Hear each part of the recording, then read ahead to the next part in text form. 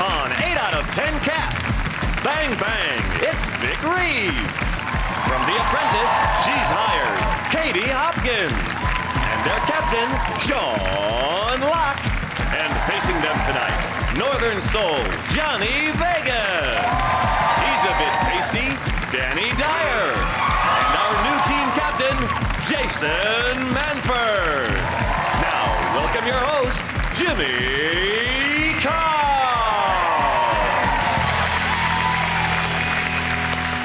Hello and welcome to 8 out of 10 Cats, a show about opinion polls, surveys and statistics. Did you know, for example, the highest speed ever achieved on a bicycle was 166.94 miles per hour. It was recorded at a level crossing.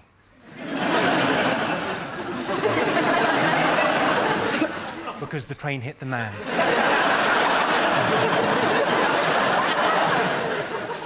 18% of men check their tyre pressure every week. Yeah, that seems fine. The average age of naturists is 55. Sorry, that should read, sadly, the average age of naturists is 55. Right, let's get on with the show.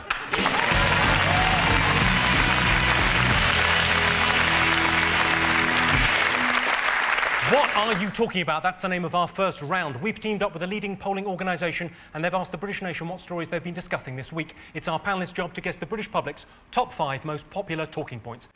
Jason and your team, you're up first. What have the nation been talking about this week? Is it, Paris. Paris? Yeah, Paris Hilton. Paris was put in jail for drink driving. Then she was released after 3 days. And then she got put back in jail again when the judge found out that she got out. So she's not best pleased. She's been on hunger strike as well for 25 years. Well, she's taking that seriously. Yes, she is. She got out for psychological reasons, didn't she? Yeah, I Won't think... let her out, then they put her back. I think she got out of prison, she managed to do it because she was depressed. Yeah. Which is extraordinary, because no one's elated. It's incredible, there's nobody who feels sorry for her, do they? Is that how you get out of prison, if you're depressed? Mm. Yeah. If you don't like it, they go, oh, come on then. With the drink driving thing, she claimed she didn't know she was banned from driving because someone else opens her post.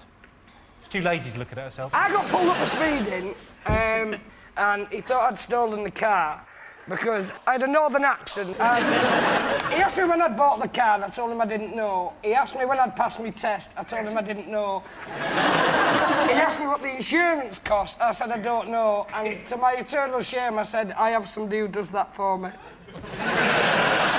You've changed, Johnny. I know. Have you got a PA, Johnny? She's more of a best friend that I pay to run my life. And she dresses me. I don't think of anything worse than being your PA. 2 o'clock in the morning. I want a wagon wheel. Like, oh, that's the Apprentice show I want to see. Come and work for Johnny Vegas. They all left on the first day. Every morning, 4 o'clock, she gets a call. I've started another fire. Shall we have a look and see whether Paris Hilton is one of the most talked about things this week? I have a feeling she might be. Hey. Yes, indeed. She's the most talked about thing this week. This is the story that Paris Hilton has been sent to jail. Paris is now on suicide watch, and Bill Oddie will be hosting. Fantastic. Sean, Katie, Vic, what else have the nation been talking about this week? Is it the Formula One kid, the super-duper new Formula One, British Formula One? Oh, I heard about him, yeah. Lewis Hamilton, and he's won a Grand Prix and he's very fast. He's the new Michael Schumacher. People are saying he could be the new Tim Henman if there's an accident. He never wins anything ever again. He's only 22, it's amazing. You watch Formula One, don't you? No, not really. OK, no. I'm glad I asked. I think it's weird, people who watch Formula One. It's all right on the telly, but those people who spend loads of money to go to Monaco and watch it, just to stand there, hundreds of quid, just to go... Well, he was good when I hear that one. He was proper fast. I don't understand it. I don't know why you'd bother going. Well, I quite like the fact that it's boring. A lot of people complain about Formula One, but I think it's one of its major pluses is the fact it's really boring. Because nothing can spoil it. You can do drilling, hoovering, you can go up, have a sleep, come back, you're still in the lead. You don't even need to watch the end. You just look at the podium, yeah, he won. Perfect, it's the most boring sport. Let's have a look and see whether Lewis Hamilton, a British sporting hero, is one of the most talked about things this week. Hey, number 2. Yes, Yes, Lewis Hamilton has won his first Grand Prix, making him the youngest ever leader of the Formula One Championship. It's a dangerous sport. Lewis stared death in the face before realising it was Bernie Ecclestone handing him a trophy.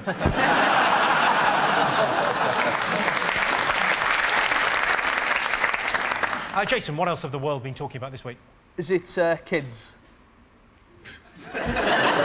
No, every day in the paper for like last week, there's been a story about kids not being hard enough, or some bloke from ROSPA, the Royal Society of Prevention of Accidents, has said that kids should climb trees so that they break their wrist.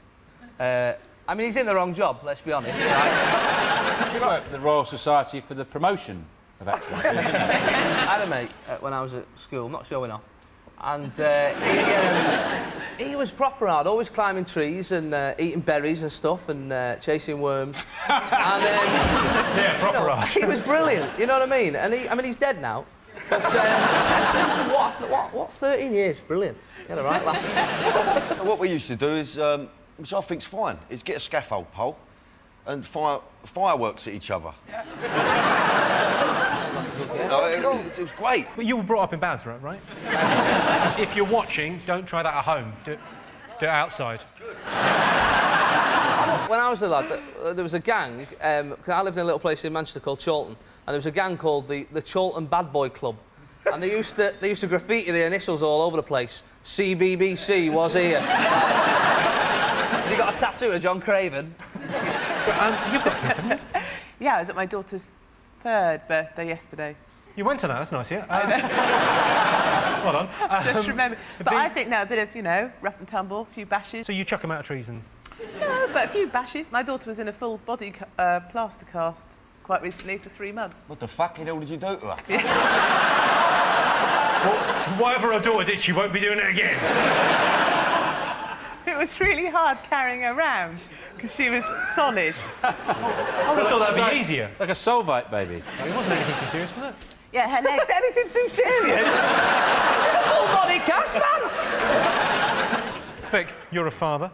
I would always let them injure themselves and, in fact, encourage it. Alice, who's the eldest, I would encourage her to run into walls and not get any sympathy. So she knew what was coming.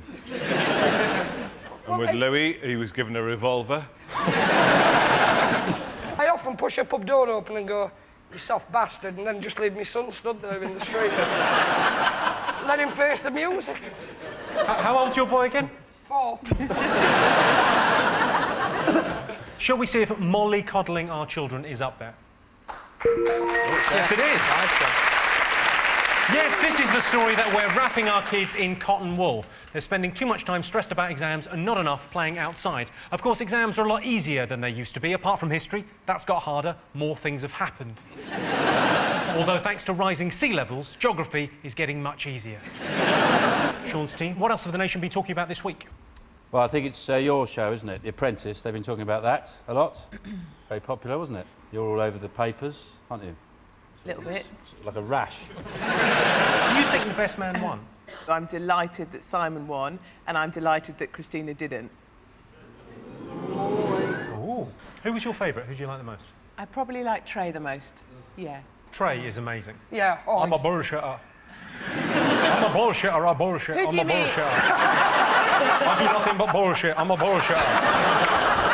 He's an incredible character. He seemed to think bullshitting was the best possible thing in a businessman. Doesn't Alan Sugar say, I don't like liars, cheats, bullshitters and arse-lickers? You can't help feeling the last two, he's really upped the ante there, hasn't he? Liars, cheats, he goes, bullshitters, arse-lickers. I wonder if they stopped him when he went, suckers, mother gypsies, the poor, eagles. And he really gets carried away. It's a very mainstream show. Who do you think should have won, Danny? I think Christina should have won, yeah. Oh. Yeah, she had a dodgy set of teeth on her, but I think she was she was more, you know, the other geezer irritated me. I just couldn't get me nut round him, but... We're going to have subtitles for this, aren't we? Yeah.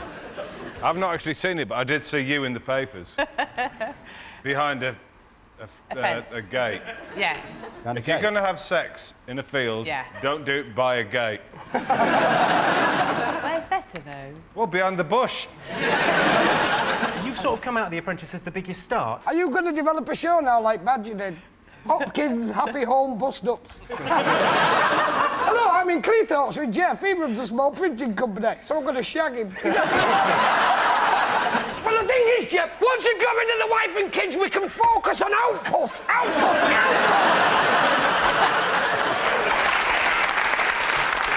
Well, that is burnt on my retina. I bet this is quite strange for you, Katie. It's like you're trapped in a rural petrol station. No blokes filling up your car going, yeah, I bet you give it a... Let's see if The Apprentice is one of the most talked about things this week. Yes, it is. The best thing Alan Sugar said this year was, I've got a gut feeling in my stomach. That kind of use of the English language makes me want to punch his face in the face.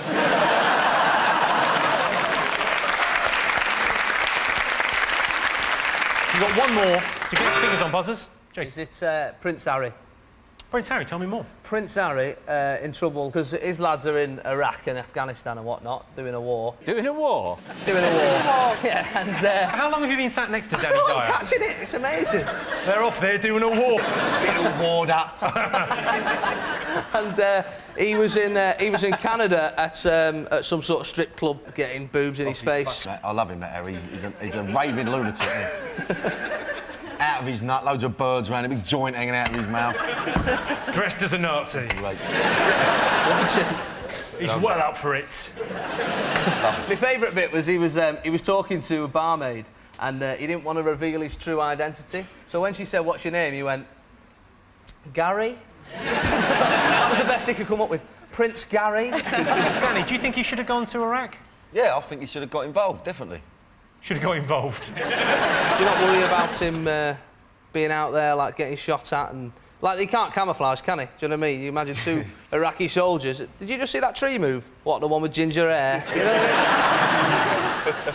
Let's have a look and see whether Prince Harry is up there. Yes, this is the story that Prince Harry visited a strip club in Canada whilst his colleagues were fighting in Iraq. A strip club is very much like Iraq. Young men getting slaughtered, bazookas everywhere, weapons going off. It's more expensive than you think when you go in. Muslims don't like it. I blame Bush.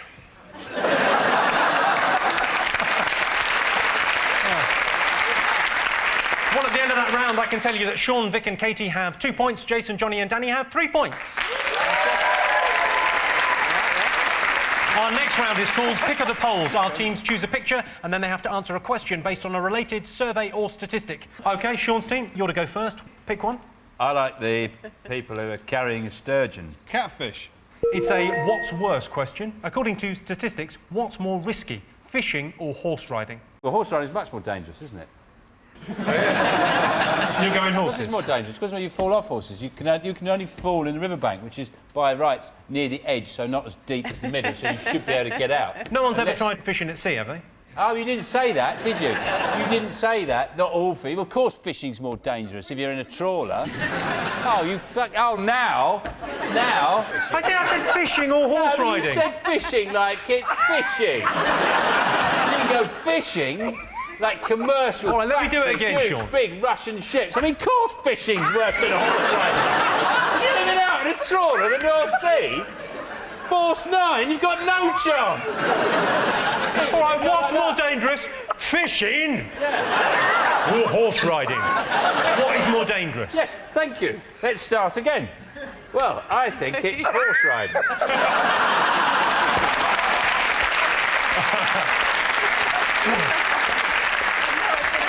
Final answer? No, it's obviously fishing. If you're including all fishing, do you think I'm stupid? I can tell you that fishing is riskier. Yeah, you're 6 times more likely to die fishing than you are horse riding, and the chances increase dramatically if you're a fish. Jason, Johnny and Danny, what picture do you fancy answering a question on? That's number 3. Number 3 represents hospitals. That's not a real person. He's sick. He's made of plastic. Look at Jimmy's hair. He might be a relative. He looks very smart. Let's go for President Bush. OK, you picked George Bush. It was reported this week the President of the United States had his watch stolen in Albania. It's incredible, isn't it? Legend. We polled our studio audience and asked them, if you found George Bush's watch, would you give it back to him or put it on eBay? Which way do you think they voted? He's had his watch stolen. He's had his watch stolen, He's had his watch stolen, as they say, he could have taken his watch off. He could not on his own. Yeah. We'll never figure that out. But that's quite rude if he's taken his watch off. Is that saying he doesn't trust the Albanian people? That'd be a very rude thing to do. Before you met some people, you could just go, actually, before I shake your hand, I must remove this, because you're a thieving bastard.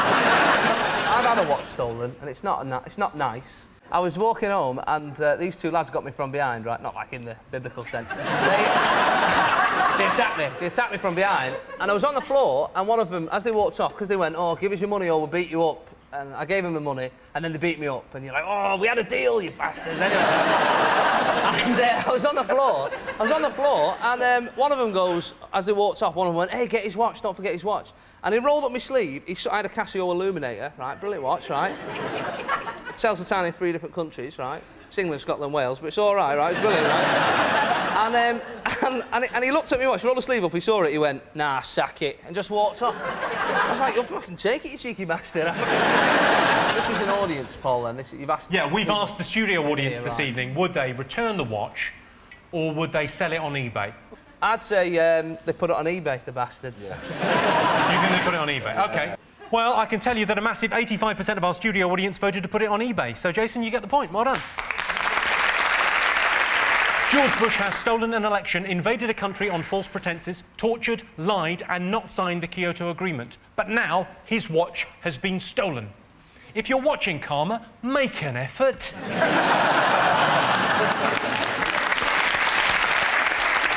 So at the end of that round, it's 3 points for Sean's team and 4 points to Jason's team.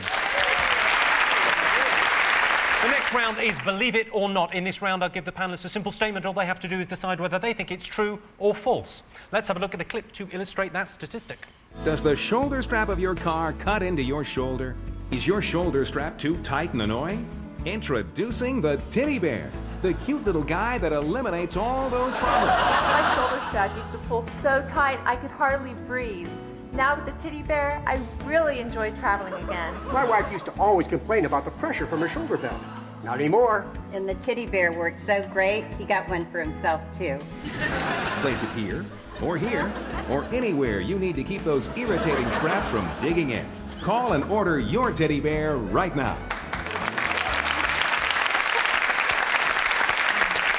I'd love to be a Teddy Bear. Here is your related statistic. 41% of women drivers would rather hit a motorcycle courier than a rabbit.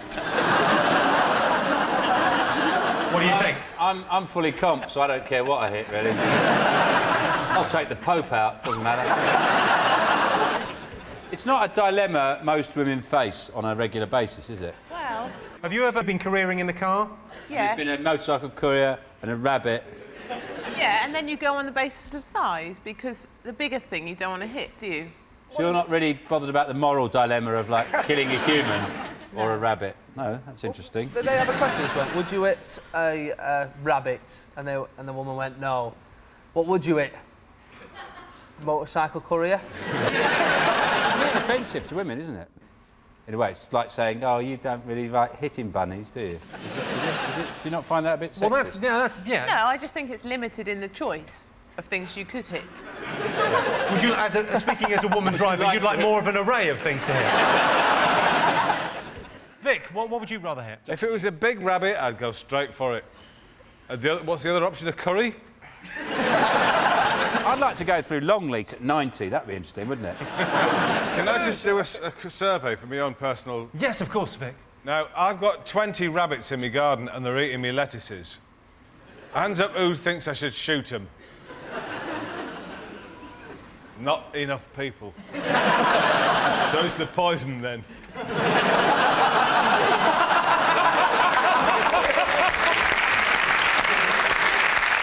OK, I'm going to push you for an answer on this. 41% of women drivers would rather hit a motorcycle courier than a rabbit. True! All right, true. All right. True! Sean, what do you think? I think it's false. Well, I can tell you the answer is false. You get the point there, Sean? But incredibly, 11% of women would rather hit a motorcycle courier than a rabbit. I can see the logic. If you run over a rabbit, all you've got is a dead rabbit. If you run over a courier, free pizza. So at the end of that round, it is 4 points to Sean's team and 4 points to Jason's team. And the winner is the name of our final round. Here is your first one. Top luxury that men want in their house. A perfumed, underlit stallion.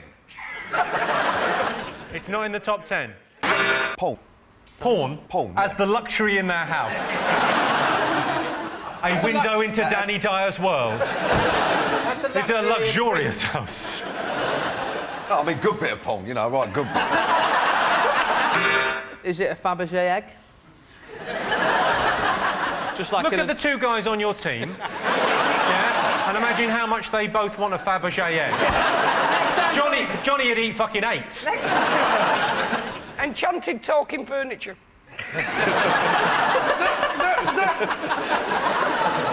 Like Beauty and the Beast, and when you bring a woman back, they convince her not to leave. He's the new face of DFS. Johnny, that would go with my idea, which is a penguin trained as a butler. Two of them together. Yeah. I tell you what I'd like is leather cutlery. The ultimate luxury. Like, they're looking at a woman, they're eating a leather spoon. Lovely spoon. Is it a duvet? Yeah. Made out of Ginster's pasties. And every morning you have to eat your way out. A panic room. A panic room? Yeah. Yeah, that's not really for you, that would be for whoever's in the house with you. To do with water. Taps. Jacuzzi. That's the right answer, yeah. That's Worst faux pas at a job interview. Is it being a...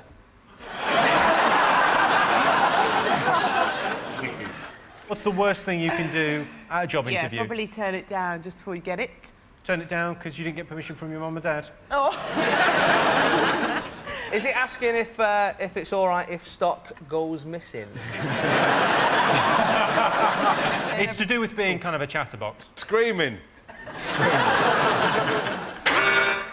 Answering a question with a question. No. Is it that? I'm trying to say something fucking sensible and I've nosed it now, see? He's only got a fucking nosed it. Talking too much. That is a correct answer, Sean. Well, that sound tells me it's the end of the round and the end of the show, which means the final scores are Jason's team have 4 points, Sean's team are the winners with 6 points. Thanks to all our panellists, our wonderful studio audience, and to all of you for watching at home. That's it from us. Good night.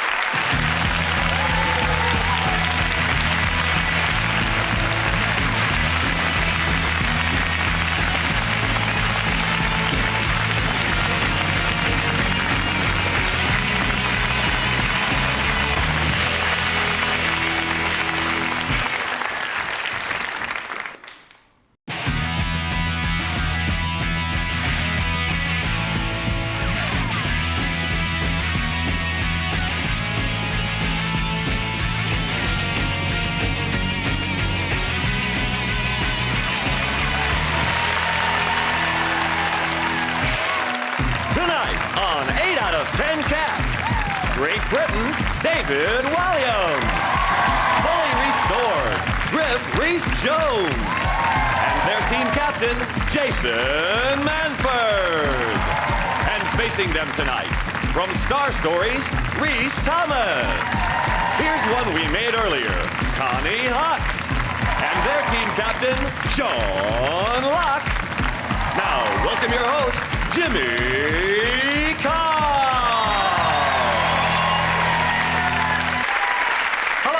Welcome to 8 out of 10 Cats, a show about opinion polls, surveys and statistics. Did you know, for example, Britain consumes over 400 Polo mints every second, but Britain's mum still knows Britain's been smoking. 5% of Britain's toddlers are obese, and they're known as waddlers. Almost half of all men lie to their partners about their looks to keep them happy. I do. I tell her, I'm dead good looking. I don't know what's the matter with your eyes. Right, let's get started.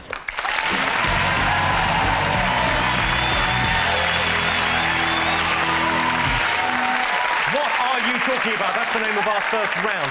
We've teamed up with a leading polling organisation and they've asked the British nation what stories they've been discussing this week. It's our panellists' job to guess the British public's top 5 most popular talking points. Jason, your team to go first. Is it wag weddings? Wag weddings that happened at weekend? 4 footballers got married in, was it 48 hours? That's right, yeah. And they didn't get married to each other. It wasn't civil partnerships. They married ladies. You sound a little bit disappointed. Which footballers were they then that got married? OK, there were Take 4. me through them. John Terry. Yeah. That's Right. one. Who does Michael he play Carrick. for? John Terry That's plays for Chelsea. Chelsea. He's the Chelsea captain. He also plays for England. Peter Shilton. Did they all get married in church? I don't know if they got married in a church. I didn't go. I don't know. Oh, OK. Well, you just seem to be an expert on this. all when right, you I'm trying to started. go through. Oh, OK. The footballers that got married. I didn't know it. I just thought on the way we'd John fill in a Terry, picture for... Michael Yes. Carrick, is that Yeah. right? That's right, yeah. One Yeah, of why the not? Neville brothers. Gary Neville. Right. And another man. I saw the pictures in the magazine. They all look beautiful. Some of the wags were orange with envy. Not green, orange. It was very lavish. John Terry actually had Lionel Richie play at his wedding. I actually, for my girlfriend's party last year, I hired a Lionel Richie lookalike. You haven't got a girlfriend. Hey? You haven't got a girlfriend. How have you got a girlfriend? You're about 12. We couldn't get Del Boy because he wouldn't come down from Derby on the train. It's a very glamorous life you lead, isn't it, Rhys? What's Del Boy going to do? I mean, if you get Lionel Richie down, of course he's going to look alike. He sings a bit of a song. Fall through the bar. He was going to fall through the bar? Yeah. What sort of list is this that you go, right, Del Boy can't make it? Lionel Richie, anyone? Second place. At Gary Neville's wedding, I was proofreading. I wasn't proofreading it, that's the wrong phrase. I was going through OK magazine, proofreading it. Oh, that's right, that's what I was doing. And I was going... I was going through one of the magazines. It said, oh, Gary Neville's dad was there. Neville. I was like, it must have been a mistake. But I had a look, and he's really called Neville. Do you think people say to him, do you mind if I call you Neville? John Terry had pie and mash at his... That's right, yeah, one of them had chicken and chips, and the other one had sausage and mash. They might as well have had it at Heston Services. Do you wear tops like that on Blue Peter? Actually, I have worn this on Blue Peter. I may start tuning in. John Terry had the best one because afterwards in the courtyard he had the Philharmonic Orchestra doing the theme from Gladiator. I thought I want to be there just, can you feel the power of the gladiators? Water! Ah, brilliant. Awooga! Well, let's have a look and see whether the wag weddings is one of the most talked about things this week. Ooh, number 4. Yes, 4 Premiership footballers got married last weekend. The vicar almost stopped one of the ceremonies when the congregation started chanting, "Who's the bastard in the black?" Sean, Connie, Rhys, what else have the nation been talking about this week? I think definitely the big furore over Salman Rushdie being given a knighthood, which has caused quite a lot of consternation all over the world. And a lot of people are very upset, particularly in Pakistan. They're very upset about it, very annoyed. They've been burning effigies of him, the Queen, basically anything they can make out of a few old socks and jumpers and newspapers. It's about burning things all the time. Why can't I do something else rather than burn? Anyway, so they've... Where do they get them from? Is there an effigy shop where they go, hello, effigies? Who would you like? Salman Rushdie. We're all out of Salman Rushdies. We've got a Jilly Cooper? No? OK. Isn't it nice to know that Pakistan pays attention to the honours list? Nobody cares at all over here. At last, Salman Rushdie's in a place to do something about it, because let's face it, that's what knights are for. They should get together, all the knights of the land. Sir Alan Sugar, Sir Paul McCartney, get on their steeds and get out there and fight with Sir Salman. That's what we want to see, isn't it? I don't think I'd want to see Elton John versus the Taliban.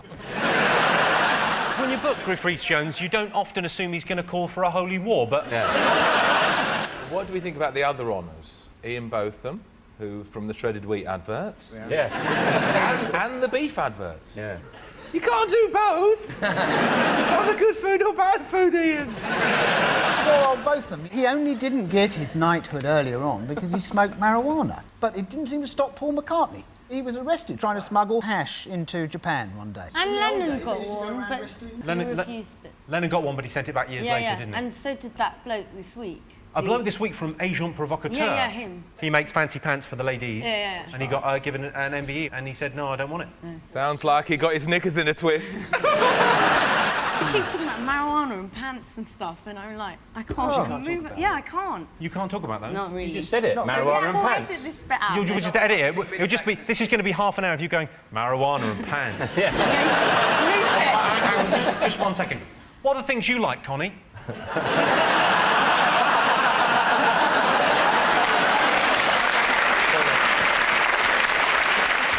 Nobody around this table who has an honour, I don't think. Is Jimmy's there, a apart dame. from the goal? Are you a dame, It was an accident. I used to work in a factory. I'd love to see you in a factory. Oh, the boss's son's in. Hello, what happens here? Those drills are very big. Well, let's have a look and see whether the Queen's birthday honours is one of the most talked about things this week. Yes, it is the second most talked about thing. Yes, this week the Queen announced her birthday honours list. Beefy Botham has been knighted. Surely now he'll be known as Sir Loin. Ian Botham and Alan Lamb famously starred in a series of British meat adverts, much to the annoyance of Somerset all-rounder Jeff Chicken. Right, Jason, your team, what else have the nation been talking about this week? Come on, Come on, Come on, Jason, have a guess. Speak for it. Do you know what this is? This is when double acts haven't got their mates. That's what this is. That's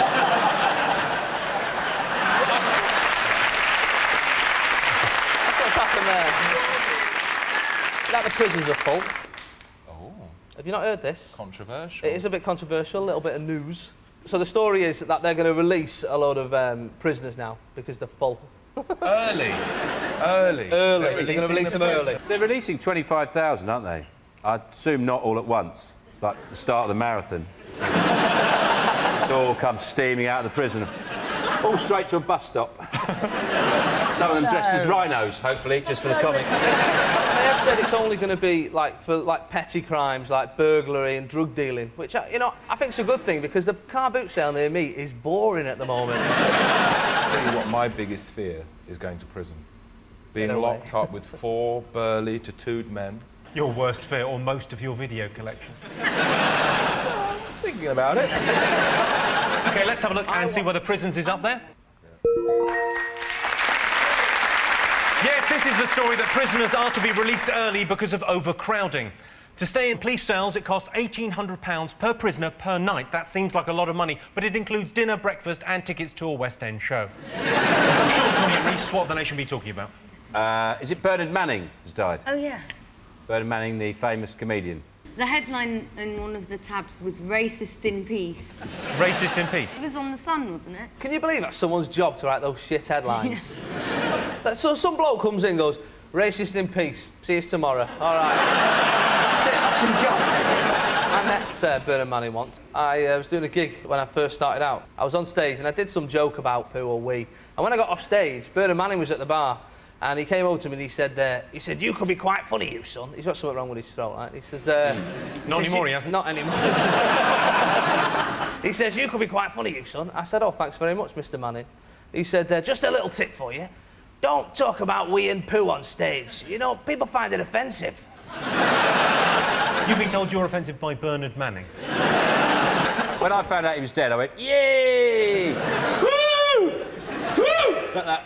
Mainly because I think he'd make a brilliant ghost. You're sitting having your dinner and you go, little Jewish fella walked into a pub. My wife is so fat. Be a fantastic ghost. Why do you think his wife really was fat and he was just stating a fact? Yeah. But he probably wouldn't have done it as a joke then, would he? No. My wife is so fat she hates herself and sits in her room crying all day long. Connie, any thoughts on Bernard Manning? Not a fan, personally. Has he got a Blue Peter badge? Manning. He's raised a lot of money for charity. I wondered if there was some sort of way... Well, he has raised a lot of money for charity, but he was a racist, so send him a black one for a laugh. Let's see if Bernard Manning is up there. Well, he's definitely not. He'd be in hell. Let's see if he's one of the most talked about things this week. Yes, he is the most talked about thing this week. Bernard Manning died this week. It was a black day for comedy, which he wouldn't have approved of. He'll be remembered as racist, sexist and homophobic, although we must not forget he was also a big fat fatty. Right, one more thing to get. Fingers on buzzers. What else have the nation been talking about this week? The Glastonbury Festival, which is happening this weekend. Yeah. Isn't that right? Have you been talking about it? Are you going to go, David? No, I'm not, because I've already had sex in a tent when I was in the Sea Scouts. Right. I'm not going on. I think I am the only person here who went to the original Glastonbury. In 1823. And if you vote for it, we can rebuild it. When was that? It was in 1971. I was born in 1971. Were you? Your mother didn't go to a tent in... Oh, no, never mind. I went there last year, it's horrible. They had big beef burger things on... they were cooking about 1,000 beef burgers on steel drums. That's what sticks of hamburgers there. It's full of idiots. I hate all You'd have loved it, I'd have thought. It's really muddy. You'd be like a pig in shit surrounded by idiots. It was horrible. I didn't like any of it. They'd have lifted you up as one of them. Carried you around. He's our leader. Let's see if Glastonbury is up there.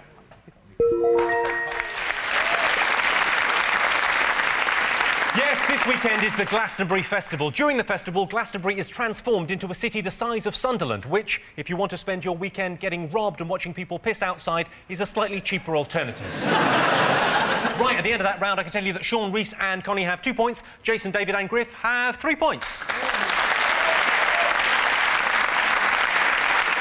Our next round is Pick of the Polls. Our teams choose a picture and then have to answer a question based on a related survey or statistic. Sean, Reese and Connie, you're going first. The bodybuilding lady. Yeah. Can we have her? That picture represents exercise, and it's a word association question. I'm looking for the top word or phrase the public said when we said exercise. Gym. Yeah? Oh, sorry, I thought you were... Is it like a noise, like... Jimmy, I'm just trying to get a picture. They just walk up to people and they say exercise. People say fuck off or I think go away. Generally, they tell them it's a survey. They don't Oh, just I don't think- exercise. Because people think you're instructing them to No, exercise. because that's funny, because that's what I would say if somebody came up to me and said exercise. I'd say fuck off. I've been going to the gym. Have they got a vending machine? That's my favourite one. Yeah. And how much for Jaffa Cakes? This is brilliant. I'm here every day. I started seeing this personal trainer. When you say personal trainer, are they people that ask you questions like, how big's your cock? Did they get sex last night? I met him in the changing rooms first before we did our session, and he was naked, right? Before we even started, naked. Now, there's something about naked men, right? There's something about naked men. There's something about naked men I'm not fully comfortable with. And I looked at his cock, Jimmy. I looked at his cock. Does that make me gay? Yes, it does.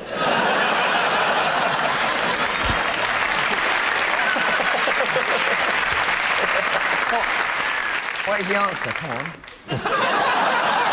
He's asking you! All right. It's to do with your stomach. Six-pack. Six-pack is the right answer. Yes. Correct. Yes, the top phrase people said when we said exercise was six-pack. OK. Jason? Let's have me! Yes, let's have you. OK, this question is about egomania. OK, 30% of women would like David Walliams what? To finger them? Is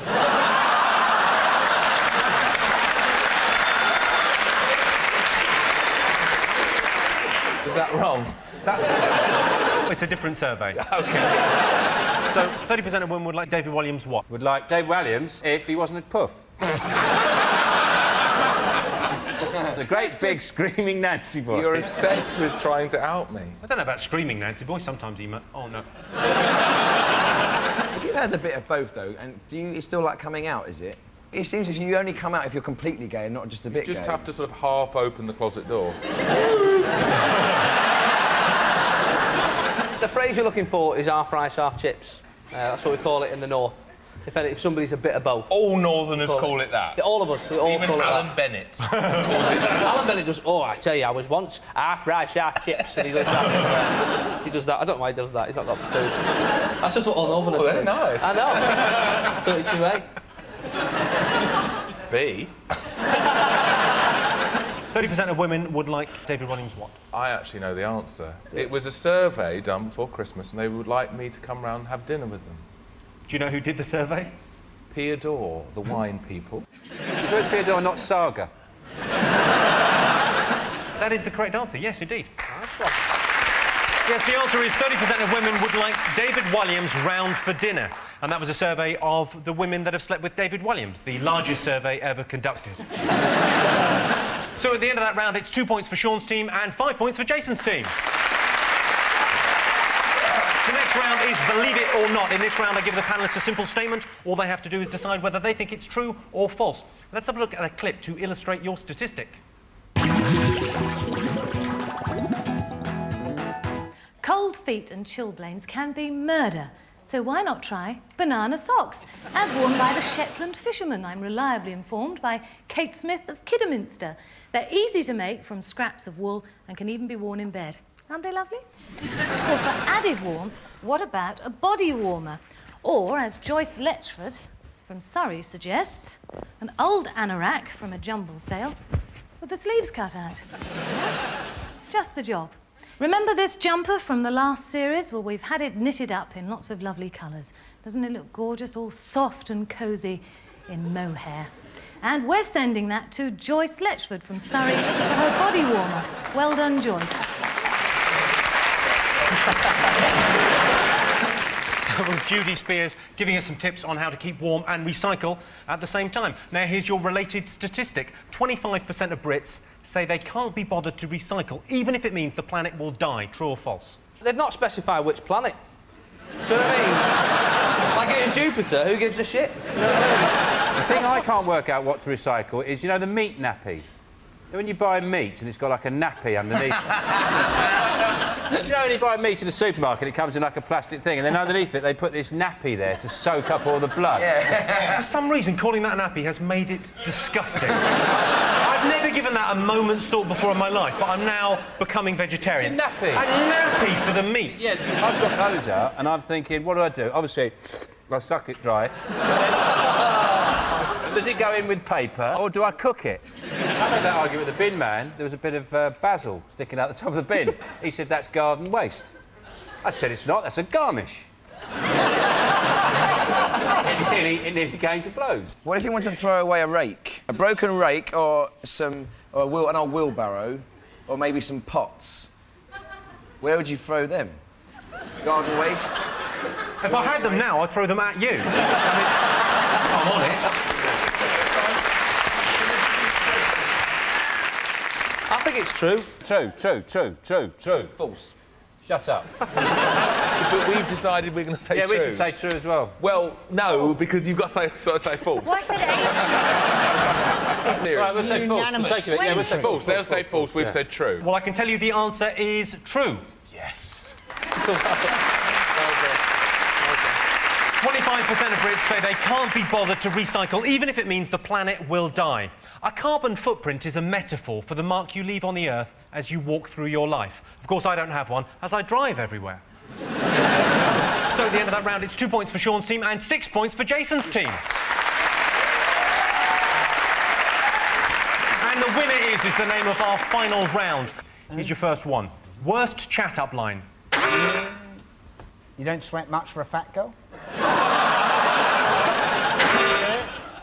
I'd like to take you out for dinner, but by the look of it, you've already had dinner. Go. Is it 08989999111? Do you get it? Because there's those chat lines.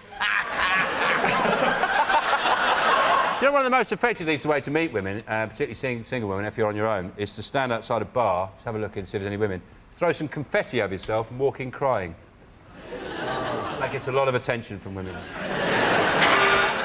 You're in luck. I've decided to go ugly early. You're in luck I've decided to go ugly early is perhaps the rudest thing you could ever say to another human being. I didn't say it. Not to you. It's not to you. Don't. It's not to Don't. you. No, don't. It's not. No, I won't. I don't like Just it. come here. Come here. I don't like it though. No, it's. Couldn't help myself. Sexual harassment in the workplace. Is it, get your coat, love, I've got a knife.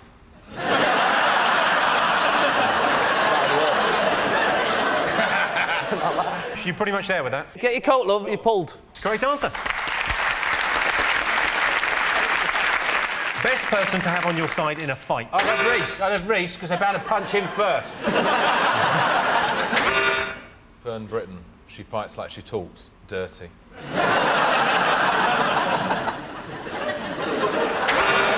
I once knocked somebody out completely by accident. I'm quite soft, really. Basically, this bloke was kicking off with his girlfriend in a bar, and I was having a nosy, like you do, right, and just having a watch and see what it was about and stuff. And then he caught my eye and was like, "What are you looking at?"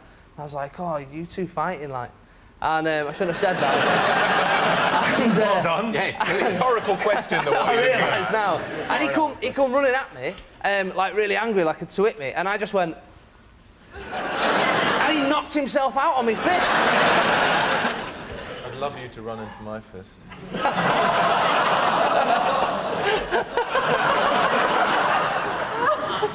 I can't believe we've got Connie Huck on the show, and I'm getting the sexual harassment. Best person to have on your side in a fight. Used to be a footballer.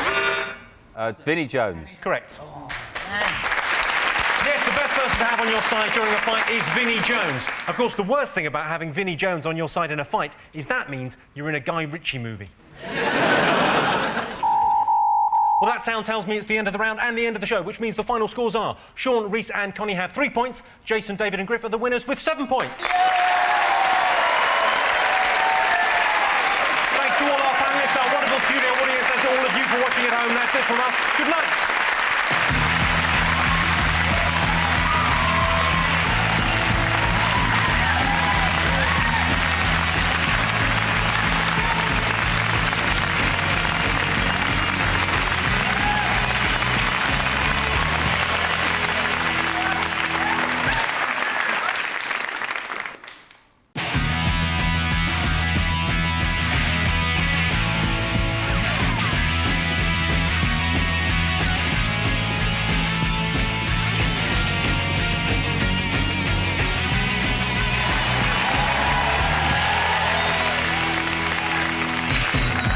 Tonight on 8 out of 10 Cats, Queen of Comedy, Joan Rivers, Pop Princess, Alexa Chung, and their team captain, Jason Manford.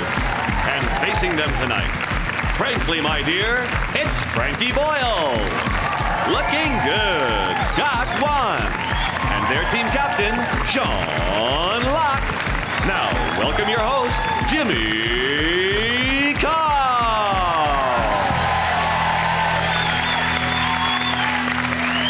Hello and welcome to 8 out of 10 Cats, a show about opinion polls, surveys and statistics. Did you know, for example, only 4 stuntmen have ever died during the making of a film? It was Love Actually, and they took their own lives. 31% of Britons have bathroom scales but never use them, which is a shame because bathroom scales can be a very good way to test if you're obese, especially if you're using them to weigh butter.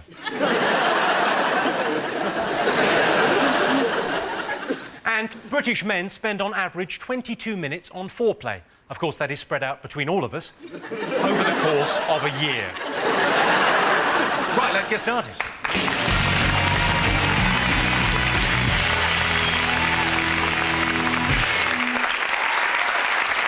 What are you talking about? That's the name of our first round. We've teamed up with a leading polling organisation and they've asked the British nation what stories they've been discussing this week. It's our panellists' job to guess the British public's top 5 most popular talking points. Sean, Gock, Frankie, what have the nation been talking about? Well, I think it has to be the transition of power, where Tony Blair has stepped down as Prime Minister and Gordon Brown has quickly gone into his shoes.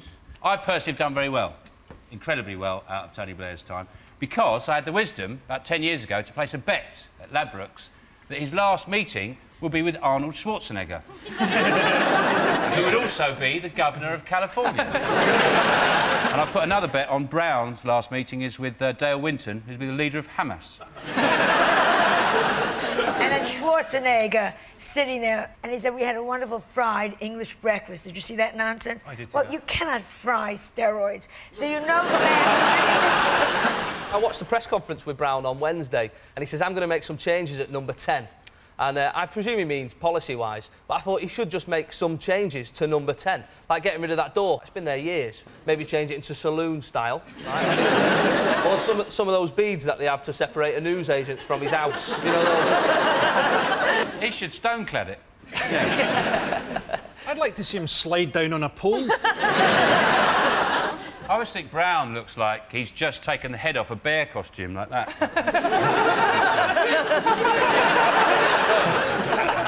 He's only got one eye. Well, only one of them works. If you're going to start making people in charge who've only got one eye, why not go with the legend that is Columbo? How good would he be in Prime Minister's Question Time? Just one more thing. Mr. Cameron, my wife's a great fan of yours. I thought it was so wrong of Tony Blair to go out and say all his problems are based on his big mouth. I mean, you don't call your wife that in public. He's been called Bush's poodle. I know that when they do play Frisbee together. But, Bush said, I've heard he's been called my poodle, but he's bigger than that. That's what What, he's like a labradoodle? You've got Gordon Brown, you've got Tony Blair. Who looks better naked? Both mingers. Both mingers? But I would do Tony Blair, I have to say. Tony, I know you got your afternoons off now. I met him on a job once. You met him on a job? What did you say, Gok? Are you Tony Blair? I literally spun around and he was standing there and it was like everything went really slow and there was this big light behind him. He is sexy. He is so... Like, everyone's like, what? He's going to be a peace envoy to the Middle East. making that Blair. Peace envoy for the Middle East is like making Mel Gibson in charge of a Holocaust museum. He'd certainly take an interest in the Nazi memorabilia, wouldn't he? He might bring peace to the Middle East because he brought peace to Northern Ireland, but then he didn't bomb Belfast with uranium shells and hang Gerry Adams in a shed. He might put a bit of a dent in the Good Friday Agreement. Well, let's have a look and see if Brown and Blair are the most talked about thing this week. Not the most talked about, but it came in second. Tony Blair handed over power to Gordon Brown. He said, "Give this to David Cameron, would you?" On Wednesday, Tony Blair finally went. At 12:30, he appeared at Prime Minister's Questions. At 1:30, he drove to his new home in Connaught Square. Then at 2:30, diagnosis murder, and 4:15, deal or no deal. Jason, Joan, Alexa, what else have the nation been talking about this week? Oh, Spice Girls. I'm thrilled because it's the first time they've been together in years, kind of like Paris Hilton's knees, and I got very excited about that. Victoria, apparently, as she's called now. I love it when gets money. And when Victoria... Posh came over to our country, and she thought she was going to be so terrific, and then she found out in Beverly Hills she's fat, so she came home. Alexa, you know your pop. How Yeah, old were you the first time the Spice Girls came? 11 or 12, for that first year of school. Secondary school. I didn't first go to school at 11. Weird. Girl power was a brilliant concept, wasn't it? It was like, you know, you're equal to boys, and if you're not treated equally, wear a boob tube and you'll be fine. And... Yeah. I love the Spice Girls, and I love what they did with the styling, but I'm a bit concerned now that what's going to happen is they're going to come back, try and recreate all of that again, but having to wear very big supportive pants now, put their knees up above their boobs and squeeze it all in. Isn't that what your show's about? Yeah. Putting fat women in clothes that they shouldn't wear. It's not what it's called. Tune in next week on putting fat women in clothes they shouldn't wear.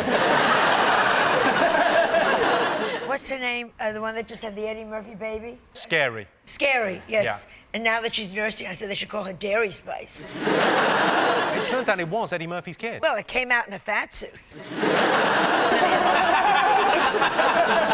Did you listen? They've got this machine. This digitally enhances their voices. And I'd really like to be in charge of that machine. Especially when Posh Pie steps up to the mic, just press off. He's going, Am I the only person who's, like, really horrified by this? I mean, the only way I want to see Jerry Halliwell draped in a Union Jack again would be if she dies in battle.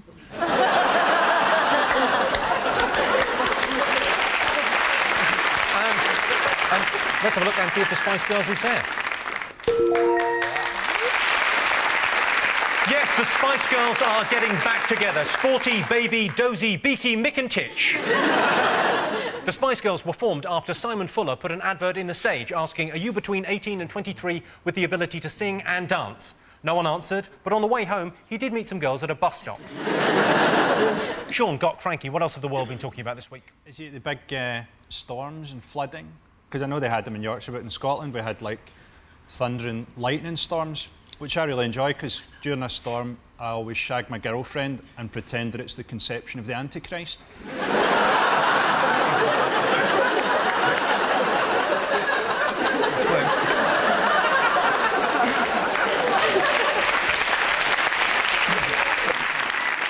I really hope she doesn't watch this, especially because she's pregnant. The thing I like about the reporting of the floods is there's always someone in the high street with a canoe. My question is, where's he getting the canoe? Just nipping the boots. Oh, you haven't got a canoe? Fuck you. There's a lot of people in Yorkshire who won speedboats on Bullseye in the 80s. For years, you know, everyone thought they thought that, oh, OK, he's a right prick, he's got a speedboat, but now who's the winner, Glastonbury was wet as well, wasn't it? It was very muddy there. Oh, yeah. And there was Trenchfoot, Dysentery, Peaches, all the Geldof girls.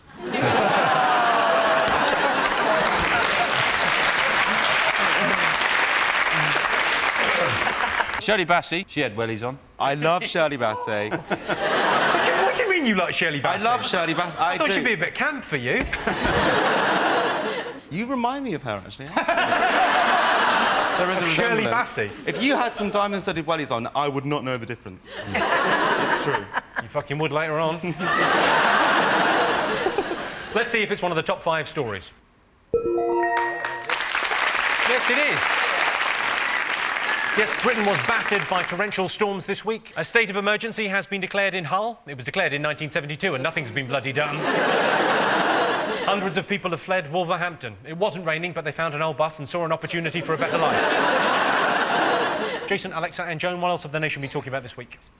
Tom Cruise has been banned from Germany. He's not allowed in Germany to make this new film. I don't know, something about the Second World War, the littlest Nazi or something. Yeah, you should be careful. He could be here. Everyone should look under their chairs. That poor wife that never speaks. Watch her eyes. She's always blinking. SOL. Help me. Help me. And he's not allowed in because he's a Scientologist. In Germany, Scientology is not recognised as a church. It's seen as akin to Nazism. I got a little bit angry about it at first, and then I thought, do you know what? It's a made-up religion, and us Jedis, we do not get annoyed at all. Have you considered Scientology? It's a bollocks religion. I'm going to educate you. Go on. Scientology asserts that we are descended from 13.5 trillion beings from an overpopulated corner of the galaxy who were dumped in Earth's volcanoes by an evil galactic warlord called Xenu 75 million years ago. Ziggy playing guitar. Sounds like a David Bowie lyric, doesn't it? It's just mental. I mean, there is absolutely no logic to it whatsoever. Yeah, but if it keeps them happy, who cares? It's when they come after you. How do they come after you again? Happy New Year. It's a film. It's about a guy who apparently was like a good Nazi. Yeah, it's Klaus von Stauffenberg. Here's a piece of meat before I kill you. What's a good Nazi? The whole thing is so, insane. It's the Nazis versus the Scientologists. I never thought I'd be on the side of Hitler. I mean, it's crazy. Is there no one so culturally different that the Americans won't just have him played by Tom Cruise? Like, he was the last samurai. I was surprised he wasn't in that fucking Muhammad Ali film. And he goes over as a samurai, right, which, by definition, everyone trains when they're about 5, right? He turns up aged 40 and just sort of picks it up. Well, you're going to be a real shock when you see Finding Nemo. They talk in that. Fish. What they do in films these days, outrageous. OK, let's have a look and see if Tom Cruise is up there. Yes, this is the story that Tom Cruise has been banned from filming in Germany because of his Scientology beliefs. So the Germans are calling Scientologists evil. That's the pot calling the kettle gay. Fingers on buzzers, what else have the nation been talking about this week? I think you might remember the tennis championship's been played at Wimbledon this year. Again. Every year. What are they going to do? The women's tournament, they're going to get paid the same as the lads for winning it for the first time. Venus and Penis, whatever the hell their names are. Pow! Pow! And they don't use use a racket. I mean, they are... They've banned people from wearing fancy dress because they're worried about Fathers for Justice. They've told the security to look out for people dressed as Batman or Superman, but what if there's a proper emergency? What if something actually goes wrong and Batman turns up and he can't fucking get in? That's mental. Batman will be able to get past a £3.20 an hour security guard, or he'll be fuck all use anyway. Let's have a look and see if Wimbledon is there. Yes, Wimbledon started this week, or Timbledon, as it will never be known. Emlyn is thinking about getting into coaching, offering discount fares to all of England's market towns. How come Paris Hilton wasn't in? She's been all over the place, my God. What did you think of the Paris Hilton thing? She's such an asshole. I mean, she deserves it. The family were worried that going to jail would ruin her reputation. What as? A cock-sucking layabout? They were scared she'd go on a hunger strike, so they took all her porridge and they flavoured it with sperm. And she gained 4 pounds. Did she go, oh, this has got porridge in it? Right, at the end of that round, I can tell you that Sean, Frankie and Gok have 3 points, Jason, Joan and Alexa have 2 points. Our next round is called Pick of the Polls. Our teams take it in turns to choose a picture from the board and then answer related statistical questions. Jason, Joan and Alexa, your turn first. What do you want to go for? This one in the bottom corner. Jesus saves. That picture represents Christians, and this is a poll with a whole question. Okay. 21% of born-again Christians have what? No friends. I got some building work done at the beginning of the year, and it was a born-again Christian builders company. I thought I can trust them, they'll be all right. And he was doing some work in the kitchen, and he was sweating, and I went, no rest for the wicked. And without a gap, he just went, I wouldn't know, I'm one of the righteous. And just carried on, just screwing stuff in. Oh. You're going to be finished off with, you wanker.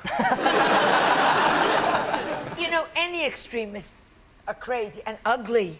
Ugly. Oh, yes. I went to a born-again convention. You know, Jesus loves me. He said if he loved you so much, he would have given you a chin. I don't think Jesus loves you. It was like the thing when, like, some athlete will win a gold medal and go, oh, thanks for Jesus, Jesus helped me out in this. And you think, what kind of God lets, like, Iraq happen, doesn't do anything but keeps a close eye on who wins the triple jump? Technically, it's kind of cheating, isn't it? Yeah. You're using God to help you win a... It's worse than drugs. You're in the long jump, and then you know that God's picked you up and gone, whoop, like that. It's not fair, is it? Something to do with a very petty crime. Have murdered. It's to do with music. That's my final clue. Have stolen CDs. I'll give you that, Joan. It's actually illegally downloaded music. Yes, 21% of born-again Christians have illegally downloaded music. I've not found Jesus, but then I think he should try and find me. He's omnipotent, I'm on telly. Come on, Jesus, how tough's that? OK, Sean's team, what do you want to go for? I'd like the one of Madonna, with her head coming out of a dwarf's buttocks. You've chosen a one-upmanship question. In a poll to find out the celebrity Brits would most like to swap houses with, Madonna came second. Who came top? I watch Through the Keyhole when I get the opportunity. It always seems to be Rusty Lee. The big laughing cook. And she's got quite a nice house, you know. Is it Rusty Lee? No. You are devilishly close, Sean. Really? Have they done Madonna? Have they done Madonna Through the Keyhole? Who would live in a house with all these stolen children? She didn't steal them, she adopted them. What celebrity's house do you want to live in? I'd swap with Jamie Oliver, because he's a dick, right? Oh. And it only says I have to swap. He'd still have to live with my mum and dad. And they would fucking hate him. He's always spitting when he's cooking. I'm chopping the fucking thing. Like...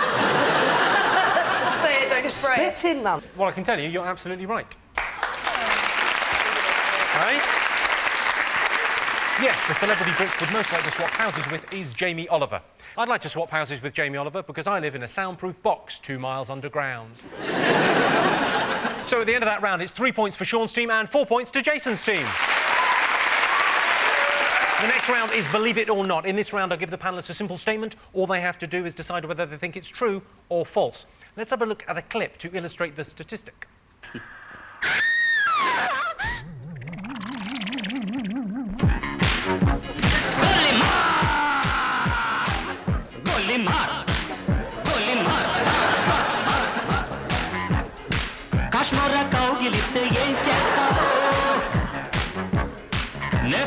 మంత్రమిస్తే ఏమవుతావో పుట్టంగానే మట్టైపోయే చల్లారేదట్టగో ఇప్పుడు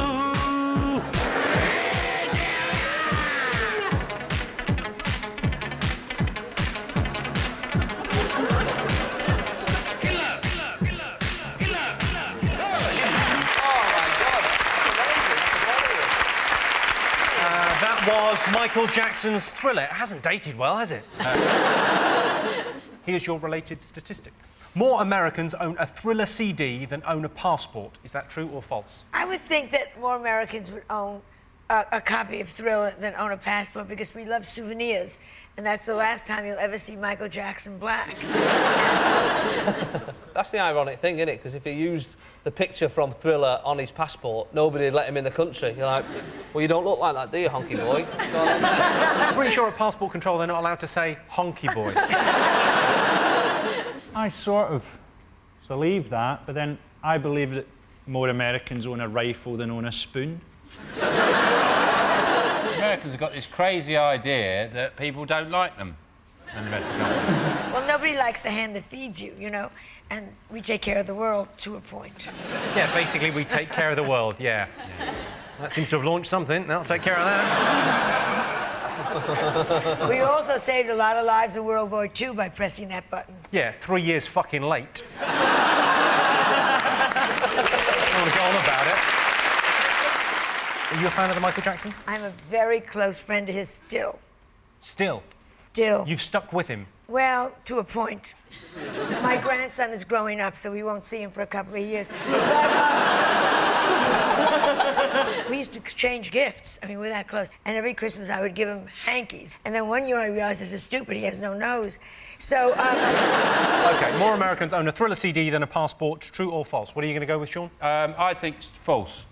What are you going to go for? True. Absolutely true. I'm going to go with that. True. Well, I can tell you the answer is false. Yeah. Oh, yeah. Yes, 23% of Americans have a passport, only 9% own a copy of the Thriller album. The Thriller video does have amazing special effects. In one bit, Michael Jackson looks black and kisses a girl. So at the end of that round, it's 4 points for Sean's team and 4 points for Jason's team. And the winner is the name of our final round. Who's your first one? Grandparents' most annoying habit. turning up in a porno film. You haven't. Wetting themselves. Is it dying just as you become addicted to their heart tablets? My granddad had narcolepsy. He'd fall asleep all the time, and when we were kids, me and my brother would wait for him to fall asleep on the couch and then go upstairs, get changed, and then pretend he'd missed the day. Wednesday night. My granddad used to drive a black cab, and he used to say to me, yeah, I drove a cab through the Blitz. And I always say to him, yeah, it's great, Grandad, but I'd be a lot prouder if it had been a tank. And I thought, who's hailing a cab during a bombing raid? Oh, it's when they go to, like, do you have Costco here where you can buy in bulk? Oh, we have, yeah, we have cash and carry. They're 85 years old and they're buying 18 jars of mayonnaise, and you're going to go, why? You're not going to make it through the checkout counter. I'm going to tell you the answer. Grandparents' most annoying habit is they use emotional blackmail to make you visit them. I would visit my gran more, but I can't remember where we left her. OK. Worst fashion mistake for men. Mobile phones on belts. Absolutely 100% the worst is when people walk around with a mobile phone on their belt and they're not an electrician. Short shorts and low testicles. When a bit of brain comes out the side of a bikini bottom. That is a low.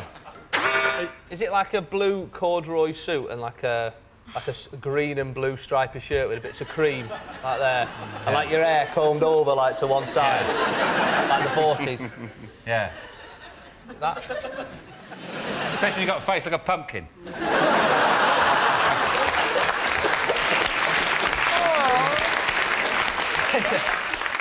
What do you think of Frankie and Sean's outfits? I say outfits, it's just their clothes, really. Outfit. Yeah, go for us. Tear us, rip us to shreds. I think you both look very attractive, and I'm very looking forward to going in the green room later. Well, I think we look like a shop window at Specsavers, don't we? Got classic, but socks and sandals. Correct. Yeah. That was so obvious. Yes, I can tell you the worst fashion mistake for men is socks with sandals. As a fashion statement, socks with sandals says I'm either a teacher, a German, or a Surely the worst fashion mistake was shooting Gianni Versace in the face. Well, that sound tells me it's the end of the round and the end of the show, which means the final scores are Jason, Joan and Alexa have 4 points, Sean, Frankie and Gok are the winners with 5 points. Thanks to all our panellists, our wonderful studio audience and to all of you for watching at home. That's it from us. Good night.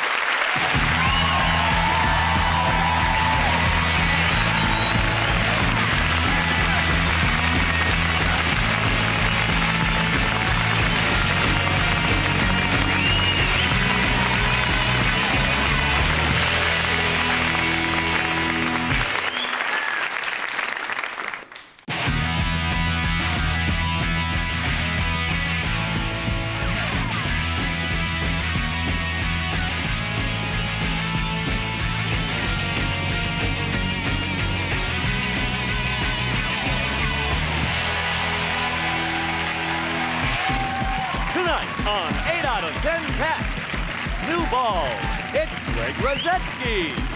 Talk of the North, Alan Cochran. Their team captain, Sean Locke. And facing them tonight, daytime dame, Trisha Goddard. Comedy Canuck, Glenn Wool. And their team captain, Jason Manford. Now, welcome your host, Jimmy Carr.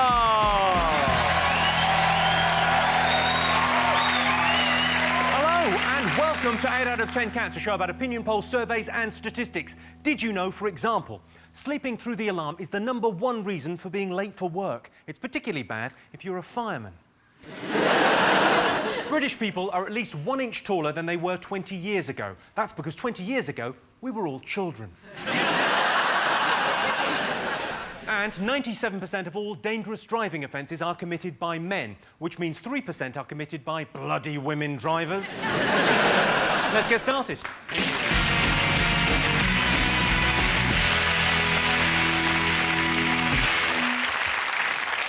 What are you talking about? That's the name of our first round. We've teamed up with a leading polling organisation and they've asked the British nation what stories they've been discussing this week. It's our panellist job to guess the British public's top 5 most popular talking points. Jason, Trisha and Glenn, what have the nation been talking about this week? Is it Diana? It's a big concert that happened on Sunday, which was rubbish, but strangely addictive that you just couldn't turn off. It was real car crash telly. It was...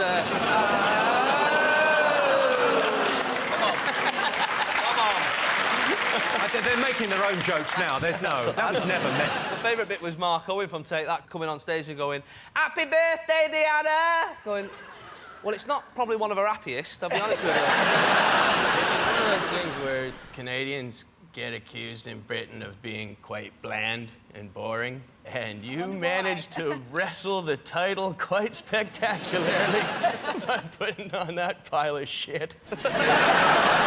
Was it P. Diddy, whatever he's called now? Puffy. Philip, it stands for Philip. Yeah. Philip Diddy. Philly Diddy, that's what other people call it. At one point he said, "Make some noise if you miss Diana," right? And everyone cheered. They went, "Yay!" I was thinking, that's not the noise they should have made. The noise they should have made was like pining like a dog, like, "Oh, oh, oh, oh." Scratching the back of their chairs, like that. "Oh, oh." I missed the entire concert because I went to the pub with 100 Diana lookalikes that haven't worked for 10 years. I just thought they needed cheered up. I gutted those girls. I'll tell you who you look like. Oh, here we go. You look like Shaggy and Scooby-Doo. Yeah. People say I look like a fat Michael Owen. So, at least yours is a bit of a... Yours is a cartoon. I know, yeah, laugh it up. I live with this face. That's right. I like the way Harry gave a shout-out to his troop in Iraq. Sorry I couldn't be there, boys. I wanted to, but Been booking ballerinas. I saw the concert and I would have rather gone to Iraq. They should have got Cilla Black and just flew in a big copter at the end and gone, Harry, you wanted to be there, you can be! Did you go, Greg? No, I missed it, but I managed to see Macker and Becker look like two leather-clad men introducing the acts. I must have missed that bit while I was being sick in the garden. He had a leather cap on, didn't he? Boris Yeah, Becker. a leather cap. Nice little leather cap. And a Batman belt. Because he's in Fathers for Justice, but he's not that committed. Exactly. No, I'd like to see the kid again, but, you know, I did just fuck a waitress in a... It wasn't his, come on. He denied it in the beginning. He denied it in the beginning. When it popped out, there was no denying it. He didn't even have a DNA test. He just saw it with ginger hair and went, all right, fair enough. Was you invited, Tricia? No. Jeremy Kyle was there. That's what I'm saying. I think he might have got your invite. I saw Jeremy Kyle in a Yeah, pub. you always watch, don't you? I think he's brilliant. Some of my family are on it. And, I saw him. He was in a pub in Manchester, and he was just sat by himself. But his phone went, and he picked it up, and he went, "Hello, what? Fuck off! Fuck off! Fuck off! Leave that fucking orange juice! Fuck off!" Like, he was the most rudest person I've ever met in my life. So I punched him in the face.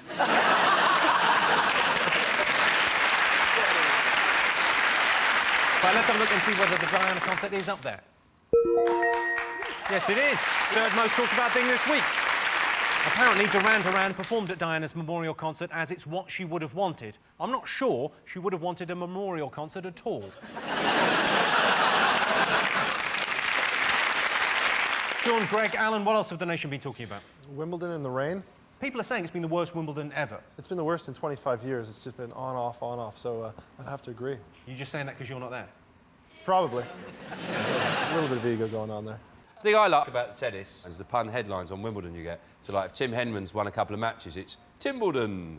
and if there's lots of rain, it's Swimbledon. There's lots of arguments, it's Grumbledon. They're just constantly coming up with any pun that they can work in with Wimbledon. Like, if it's hot, I don't know, Wimble hot. You sure you don't work for one of those newspapers? Yeah. They're dying for, like, a nun to walk past. They go, Wimbledon. I'm a fan of Rafael Nadal because he's got massive arms. Almost the same as yours, huh? A bit like mine. Yeah, check out Alan's guns. Wow. But he's huge, and it seems weird because you'd think that he'd only have one huge arm because he's only hitting it with one hand. Have you got one big arm? Still got one big arm. Which one is it? Don't look down like that. He's got long arms.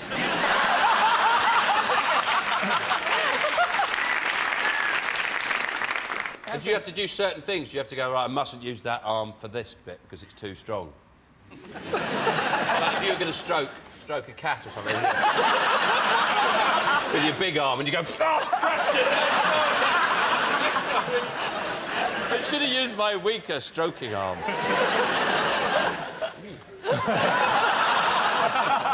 A bit like chicken. Oh, you're going to say fish for a second. Don't touch him with that arm. There was a photo in the paper of some ducklings on one of the courts the other day. Wimbleduck. It might well have been Wimbledon in the paper, actually. I think if you're a little yellow duckling, a little bit risky, that. Maybe if you're thinking about the game, you could easily just bend down and pick one of them up and twat it. OK, let's have a look and see if Wimbledon's up there. Yes, of course it is.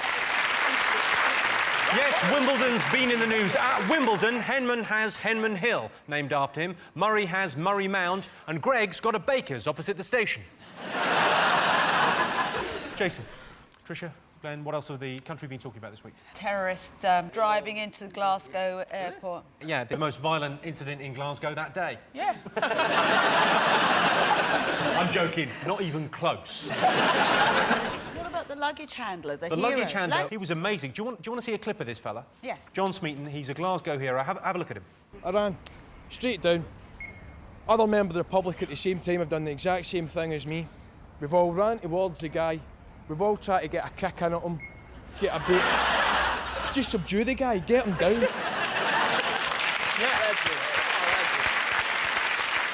He kicked him twice, thrown him as hard as he could against a wall, yeah, and then punched him about 5 times before he realised it wasn't a suitcase. He's like a Scottish Jack Bauer, that fellow, isn't he? That'd be That's what they're I think they should do saying, the isn't it? next 24. series of 24 in Scotland. That'd be brilliant. Just beep, beep, beep. The following takes place between 8 and 9. They say it took them 6 months to organise, you think.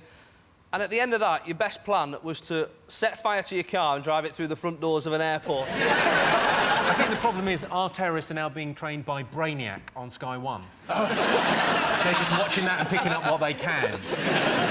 There's been like 3 terrorist attempts in a row, and none of them have worked. And if I was like a terrorist that believed in a god that controlled everything, I'd have to start to think maybe Allah likes Britain. Let's have a look and see if the terror attacks are up there. Yes, Britain is on terror alert after attacks in London and Glasgow. There were 2 doctors on the scene almost immediately. Unfortunately, one of them was on fire and the other one was trying to blow himself up. Sean, what else have the nation been talking about this week? Obviously, the outrageous abuse of our civil liberties, where we can't smoke in pubs anymore. It's outrageous. I object to it very, very strongly, mostly because I'm a smoker. I'm actually very, very hurt and upset by it. Has giving up smoking affected you in any way, Sean? No, because I haven't.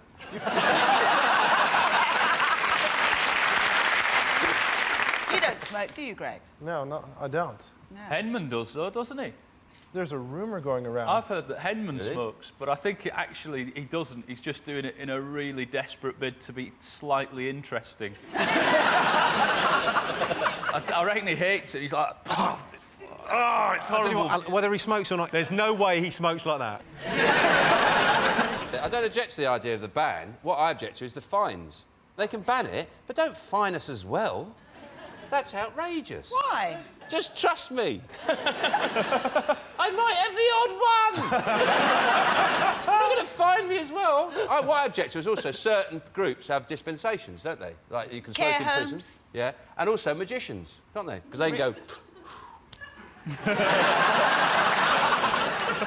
I don't smoke, but I don't drink either, so I don't spend a lot of time in pubs. What do you do? I visit whores.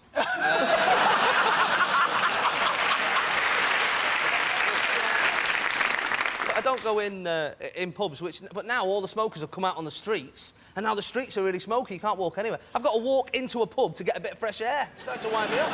But the other thing is you'd find all your whores on the streets. Actually, that was a joke. I've never visited one. I like the way you say visited, like, I brought some biscuits. I bought you the Radio Times, didn't know you like that. Okay, stay half an hour, OK? Well, let's have a look and see whether smoking is in the top 5 most talked about things this week. Number 1, the most talked about thing this week, yeah. Britain's smoking ban came into force last weekend. There's a new patch for smokers. It's a bit of pavement outside the pub. OK, fingers on buzzers. One more thing to get. What else have the nation been talking about? The BBC correspondent, Alan Johnson, who has had a shave. He's been released. He was kidnapped and he's been let out. They let him go. He said that he was in a dark hole, that the food made him ill and that they were rude. It just sounds like he was in Butlins for 2 weeks. I read the report and it said that they gave him Palestinian food for the first week, and then after that they gave him cheese and eggs. You have to respect him, though, because, you know, he's in a foreign country, he complained about the food. Most British people wouldn't even complain in a restaurant, let alone when someone's got a Kalashnikov.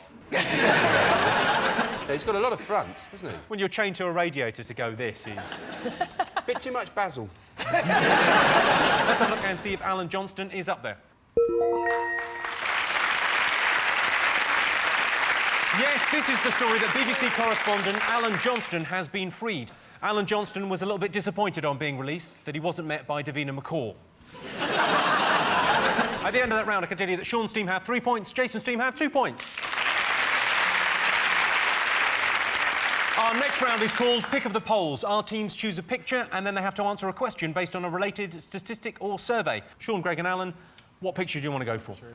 I'll go for Big Daddy. You're going for Big Daddy. OK, this picture represents dads, and it's a word association question.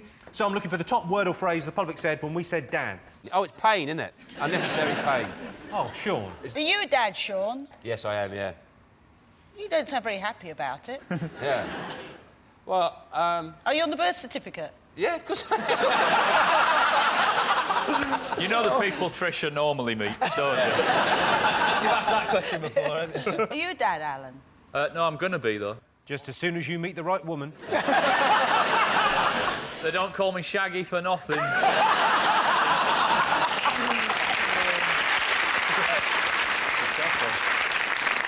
So this is baby number 1?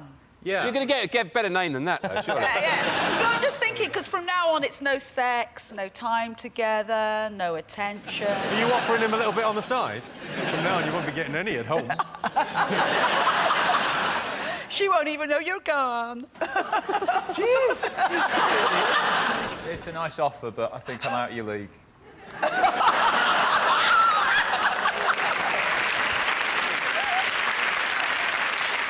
Top word or phrase associated with dads. Hard-working? Or... Hard-working? You're having a laugh. Almost exactly. Lazy. Lazy is exactly right, yeah. Yes. Yes, the word most associated with dads is lazy. A spokesman for lazy dads said, "Oh, in a minute." Jason, your team? What do you want to go for? We're going to go with the dart player. We're going to go for Andy Forden, the dart player. This is a nation's favourite question. What does the British public prefer, darts or Shakespeare? Do you think he's holding that during a game? Yeah, that'd be quite dangerous. Makes darts a lot more exciting. Imagine if it hit one of his arms, he'd just burst. And sometimes when Andy Fordham lifts his arm like that, it's so big and greasy, it does look like a kebab shop window. Come on, these are great athletes you're talking about here. Yeah. Great athlete. Well, that's a British tennis player saying that, so... I think Shakespeare is shit. So, I don't mind a couple of the, you know, the Romeo and Juliet type things, not bad, but he's rubbish at comedy, isn't he? He's not funny. Well, he was back then. Was he, yeah? They all went, yeah, all right, Willie, very funny, that, yeah. Well But done. do you think in 200 years people will find you funny? I don't think that many people find us funny now. When I was at university, we spent 6 weeks... Did you go to university? I did go to university, What yeah. did you study? I studied... Northern Studies. Northern Studies, yeah. Media and performance, I did. At, Wheel tapping. Salford. Which university was it? It was Salford University. Did it used to be a polytechnic or a garage? It's... I did a bit of drama there, and we studied Shakespeare, and it was hard in that sort of area of Manchester. It's quite rough, you know, and there was a lot of, like, is this a dagger I see before me? Yeah, give me your trainers. You know, it was hard to get through. I can't imagine you acting there. You can't imagine me what? I can't imagine you acting. Oh, God, I can't...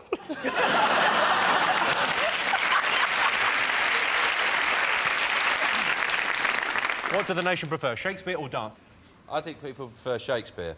OK. I think darts. I can tell you darts won. 51% of the population prefers darts. Is that a dagger I see before me? No, it's a dart. So at the end of that round, it's 3 points for Sean, Alan and Greg, and 4 points for Jason, Trisha and Glenn.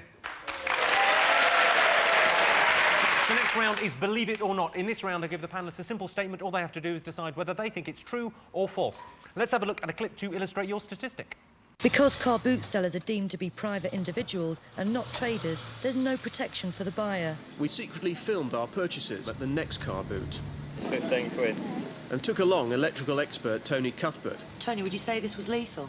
Yes. We've had it looked at by an expert as potentially lethal. It's very badly worn. That's right. All right, that's potentially lethal. Turn that off as I'll smash it in bits. Why would you smash it in seconds? This is lethal. This is lethal. There's no anchor for the wire. It can be pulled out. I know that. Why do you think it's told second-hand? You have a responsibility to the public, don't you? To the people. No, I don't have a responsibility to anybody. You don't have a responsibility to anybody? Only to myself. So it's up to the person to check out whether this is dangerous. Well, I would have thought so.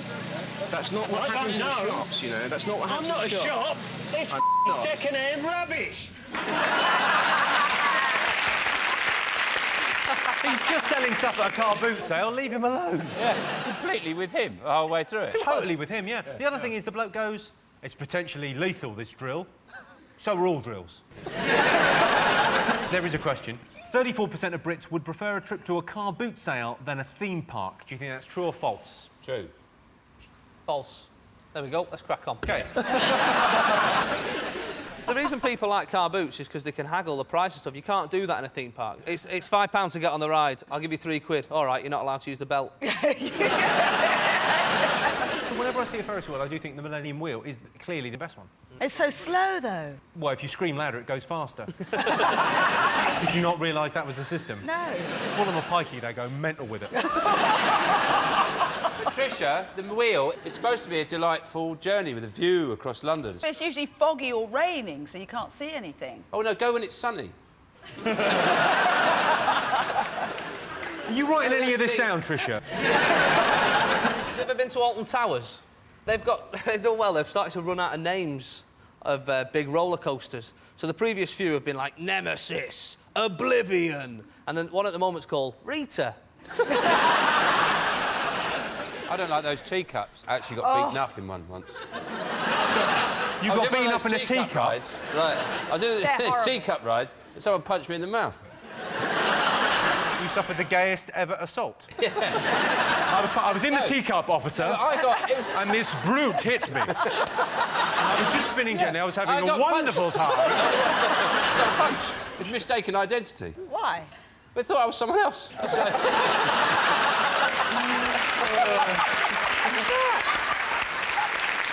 OK, so true or false, 34% of Brits would prefer a trip to a car boot sale than a theme park. True or false? Sean? True.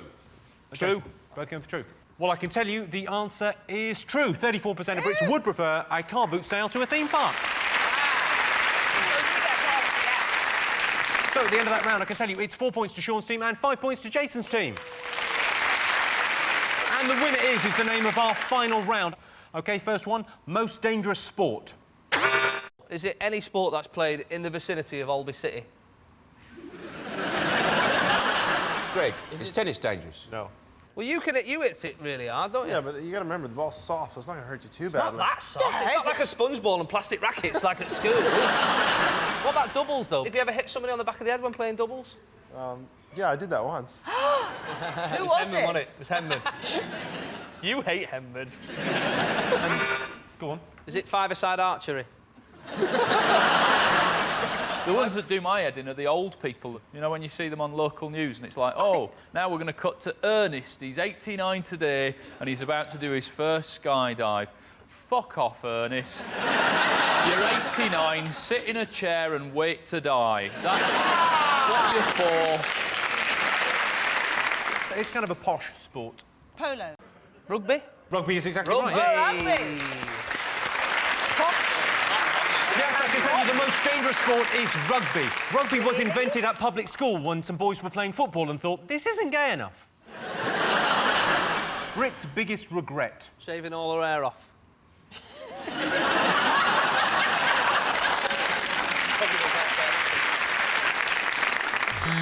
Was it not letting Harry go to Iraq? Winning the football thing. World Cup. World Cup, we did win it. We haven't stopped going on about it. Remember when you were about 15, we won it? Is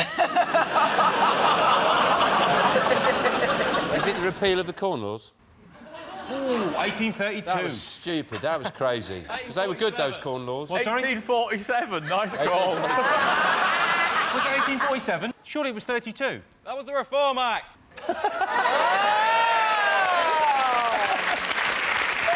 What do you think it's going to be like to sleep with a girl? Good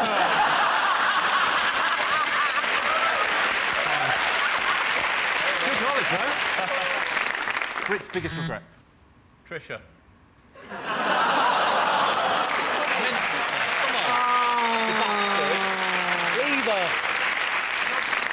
I'll give you a clue. It involves your partner. And when he murdered them and buried them. Not getting enough sex. Oh, losing That's the right answer. Not getting enough sex. Well, that sound tells me it's the end of the round and the end of the show, which means the final scores are Sean, Alan and Greg have 4 points, Jason, Tricia and Glenn have 7 points. They're the winners tonight. Well, thanks to all our panellists, our wonderful studio audience, and to all of you for watching at home. That's it from us. Good night.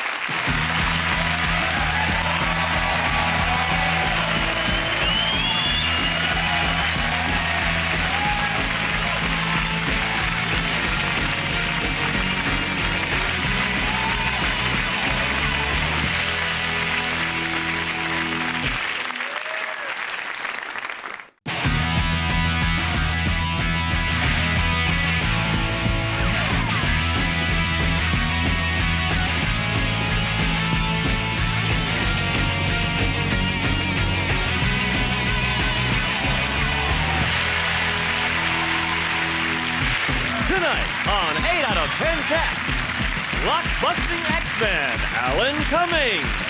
From Curb Your Enthusiasm, Susie Essman. And their team captain, Jason Manford. And facing them tonight, stand up for Stuart Lee, Diamond Lisa Tarbus. And their team captain, Sean Locke. Now, welcome your host, Jimmy Carr.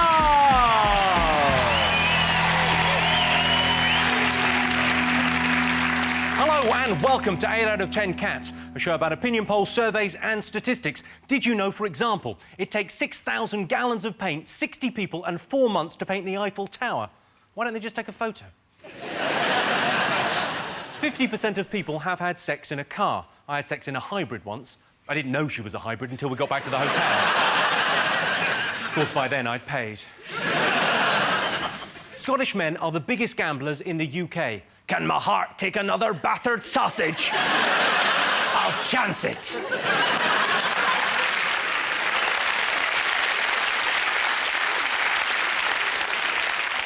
The average person falls asleep in 7 minutes. So, let's get on with the show.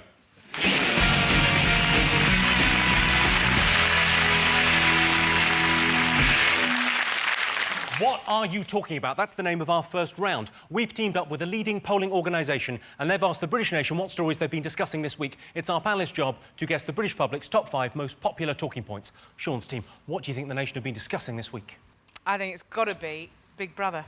Big Brother? We're loving the Big Brother. I do watch Big Brother a lot. It's where they find these people. Like Laura, who got voted off last week. Her first thing she said when she got on there, she was like, "Oh, back home, my friends, they call me Vicky Pollard." Like, they're not friends, Laura. I was just going to ask you who your favourite is. Who do you like?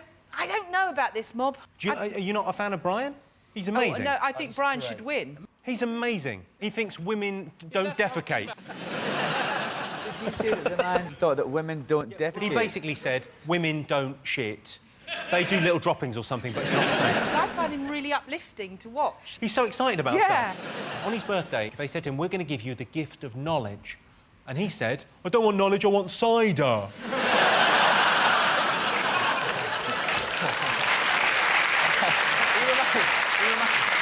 It's like reverse counselling. When I watch it with my girlfriend, like watching Chanel and Ziggy, the amount of times like she's out of order and a bit bitchy and a bit whiny, and I sort of look at my girlfriend and go, "That's you, that." Right, you know? And he's like the weirdest bloke, Ziggy. He's like a cross between Cliff Richard and Russell Crowe. He's got this weird thing in the diary room where he gets in and he sits like this. "Yeah, I mean, like, He, like, throws a little... And he changed his name from Zach to Ziggy. Who does that? If you've already got a stupid name, change it to Phil or Steve, not Ziggy. I love it. I think it's brilliant. I absolutely think it's the best thing I've ever watched. I absolutely think it's brilliant. I absolutely think it's the best television I've ever seen. And I particularly enjoyed Fake Week. Do you know what Fake Week is? Yeah, I've just been doing a bit.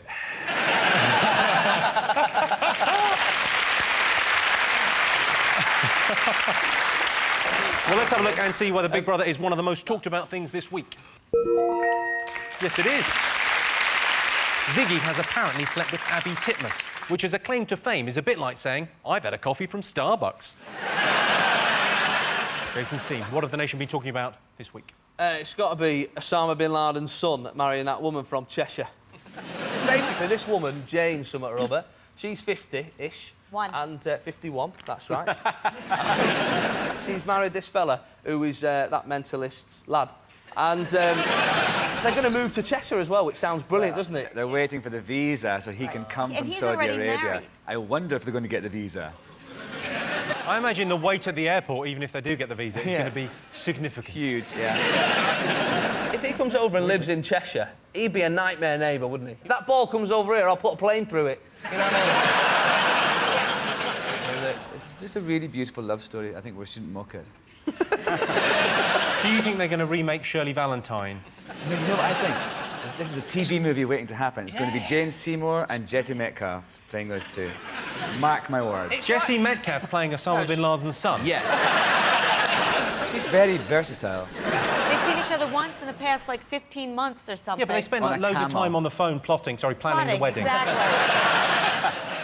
There's a chance that it may soften bin Laden's feelings towards Western values and bring an end to this senseless conflict. Or make it worse. He's the ultimate embarrassing dad, isn't he? He's out there, he says, I think the Twin Towers was bad. Do you want to see him dance? Does all Northern Soul moves.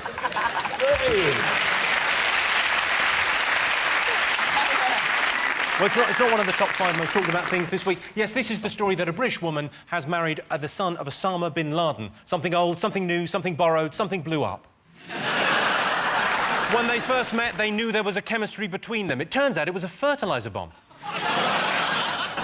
Right, back over to you, Sean, Lisa and Stuart. What else have the nation been talking about this week? Alistair Campbell's diaries. His political diaries that he's released this week, which have caused a bit of a hoo-ha. You know what I noticed, because I was reading excerpts, that there's a lot of focus on Tony Blair and his underwear. It almost has like a homoerotic quality. Like I expected to read, Tony Blair shook his hair out and sweat glistened on his naked torso as he stood there in his underwear. You notice that? He went on a bit about Princess Diana, didn't he? How she really wanted to meet him when they went and had this surreptitious dinner in Hackney. They went to dinner in Hackney? Yeah, apparently so. Yeah, Starburger. She can be herself there. They had one of those big bendy sausages. I like the fact that Gordon Brown, they said, are you going to read them? He goes, no, I'm not going to read them because I'm too busy running the country. Yeah. Like it's a train set, you know. I'm driving the country, look. Well, you know, at least you guys have somebody who pretends to run the country. We have somebody who pretends to run a train set. Excellent.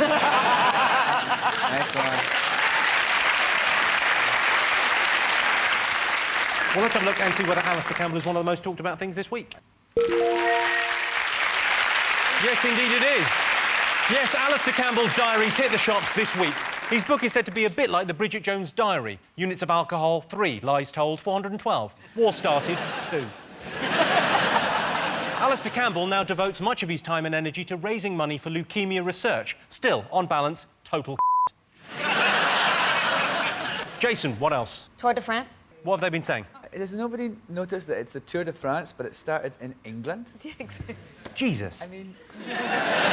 He's right, you know. They're It's been a terrible cock-up. I saw this thing that said that the riders have to eat 10,000 calories a day for the high bits. I'm on that diet now. I might enter next year. How do you do that? If you're on a bike all the day, how do you get the time to... That's why they have those baguettes, don't they?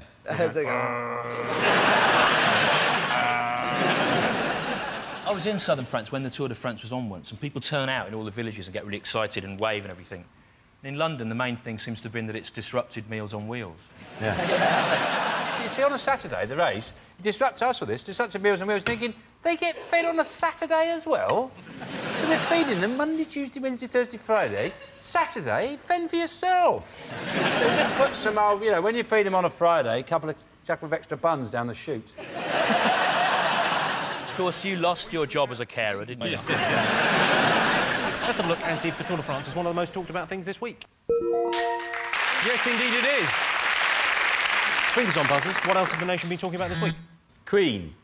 Moody Queen. Yeah, Moody Queen. allegedly. Yeah. She's having a photo taken. She stormed off and then... The BBC have actually now said she didn't storm out. I don't think she did. swans off. The BBC have apologised, saying events were misrepresented.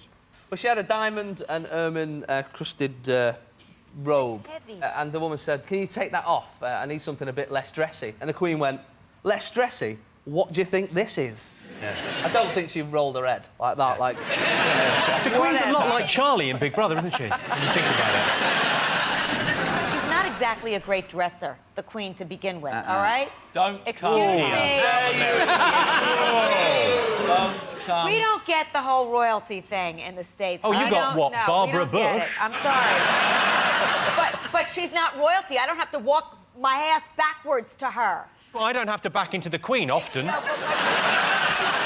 There was one time. I don't have to curtsy.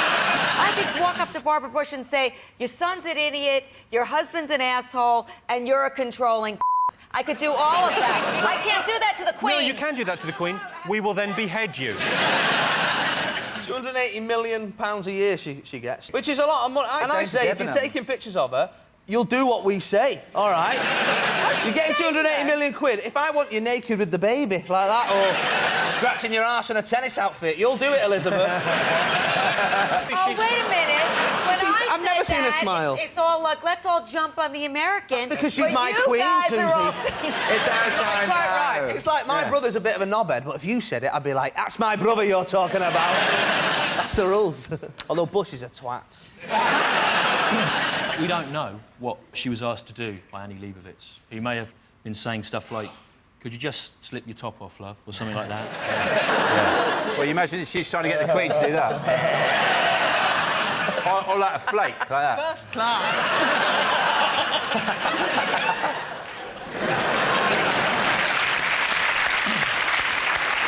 OK, well, let's have a look and see whether the Queen being in a huff is one of the most talked about things this week. Yes, this is the story that the Queen became grumpy at a photo shoot when photographer Annie Leibovitz asked her to remove her crown. The last time the Queen was photographed with the crown jewels on her head was when Philip had the camera hidden in the wardrobe.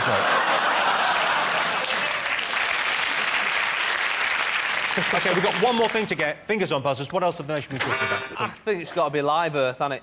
That pointless gig they did last week. And they kept going on about, the standby button, and then Genesis come on, and standby button, and you just thought, if you shut up about saving energy, this gig would be over in half the time. I think everyone's going, oh, look at this gig, right? It wasted loads and loads of energy, right? But all gigs waste energy. Like a Bon Jovi gig wastes energy. Yeah. A West End musical wastes energy, right? But Live Earth was to save the planet. Absolutely. And it succeeded. We're still here. You know what? I am so sick and tired of hearing what celebrities think about politics and social issues. A lot of those celebrities that were in that, people are criticising them, going, they just did it for the, publicity, but they're all people that do a lot of secret charity work. Like David Baddiel, for example, did a bit. He sponsors an otter at London Zoo. Tirelessly as well. He does, tirelessly. He sponsors it tirelessly. It was ruined by hearing you on the radio in the morning just saying you'll always be in love with Diana. I did. I was at the thing and I got interviewed by Jonathan Ross. And they went, what's the day about? And I went, it's just important we remember Diana. Totally. The Diana thing, I think, did more for the environment. And essentially, that was a concert celebrating one less car on the road.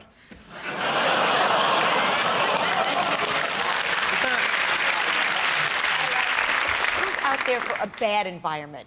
Who wants bad air? Bush is out there for a bad environment. Well, but he's States not out there saying, let's do a whole telethon for bad environment. No. You know what I mean? The only thing Crack open the back of your fridges. Let's fuck this place up. Let's have a look and see whether Live Earth is up there.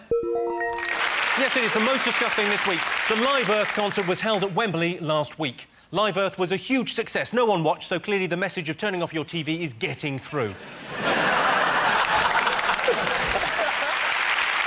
Our next round is called Pick of the Polls. Our teams take it in turns to choose a picture and then have to answer a related statistical question. Sean, Lisa and Stuart, you're first. What do you want to go for? The Queen. OK, so you're going to go for the Queen there. That's Elizabeth I. This is a one-upmanship question. In a poll to find the historical figure Brits would most like to bring back to life, Elizabeth I came second. Who do you think came top? When you say bring back, do you mean, like, reanimate them from, like, dig them up and then get loads of scientists to sort of make some kind of animatronic version of them? Yeah, no, this is a question about corpse robbing. Yes. That makes it a lot more interesting, then. I think, no, it's bringing them back to life as they were in their prime, let's say. More interestingly, how? These Well, two I've got are it here. I'm going to, when I reveal the answer, I will tell you Yeah. how to bring back your for dead what? relatives that you miss so terribly back to life. All right, so stay fucking tuned. Got the magic. Is the historical figure supposed to take back their old job, or are they given a kind of ceremonial role? That's too many questions. No, but you see what he means? Yes. He needs a reason for it, because if they said, no, well, for science, you might say Marie Curie. No, all right, it is purely for a laugh. For fun. Is it Tintin? He's a famous artist. Rolf Harris? Yes. He's not dead. He's not dead, but let's kill him and bring him back. Da Vinci. Da Vinci is it? Yes. Good work. Come on. Yes, the historical figure Brits would most like to bring back to life is Leonardo da Vinci. If I could bring anyone back from the dead, I'd bring back Harry Potter. Sorry, has that spoilt it? Jason, Susie and Alan, what do you want to go for? Bond. Let's go with Bond. All right, you've chosen Roger Moore. This is an audience poll question. It was announced this week that a new James Bond novel is to be published. We polled the studio audience and asked them, who would you call in an emergency, James Bond or Andy McNab, the famous SAS nutter? If you start ringing fictional characters when you're in the shit, you are even further in the shit. Oh, my God, it's all right. Harry Potter will come. It'll be fine. I say Bond any day. I mean, Bond, he's James Bond. Alan, you were in Goldeneye, weren't you? Yeah, I was in Goldeneye. I was in a James Bond film. So you could technically ring him. I have his number. Let's ring him now for a laugh. I'm in trouble. I've not got Andy McNab's number, so I had to ring you. Yeah. Also, the fact that there's been several Bonds, I mean, there's a chance of any one of them showing up. You don't want one of the old Roger, ones. It could be Sean, it could be... I'll help you. Fuck off, Lazenby. The last thing you need in an emergency is a bleeding actor. How dare you? Leave it, guys, leave it. Let's come out and go, so what's the problem here? Well, that was sort of an impression of Roger Moore, who's not technically an actor. James Bond or Andy McNab, who would they call in an emergency? Bond. You think James Bond? Right, 68% of the audience would call James Bond in an emergency. Of course, James Bond has a pen that turns into a gun. Andy McNab has a pen that turns into a terrible book. So at the end of that round, Sean, Lisa and Stuart have 3 points. Jason, Susie and Alan have 4 points. The next round is Believe It or Not. In this round, I give the panellists a simple statement. All they have to do is decide whether they think it's true or false. Let's have a look first at a clip to illustrate the statistic.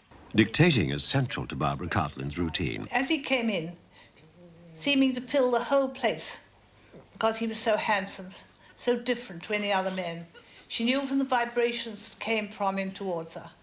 This was something very, very different, so different. That the night with the candlelight dinner and the food she'd chosen with so much care, something wonderful was going to happen. And she was quite certain he was going to say, which she'd longed for so long to hear, I love you. How many words? 7,200. Good. Come on, boys. Walkies.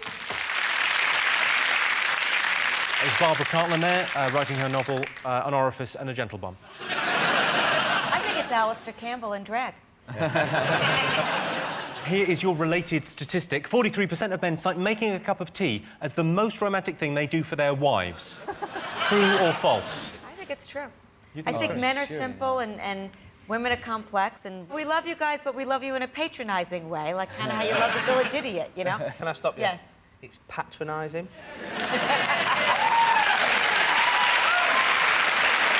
I do notice here where you've put speech marks around, like making a cup of tea. Like, that's not romantic. That is quite a romantic thing to do. Some women love it, don't they? Yeah, I can't get enough tea. Whether it's romantic or not depends on how the tea is served. If the tea is cold and is spat directly into the woman's mouth, that is not romantic. I don't know. That's sexy. Could be hot. Well, you could give them a cup of tea and, like, put a ring in it, right? And then they drink it like that. They get to the end and go, oh, what's that? And then they start choking, and you give them the Heimlich manoeuvre, and the ring comes out. You've saved their life, and you go, will you marry me? How romantic is that? You've saved their life, made them a cup of tea, and proposed to them, and probably broken a rib. I proposed to my girlfriend and did the whole thing, you know, on one knee and all that palaver. When I rang me mum, the first thing she said was, is she pregnant? Is she pregnant? Yeah, she is, yeah. Why do you think I'm marrying her? Lisa, what do you think's romantic? I don't know. I want someone to be quite practical. Yeah. Well, no, women like a practical man. Like, there's nothing my partner likes better than we both drive out and we go to Digger World. She watches me on a digger being like moving earth, like that. Oh, I'm digging this one for you, baby. And they say romance isn't dead. Romance is dead. Men Yeah. killed it and made women clean it up. 43% of men cite making a cup of tea as the most romantic thing they do for their wives. True or false? True. Jason? Yeah, maybe we should go with that. Do you reckon True. true? Yeah, I I think think it's a true. sad state of affairs if it is true. True. I'm You going think to true? overrule Really you sad. both and say false. I can tell you it is true. Yes, 43% of men say the most romantic thing they've ever done for their wives is make them a cup of tea. I would make my girlfriend a cup of tea, but I don't know the recipe. So at the end of that round, Sean's team have 4 points, Jason's team have 4 points. It's all level. It's exciting. And the winner is the name of our final round. Here is your first one. Men's dream job. Blowjob.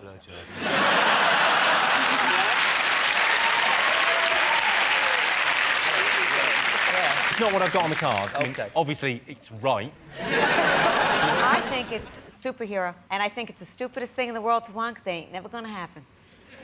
You say that. X-Men 2. Amen. We've got an X-Men on our team. What were your special powers again? I teleport. You teleport? Yeah. Brilliant. You tried to kill the president, have you not? I did. I tried to kill the president. You should have done that in real life. I fucking should have. Oh, I better not do that, because the FBI will be after me now. If you say I want to kill the president, the FBI automatically have to come and get you. Oh, well, hang on. Now, that sounds like the best security for my house you can buy. I want to kill the president. That'll stop kids breaking in, an FBI car outside. They don't come and stay. They take you away. Oh, it's rubbish. I reckon I've got the perfect men's job. I'm a lap dance critic for the Times. Yeah. I've read those pieces. They're very good. They're informative. Yeah. I say I was at Cheeky's in Brighton, and I was very impressed with Candy. It really does. For an excellent show. It's Cowboy Builder, because it's like 2 wicked jobs in one, isn't it? Yeehaw! I'll have 6 sugars. That'd be brilliant. Racing driver. Exactly the right answer. Oh. Most desirable location for a holiday home. Well, I know Alistair Campbell's using his diary money to build a villa up his own arse. I know this. Germany. What? Germany. Everyone wants to live in Germany.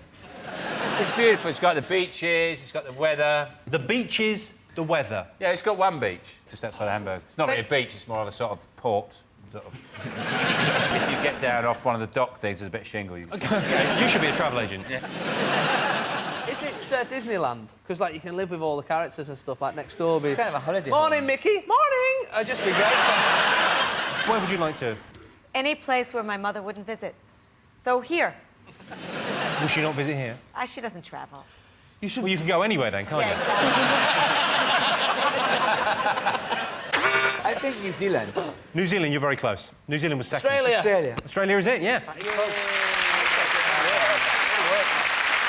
Yes, Australia is a great place to buy a holiday home. You can go there for the weekend, spend 6 minutes in the airport cafe, then fly back refreshed and ready for Wednesday. Well, that sound tells me it's the end of the round and the end of the show, which means the final scores are Sean, Lisa and Stuart have 5 points, Jason, Susie and Alan have 5 points. It's a dead heat.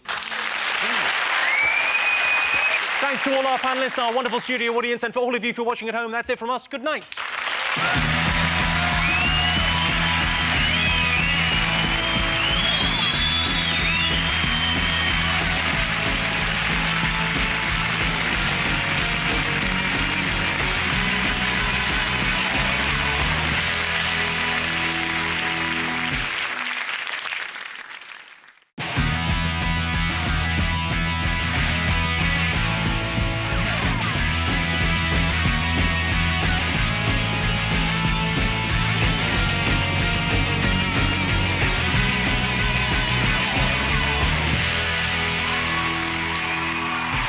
Tonight on 8 out of 10 Cats, he's no lady, David Walliam. Pop-cultured Alex Zane. And their team captain, Jason Manford. And facing them tonight, smells like teen spirit, Peaches Geldof. In the thick of it, Chris Addison. And their team captain, Sean Locke. Now, welcome your host, Jimmy Carr!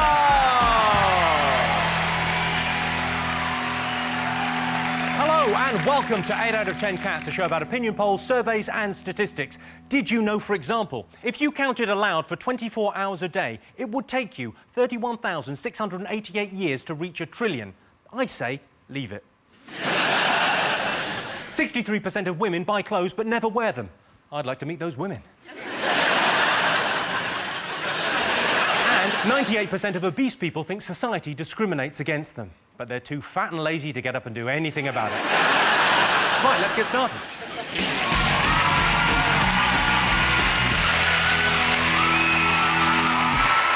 Are You Talking About? That's the name of our first round, which this week has a special teenage theme. Today is the last day of term for most schools, so we've teamed up with a leading polling organisation and they've asked British teenagers what they've been discussing. It's our panellists' job to guess the top 5 most popular talking points for teenagers. Jason, David, Alex, what have teenagers been talking about?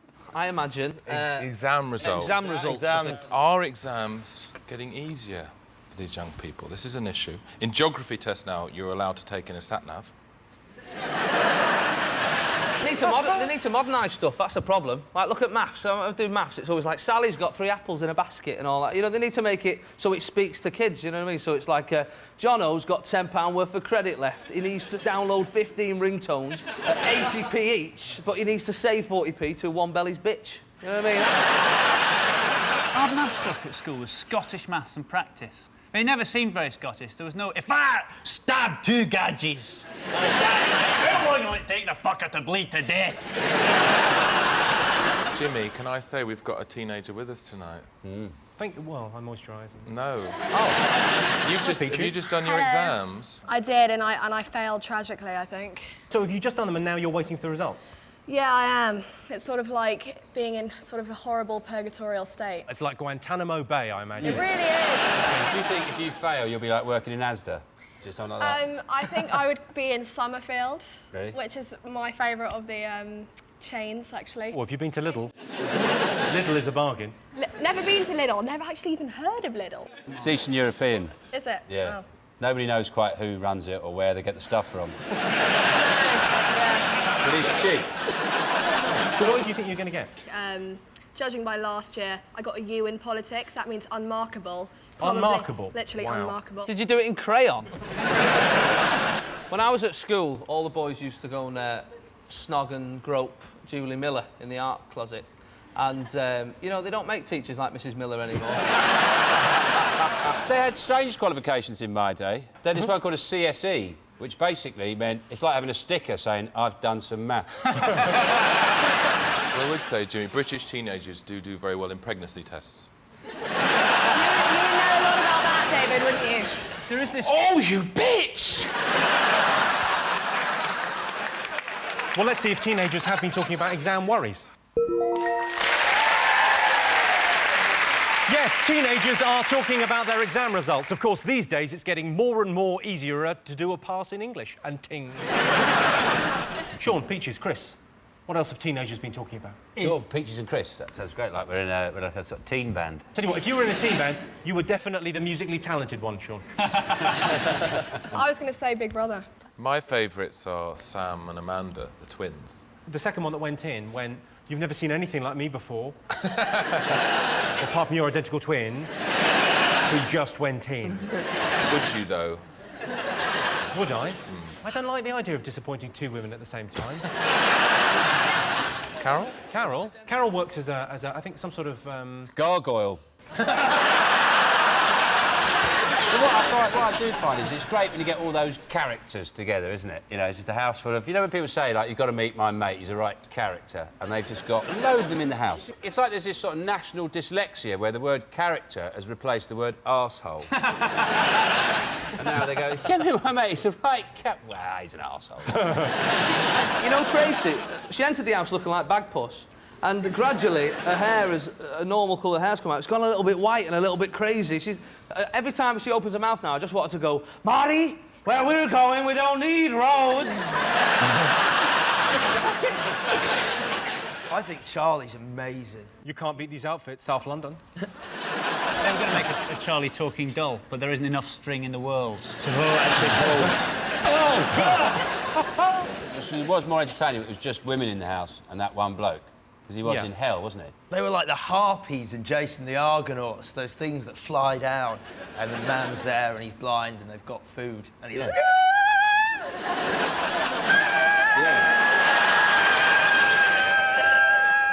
Jason, I think Alex has got a puncture. Right. Well, let's have a look and see whether teenagers are talking about Big Brother. Yes, they are. Yes, it would appear teenagers are loving the Big Brother. You know when they swear on Big Brother in the house and they play the Sound of Birdsong? I've got so used to that when Springwatch is on, I think the Badgers are calling Bill Oddie a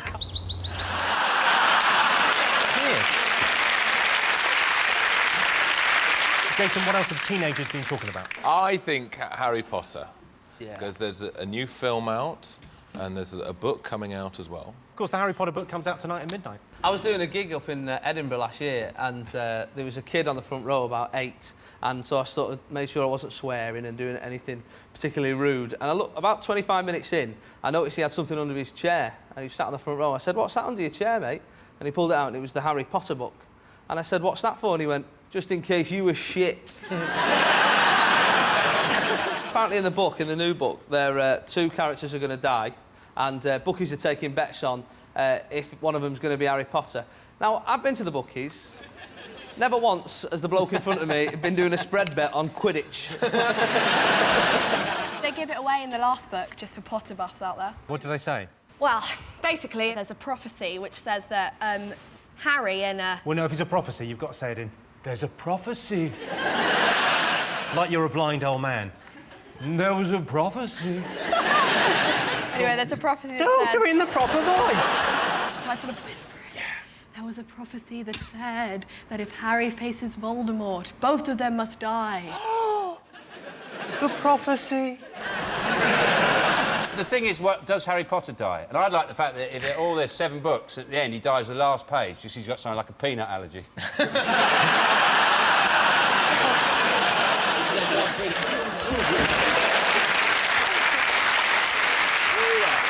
Let's have a look and see whether Harry Potter is one of the most talked about things for teenagers. Yes, of course it is. The new Harry Potter book is out at midnight tonight. I've seen a copy and I don't want to spoil it for anyone, but it's for children. Grow up. Sean, Chris, Peaches, what have teenagers been talking about? Is it the fact that they're going to put drinking up to 21? Are they actually going to? I don't know, I doubt it. It's just dead easy for kids to get pissed these days because all the drinks taste nice. Basically, it's the alcohol pops, isn't it? Which is what we used to call my granddad. But... Are they going to make smoking? You have to be 18 to smoke now. Yeah, 18 to buy cigarettes. If you're worried about the health issues of young people smoking, just send them into the garden. OK, I can tell you drinking and smoking is not in our top 5 most talked about things for teenagers. Oh, fiddlesticks. But lots of teenagers are talking about drinking and smoking. At 14, you're not allowed to drink alcohol, but you are allowed to go to the pub on your own. Which begs the question, what would you be doing? Sitting there going, "Yeah, Jack, she doesn't understand me. Another lemonade." I wish I'd have known that rule when I was 14. That'd have been brilliant. You know, at the end of the day at school, just walking in with the other workmen. Fucking what a day. What a day. I better get home, she'll have me spaghetti hoops on the table. Fingers on buzzers, what else have teenagers in Britain been talking about? Is it the potential getting back together of William and Kate? It's sort of the royal family's attempt to get their popularity back amongst young people. So I think if the royal family actually wanted to get any popularity back, they should behave like a proper monarch again. The Queen, you know, leading us into battle. That's when I see the Queen in Iraq on a white stallion going, "Come on, lads,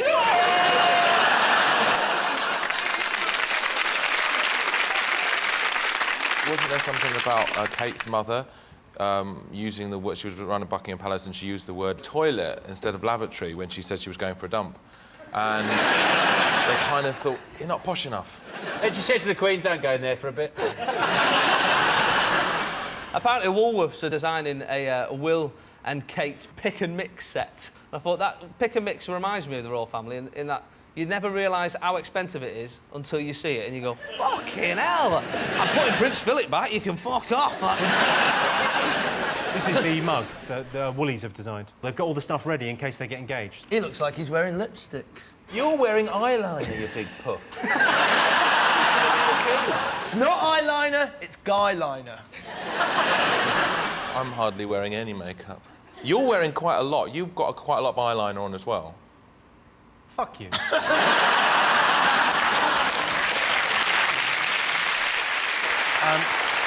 Let's have a look and see if Kate and William are in the teen top 5.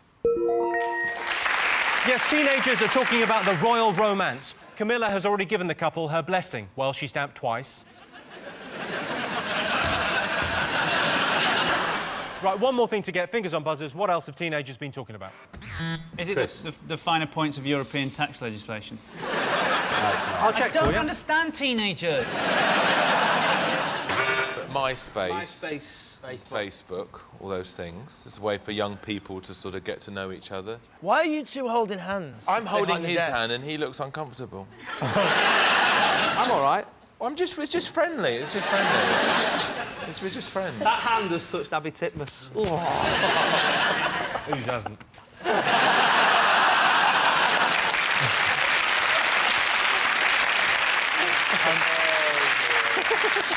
But that's the nice thing about MySpace, is that people are asked to be your friends and then you can either accept or deny them. It's that brutal.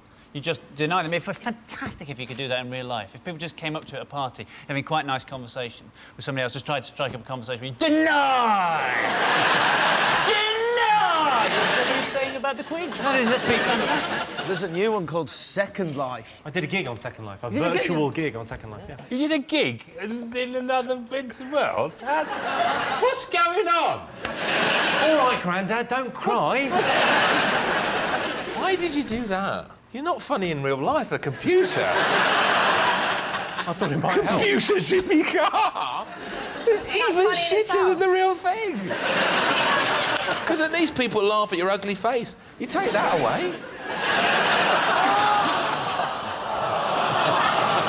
Don't go, you hate him.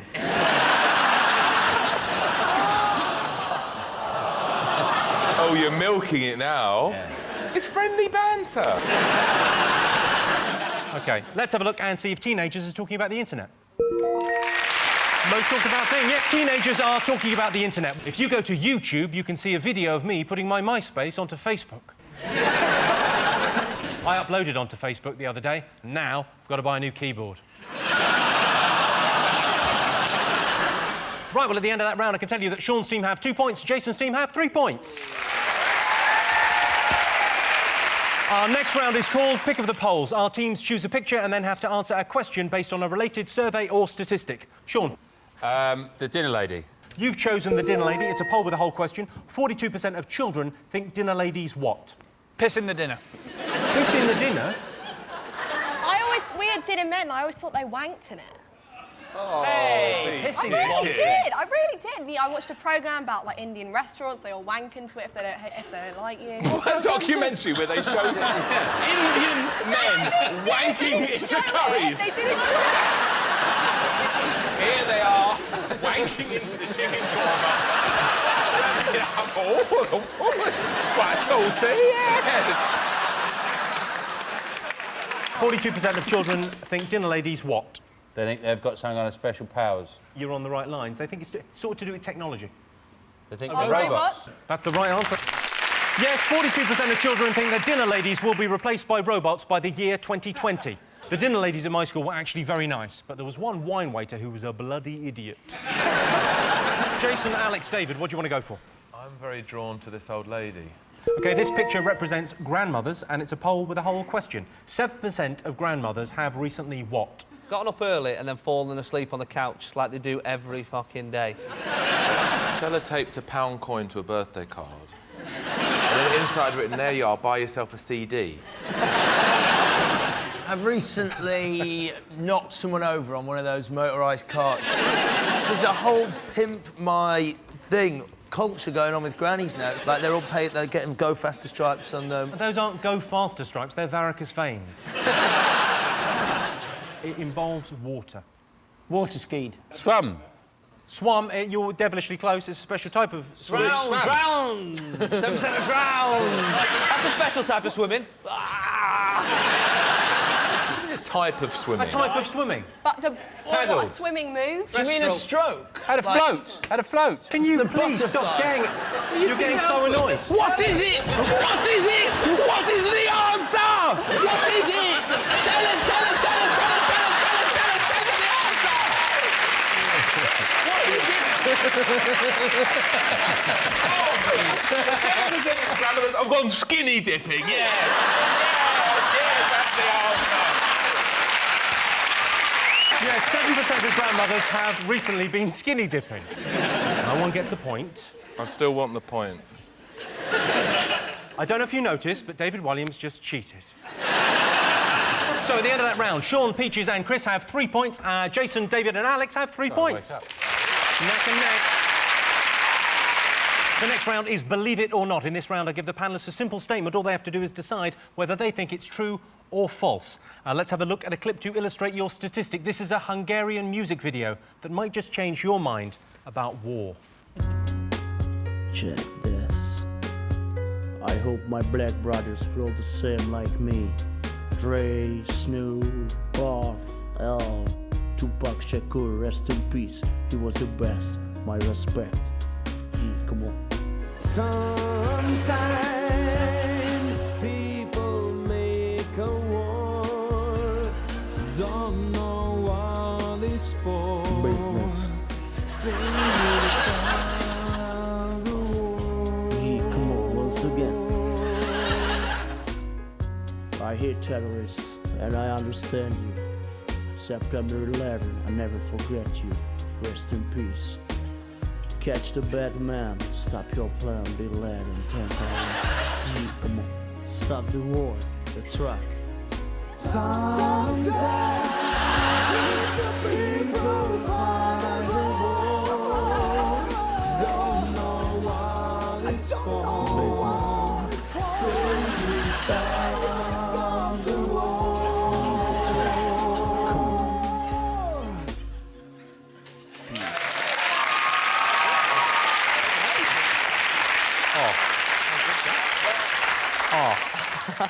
No, I'll be fine. Just got something in my eye.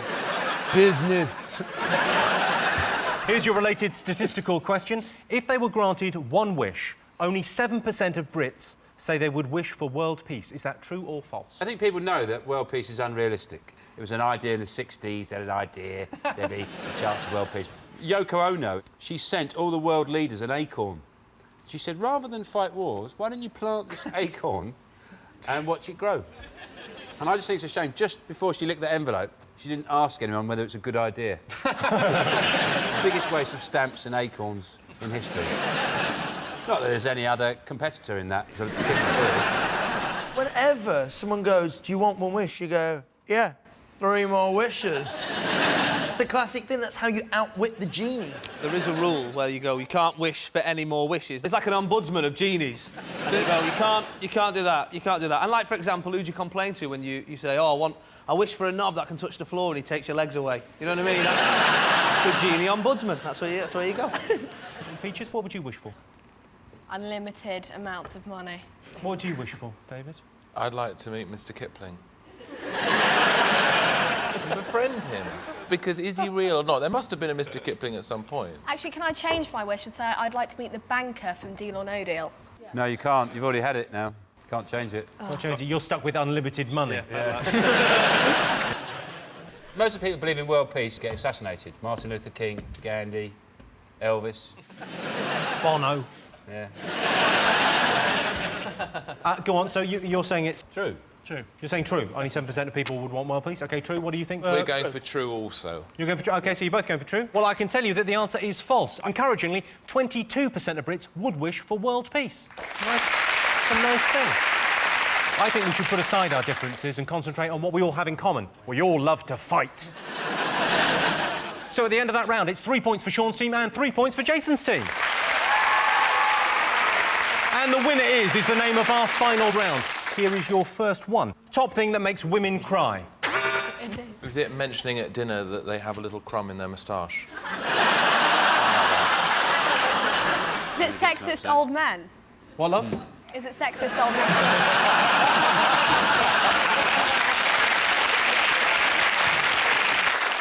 Is it coming home to find you dressed in their wedding dress with makeup on? It's interesting that, though, isn't it? If a woman comes home and catches a man wearing her clothes, they have to have, like, counselling and meeting. Woman's wearing your clothes, it's fine. It's a laugh.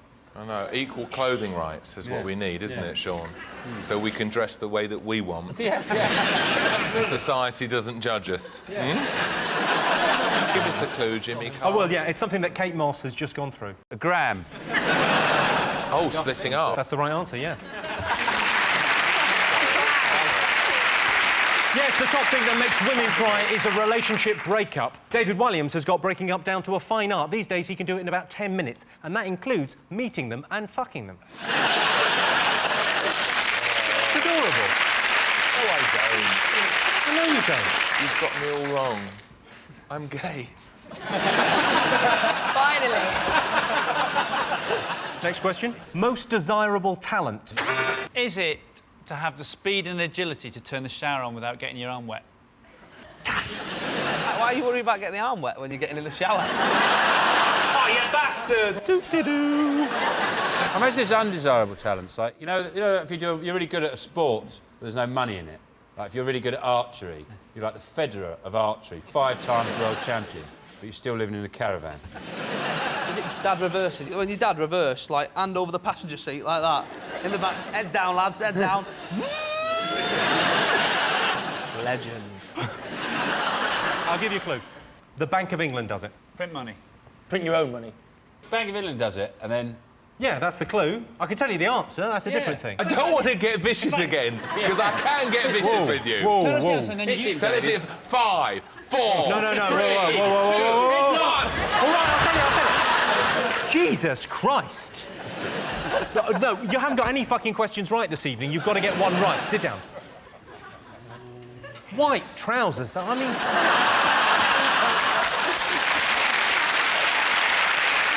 OK, so it's something that the Bank of England does. What does the Bank of England do? Prints money. It doesn't just print it. Another way of saying that. The ability to... Is it make money? Yes, it is, Chris. Yes, the most desirable talent is being able to make money. You can't take it with you, unless, of course, you've got a wallet or a pocket. Well, that sound tells me it's the end of the round and the end of the show, which means the final scores are Sean, Peaches and Chris have 4 points, Jason, David and Alex have 4 points. It's a dead heat. Everyone's a winner. Thanks to all our panellists, our wonderful studio audience, and to all of you for watching at home. See you in a few weeks for our Big Brother special. Good night.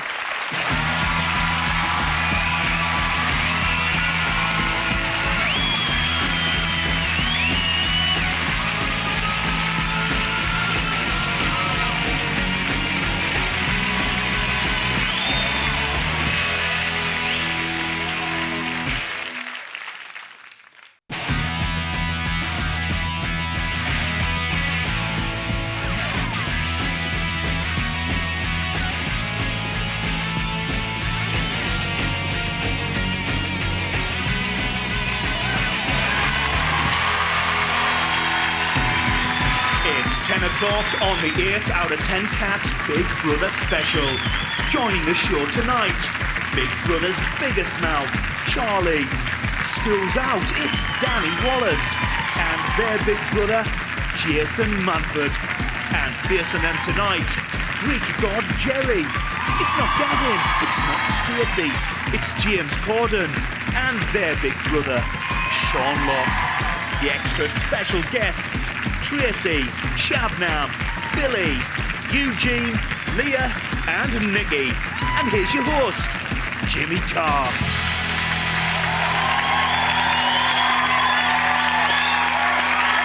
Hello and welcome to the 8 out of 10 Cats Big Brother special, a show about opinion polls, surveys, statistics and, of course, Big Brother. Did you know, for example, Big Brother 8 started back in May. The housemates have been in there so long, they think the Prime Minister is still Tony Blair, except Brian, who thinks it's Dumbledore.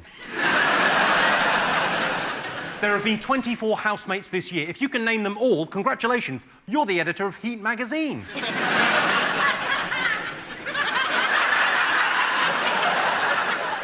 Sadly, Shanessa couldn't be on the show this evening, because we didn't ask her. I don't like to think of there being winners and losers in the Big Brother house. To me, they're all losers.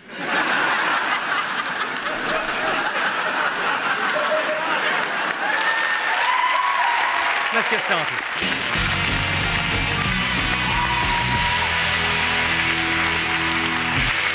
What are you talking about? That's the name of our first round. We've teamed up with a leading polling organisation and they've asked the British nation what stories they found the most memorable in this year's Big Brother. We're looking for the top 3 most popular Big Brother talking points. Jason's team. Well, I reckon the early doors was the interesting bit, when it was the all-female house. Let's have a look at women going to the house for that first time.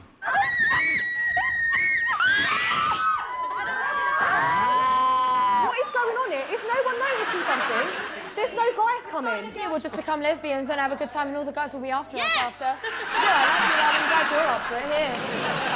I like Laura there, Laura in the house there. Everyone described her as bubbly.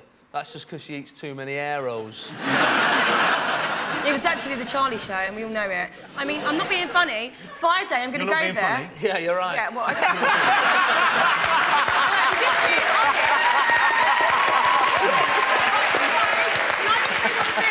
Friday night, I'm probably going to go back on that stage for the big grand finale, you know, and stuff like that. And it's going to be like, boo, when I go on. And I'm going to blow them all kisses. And do you know what I'm going to say? I'm not being funny, right? Oh, God, I've said it again, ain't I? But literally, you haven't got anywhere near a punchline. You've been talking for quite a while. Yeah. Try and punch up a little bit. I was the bit of... I'm not being funny. Everyone was entertained, but... Sorry, don't worry about not being funny. We'll just edit that out, but... James, any thoughts on the all-female house? It didn't work out the way I wanted it to, I've got to be honest. Shannon made it quite clear they didn't need men, we can just all... and nothing. There was nothing, and I watched that live streaming for weeks. Nothing. I went in the second week and they were waiting for men, they got 2 gay guys. Are you gay? Yes, I am. What? Are you telling me now? Well, I can tell you that the all-female house was not one of the most talked about things in Big Brother this year. Initially, 11 women went into the house, and then Ziggy joined them, making a total of 12 twats.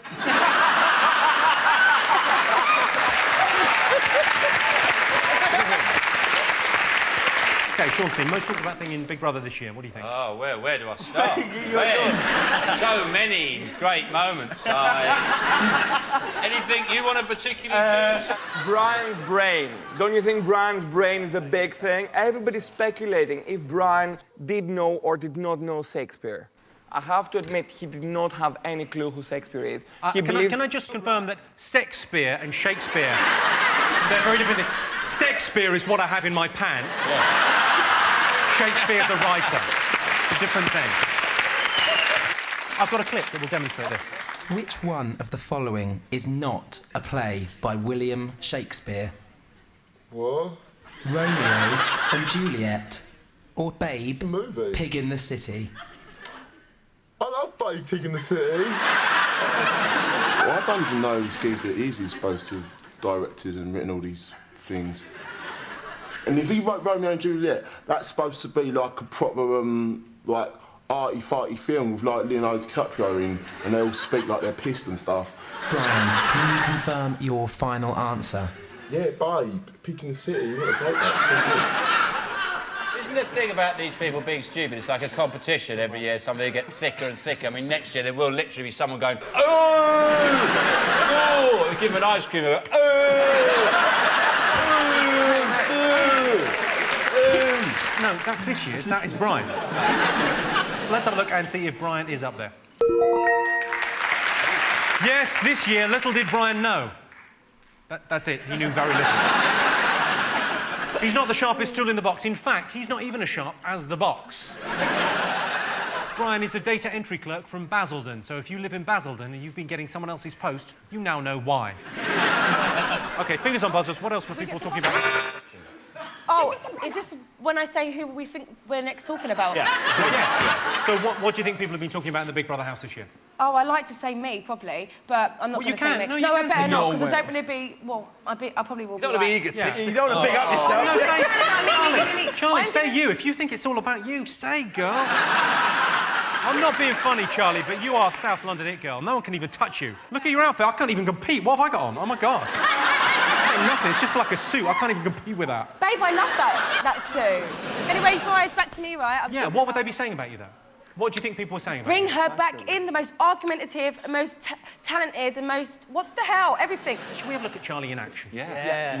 I said anyone who says I don't wash up is an arsehole. What part of that didn't you hear? Psycho. Plain a fucking Jane. Look over little... Oh, no, let me out. Posh wife, and she said she's a compliment. She must think the fucking ugly little Don't fraggle. be jealous, Charlie. It's not a nice sign. Oh, never. Fucking posh wife, she fucking wish. Fucking ugly bitch. Her and the family will sit down at Christmas. They go, let's watch some videos of our holiday. Let's put that on. That'll be nice. Do you remember when she was going... You're like a cross between a wasp and a pit bull. I read that you were an IT girl, and how'd you get a DOS prompt on Windows 98? That's to do it. Do you mean computers? Yeah, on the computer. I don't know about that. All I know about is MySpace. I think the IT it girl joke has been lost. Stop. Oh my God, IT! Oh, you're taking the piss, right? Yeah. No, sorry. You will need to know that for your interview next week at PC World.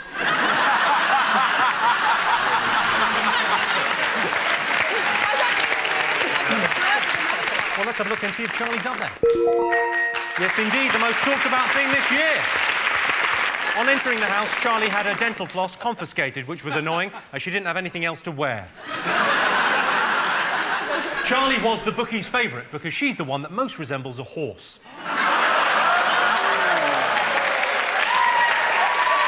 A beautiful horse. Yeah, Black Widow or something like that. Black Beauty, I think, would be the one you'd go for. OK, what else have people been talking about in Big Brother this year? Ziggy and Chanel. I imagine that was quite a big talking point. Chanel and Ziggy. Shanarsole is the term.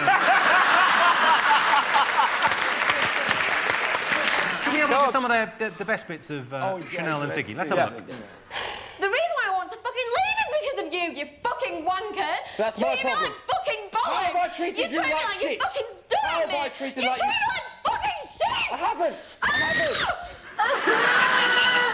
I need to go. I asked yesterday.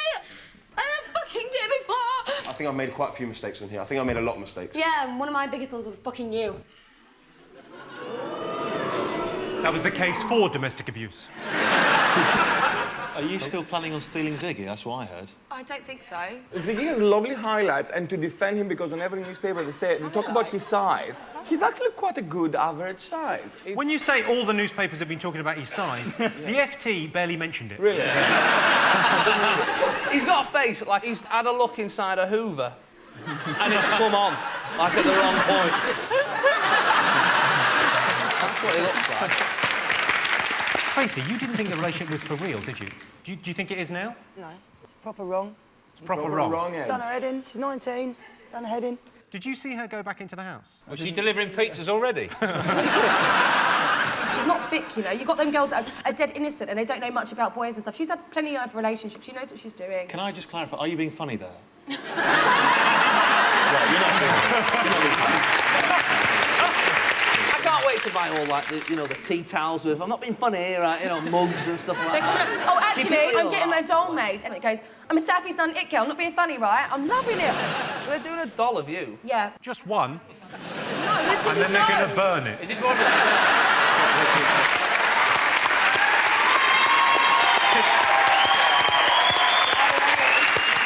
Let's have a look and see if it's up there. Yes, it is. Yes, Ziggy and Chanel had an on-off relationship. Will they, won't they, who cares, no one? Chanel couldn't be here tonight because she wouldn't be in the same room as Charlie, unlike most celebrities who love Charlie. Excuse me, I'm not being funny, but since I've been out... Are you not being funny?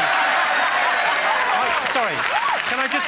Let's just get some clarification. Are you being funny or not in this bit? Can I say something? Since I've been out, I've been meeting loads of celebrities. And do you know what? Oh my God, my phone's full with like R. Kelly, all of their names in my phone book. R. Kelly. Yeah. Isn't R. Kelly on charges this week for pissing on a 14-year-old girl? Yeah.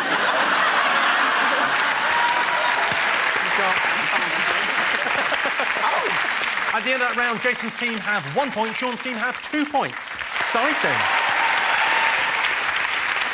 The next round is called the poll with a hole. Each statistic is missing one salient piece of information. It's up to our panellists to fill in the gaps. Sean, James and Jerry, you ought to go first.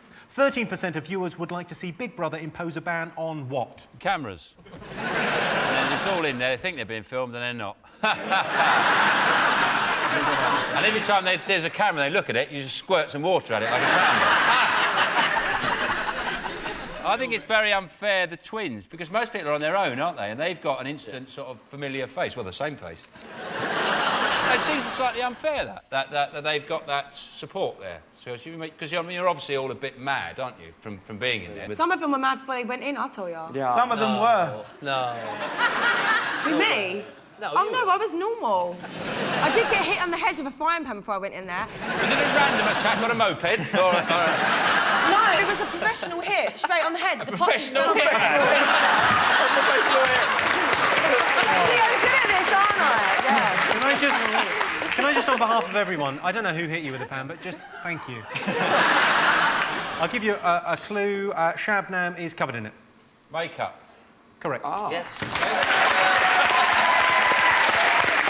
Yes, 13% of viewers would like to impose a ban on makeup in the house. Shabnam wears a lot of makeup. What she doesn't realise is it's what's inside that counts. Her dreadful personality.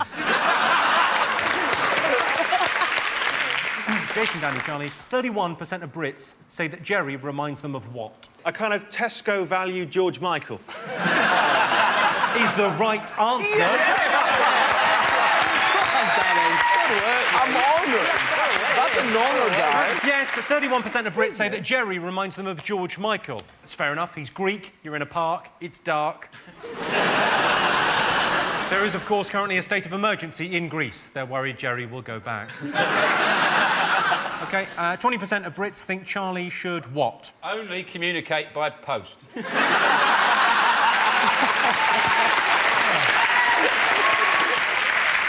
Tell more Kieran Richardson stories. There's not enough of them.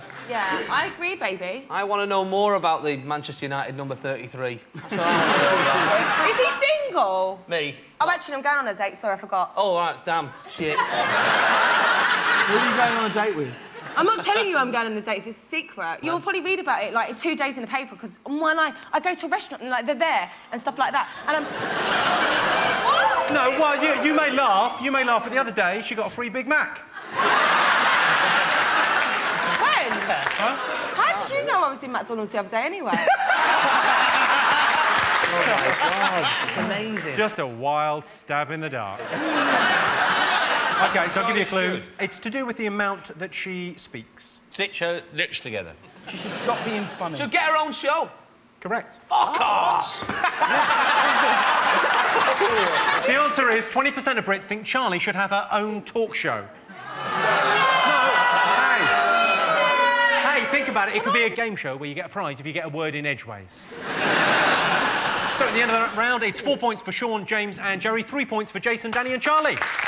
Our next round is Face Off. We've got 6 well-known Big Brother contestants here in the studio. We asked the public which of these housemates would you most want to perform brain surgery on you? Eugene will be a brilliant brain surgeon. I have faith in you. Yeah, he won't be able to fix your brain, but he'll be able to make you tune into Magic FM. Why would anyone want brain surgery? I don't get it. Why would anyone want brain surgery? It's more that you need it than you want it. It's very rare, vanity thing. Yes. Very rare that anyone gets a cosmetic lobotomy. Although you may be the first. I think you could be significantly more attractive without the frontal lobe. How much does it cost to get that? How much does it cost? I'll pay for it. I'll tell you who's a real candidate for brain surgery. Let's have a look at him in action. Brian, say as many different words which have the same meaning as female. OK, female. Lady, woman, vagina, vagina person, breasts, legs, and tits, fanny, McHotties, McFitties, womb people who have wombs, and they have great big jalongas, oogada boogada, oi oi, and... That's amazing. Can I just apologise to any vaginas that were watching and are offended by that? I didn't mean any respect to you or your oogady boogadys. You might be a womb person, you might be watching that thinking it's misogynistic, but, you know, you're probably a McFitty, so don't worry about it. I love the womb people. It just sounds like the cheapest Doctor Who baddies ever. Which of those do you want doing brain surgery on you? Eugene looks like he might collect brains. And also the skins of ex-girlfriends. He's never had a girlfriend. It's got to be Eugene, surely. You're going Eugene, OK? Sure. Yeah, Eugene. OK, you're going Eugene. Who do you want to go? Got to go Eugene. There's no one else. I can tell you that the housemate you would most want to perform brain surgery on you is indeed Eugene. What kind of a state is the NHS in when Eugene is performing brain surgery? Is John Tickle not available? We asked the public which one of these housemates would make the best pub landlord. Who do you think? Tracy, pint of beer, have it. Get it. Pint of cider, have it. What's the food like? Sketchy. I could see Billy behind the bar in about a month. Which of these housemates would make the best pub landlord? I think any of them, as long as we could get Kinga to bottle up. That'd be a bit of a laugh, wouldn't it? You're going to go with... Leah. You're going to go Leah? Yes. Tracy. Yeah, oh, I'm the captain here. Whoa. Sorry. I think Tracy. I can tell you the answer is Leah. Yeah. There are two enormous reasons why I'd go to Leah's pub. Good food, great atmosphere. That's right, she's named her tits. Which of these housemates' diaries you would most like to read? Who do you think got the most votes? I don't think anyone's diary I'd like to read. I'd rather actually lose my glasses.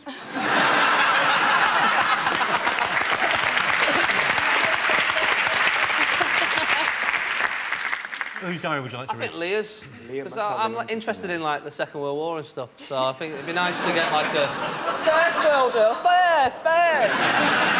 Leah's would be good, though, because it'd be kind of like sink was blocked, plumber came round, negligee fell open, with some soft guitar music. I fainted. 2 ambulance men came round. Jason, what do you think? What are you going to go for? Which housemate's diary would you most like to read? You know a good autobiography when it's got a good title like Columbo, Peter Fawkes, is called Just One More Thing, which is genius, right? Yeah. So Nikki should just be called Who Is She? And it'd be more of a colouring book than an actual autobiography, wouldn't it? You're going to go for Nikki then, are you? Yeah, because Leah's I've read in Deirdre's photo casebook, so... OK, so who are you going to go for? Whose diary, do you think? What do you want to go for? I don't know. James? Well, I'd have said Nikki too, but I imagine that's the answer. You think Nikki? Yeah. The housemate whose diary the public would most like to read is Nikki. Points for both teams. So at the end of that round, it's 5 points for Jason's team and 7 points for Sean's team. And the winner is the name of our final round. Here is your first one. Celebrity the public would most like to see in the Big Brother house. Is it Marcus Bentley, the Geordie bloke who does the voiceover? Because he'd be a laugh, wouldn't he, just walking around, like, oh, I'm going to make some toast. Like, Marmite or jam, I decide. Like, be right. I would just genuinely love to see how long it would take Charlie to get into an argument with Gandhi. Who's Gandhi? Brilliant. You say you go to China White, but you've never met Gandhi. Gandhi, he's like the hottest rapper ever. Do you want to be a baller? Ballers. You'll be dipping in a pen. You know Gandhi. Is he hot? Yes! Is he single? He is fucking slamming, man. Can you hook it up? Single, man. But he's a player. Oh, excuse me. Look at me, I'm a playaholic, baby. I'll tell you who I would love to have seen in Big Brother this year. Yeah. Billy. I'll tell you what happened, Billy. I went to make a cup of tea and I came back and you were gone. Is it Mr. T? It is Mr. T. Oh! Genuinely Mr. T. He's everybody's favourite, isn't he, Mr. T? I've got him doing the voice on my sat-nav, which I've had for 6 months and it never gets boring. Turn left, sucker! Just all the time. He's brilliant. He won't go to the airport. I think there's a little bug in it or something. Most entertaining housemate ever. Is Nikki. It has to be you, Nikki, because you were crying so much for a long time and you were screaming. It's so sweet. That is the correct answer. Wow! Yes, the most entertaining housemate ever on Big Brother is Nikki. Let's have a look at her in action. I'm not fucking coming there! I can't get my MP3 player to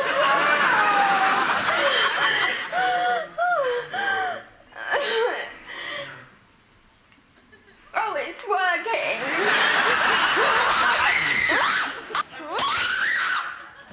My ulcer's got so bad, it's not the tooth that's hurting now, it's the actual ulcer. It's that! Where my tooth is going down! I made a hole in my cheek!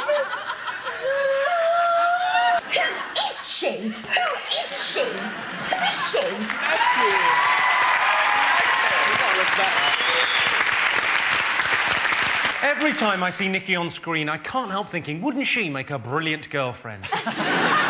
Nikki, no offence, but you make the Forth Bridge look low maintenance. A lot of people blame Nikki's upbringing, but she was raised by Satan, and he did the best he could. Nikki, you're a drama queen.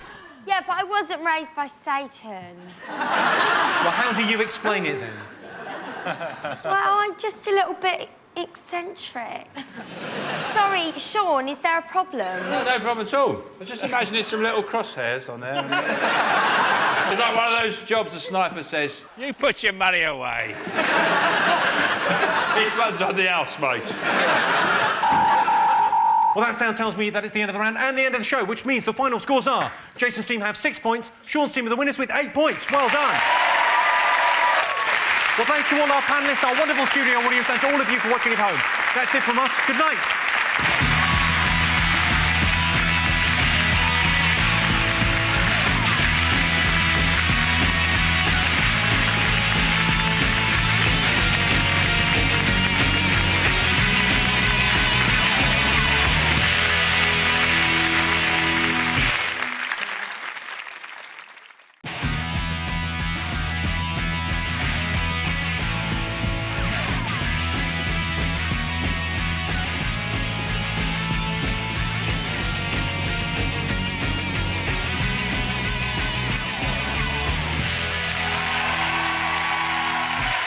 Tonight on 8 out of 10 Cats, super comic David Walliam, supermodel Jodie Kidd, and their team captain Jason Manford.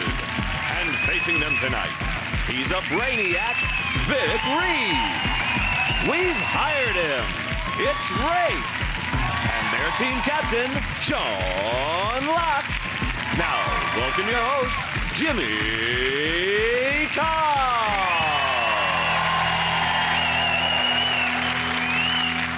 Well, hello and welcome to 8 out of 10 Cats, a show about opinion polls, surveys and statistics. Did you know, for example, the minimum pay for a prisoner in a British jail is £4 per week? They say crime doesn't pay, but it does. £4 a week. The average German wakes up at 6:23 a.m. Well, it's difficult to sleep with all that on your conscience.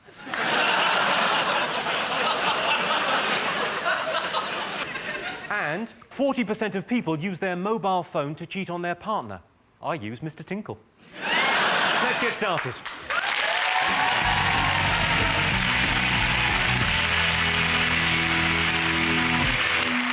What are you talking about? That's the name of our first round. We've teamed up with a leading polling organisation and they've asked the British nation what stories they've been discussing this week. It's our panellists' job to guess the British public's top 5 most popular talking points. Jason's team to go first. What stories have people been discussing this week? There's a new show called Big Brother. Yeah, it's really cutting edge. It's about people sharing a house together and then afterwards their lives are ruined. I like Mikey, the blind one. Only thing is, he dresses up as a woman to be funny, and I think that's a bit desperate.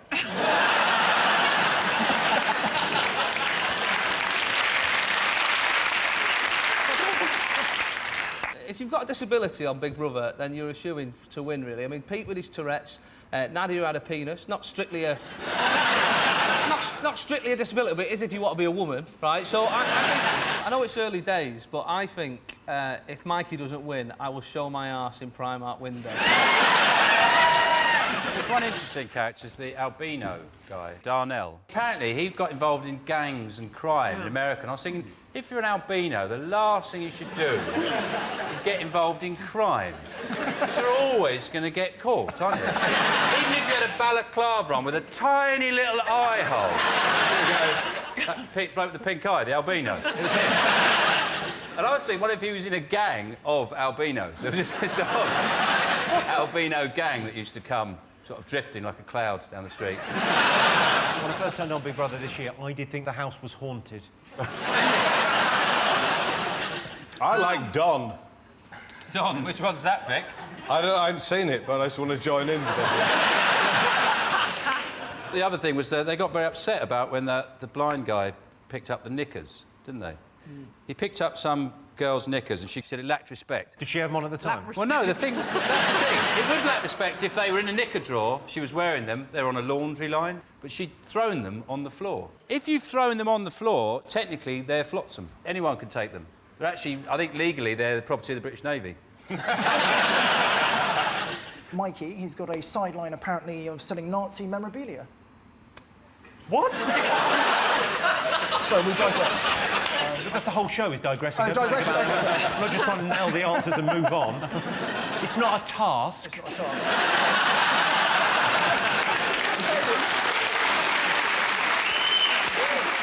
Right, well, let's have a look and see whether Big Brother is one of the most talked about things of the week.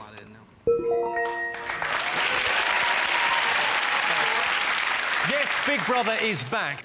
Bullying Alex is now officially the most hated housemate in history. On hearing the news, Nasty Nick went out and drop-kicked a kitten into an orphan's face. Sean, Vic, Rafe, what else have the nation been talking about this week? I guess on the topic of reality television, Lee, that's what I'm talking about, McQueen winning The Apprentice. He doesn't. He's never said that's what I'm talking about. No. He says, that's what I'm talking about. That's what I'm talking about. Oh, that's how that works. Did you watch any of The Apprentice? Yeah. Oh, yeah. Yeah. I never had my finger away from the button where it was on. I like Don. Didn't he? Yeah. The thing I like best about Surrounding Sugar is he's mental. Clearly, he's mental. Because he brings them together. He goes, right, you're probably wondering why we're at the Tate Modern. That's right, we're making fudge. Yeah, you're probably wondering why we're at Duxford Air Museum. That's right, children's coffins. It's all part of his policy to try and intimidate. Yeah, and why did you have to do everything on a weird fax phone?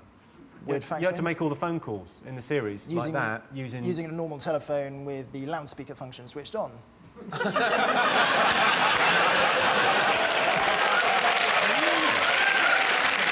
terrible. It's terrible when twins fall out, isn't it?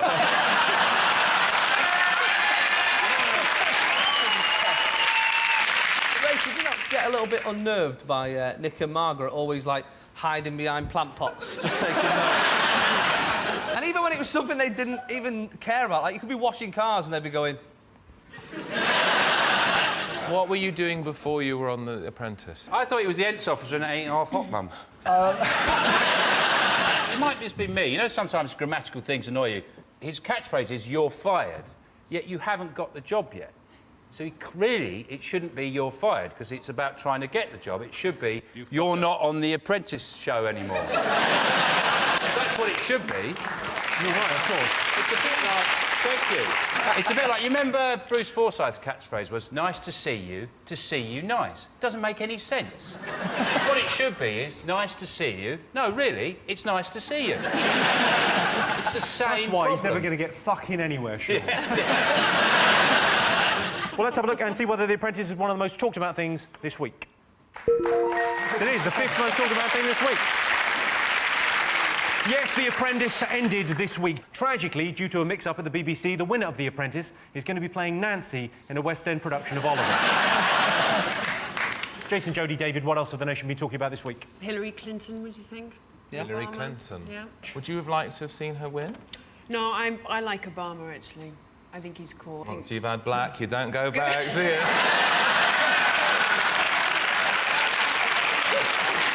Maybe I shouldn't have I think said it should that. be his new... I think it should be his new slogan. No, that'd be the second term.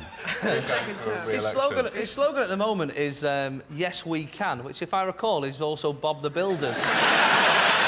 There was something bizarre which made me laugh. In the Washington Post, it said something along the lines of Hillary Clinton gives Obama... In the Washington Post? Maybe if you could spend a bit less time...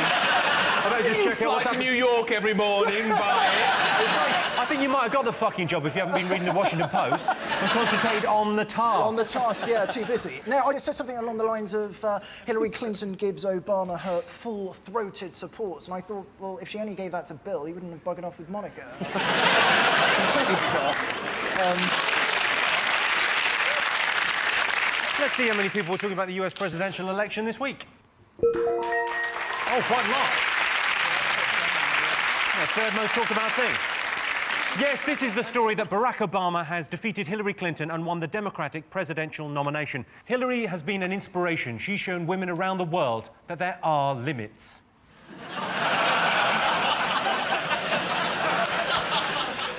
It was all going so well for Hillary until that kosher chicken task in Morocco. Sean, what else have the nation been talking about? Is it the oil strike? Petrol. Is oil and petrol the same thing? I don't know, because you put petrol in one place and oil in another in a car. Yeah. They're not the same thing. Different. Oil. They say we're running out of oil. But petrol's fine, you think? Well, are they the same thing? I don't know. Sorry, so you think there might be... We're running out of oil, but there's loads of petrol left? No, but people say oil and they mean petrol. Well, calm down. Sorry, if How people are does it- watching this at what's home, the don't worry difference? about the fuel crisis, because we've got loads of petrol. Is it the same thing? Yes! Just to clear it up, there is a fuel tankers strike, and all the papers said don't panic, which meant everybody's panicked. Can you stockpile petrol? I don't know. Can you stockpile it? Yeah, You can you really fill your car stockpile up to it? your I don't chest. know. You actually fill the whole car up, so you're driving like you're underwater. Everything's going up. Food's going up. Everything's going up. Children's shoes have increased in price, and I really don't know why, because I buy children's shoes all the time. But they're the same price as adult shoes. A brief history of shoes.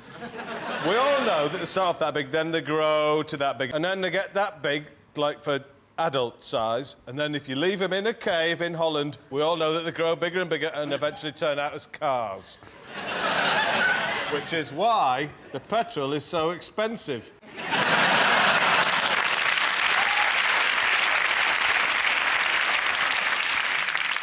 Just to point out, Vic's recently had the bends. In a diving accident. Let's have a look and see if petrol is one of the most talked about things of the week. Yes, it is the most talked about thing this week. Yes, of course, everyone's talking about petrol prices soaring and the threat of a strike. Panic buying at garages is exacerbating the problem. The government want to reassure people supplies of Gingsters and Rizzlers are unaffected. OK, fingers on buzzers. One more thing to get. What else have the nation been talking about? Colleen and Wayne Rooney have got married. Yeah. Did you know that they searched all the guests for mobile phones and cameras when they came in? Nothing to do with the magazine deal, but just the Scouse way of doing things. If you're watching in Liverpool, buy a TV licence.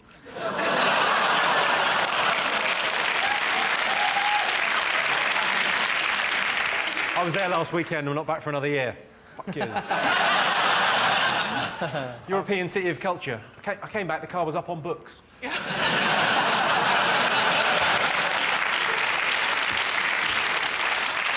I've actually never seen Wayne Rooney speak. Can he speak? Sort of, yeah. Because he's got to do the vows and everything, isn't he? Yeah, he wrote his own vows. What did he I'm say? joking. They did do their own vows. They both said what's mine is yours and what's Yours is yours mine. is also mine. And I think Colleen must have been going... Yeah. I mean, he's only going to get a couple of handbags. The wedding cost £5 million. Yeah. And I was thinking, that was on a Thursday. Imagine how much it would have cost on a Saturday. Saturday, it'd have been 10 at least. Every guest has a little box with a butterfly in it, and at a crucial moment, right, they have to open the box and a butterfly flies out. You see, what a great job for an Italian butterfly collector. We want you to collect... I can't do accents. No, do it in the accent. 100 butterflies. He goes, oh, I love a collect a butterfly. He goes, what's he for? It's a Wayne Rooney's wedding. You get 100 butterfly, you put them in a little teeny box. How the hell do you get a butterfly into a box? Just ask it nicely. Just go... That's why it's cost £5 million. They got the food at Iceland. Yeah. Well, let's have a look and see how many people were talking about Wayne and Colleen getting married. It's the wedding of the year. Yes, Colleen and Wayne have finally tied the knot. Colleen is the face of Asda. Wayne is the face of bags of spanners. On the night of the wedding, there was a £50,000 firework display. Unfortunately, Wayne missed it, as he had to be kept indoors. So, at the end of that round, I can tell you it's 2 points for Sean's team and 3 points for Jason's team. Our next round is called Pick of the Polls. Our teams take it in turns to choose a picture from the board and then have to answer a related question. Sean, Vic and Rafe, your turn first. What do you fancy going for? The naked couple emerging happily from the tent. This is a word association question. I'm looking for the top word or phrase the public said when we said camping. David Williams. The you. Are you Cam? No. No.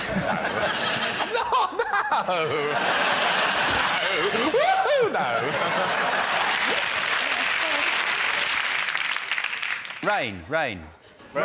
Right, I'm going to give you that because it's the word most associated with camping is wet. Pretty much it.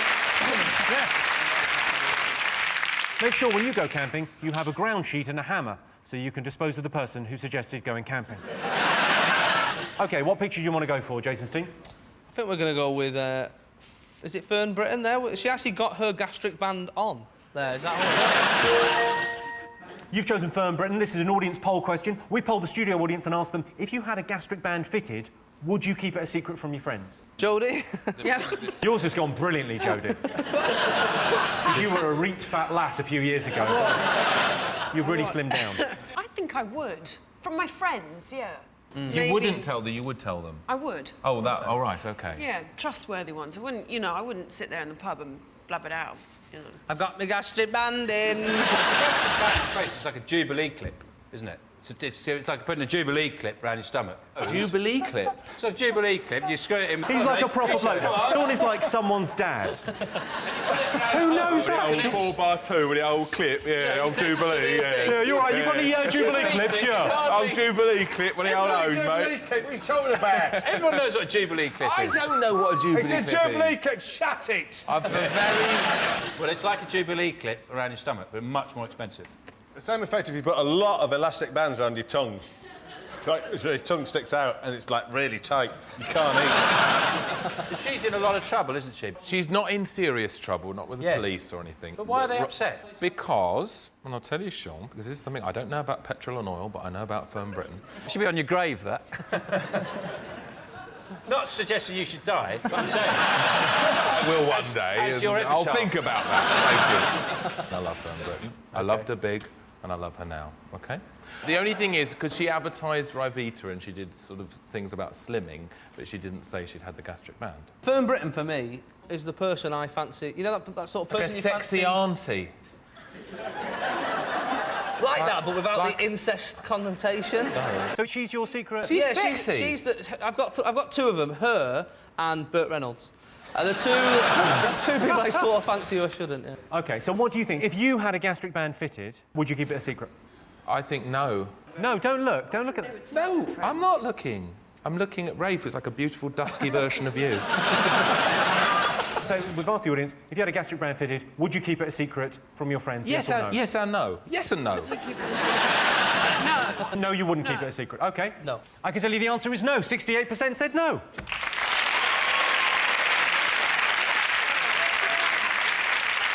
Fern Britton recently had a gastric band fitted to one of her stomachs. I say gastric band, it was actually the fan belt from a Boeing 747. At the end of that round, I can tell you that Sean, Vic and Rafe have 3 points, Jason, David and Jodie have 4 points. The next round is Believe It or Not. In this round, I give the panellists a simple statement. All they've got to do is tell me whether they think it's true or false. Let's first have a little look at a clip to illustrate this statistic.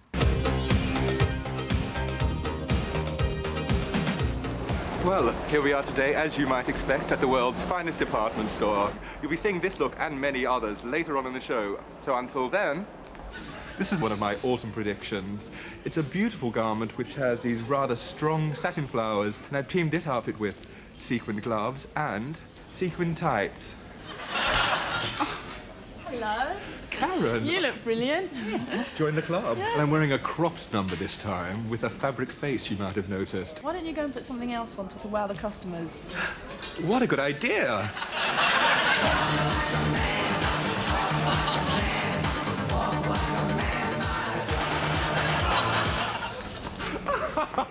What a gorgeously satisfying day this has been, and so many bargains.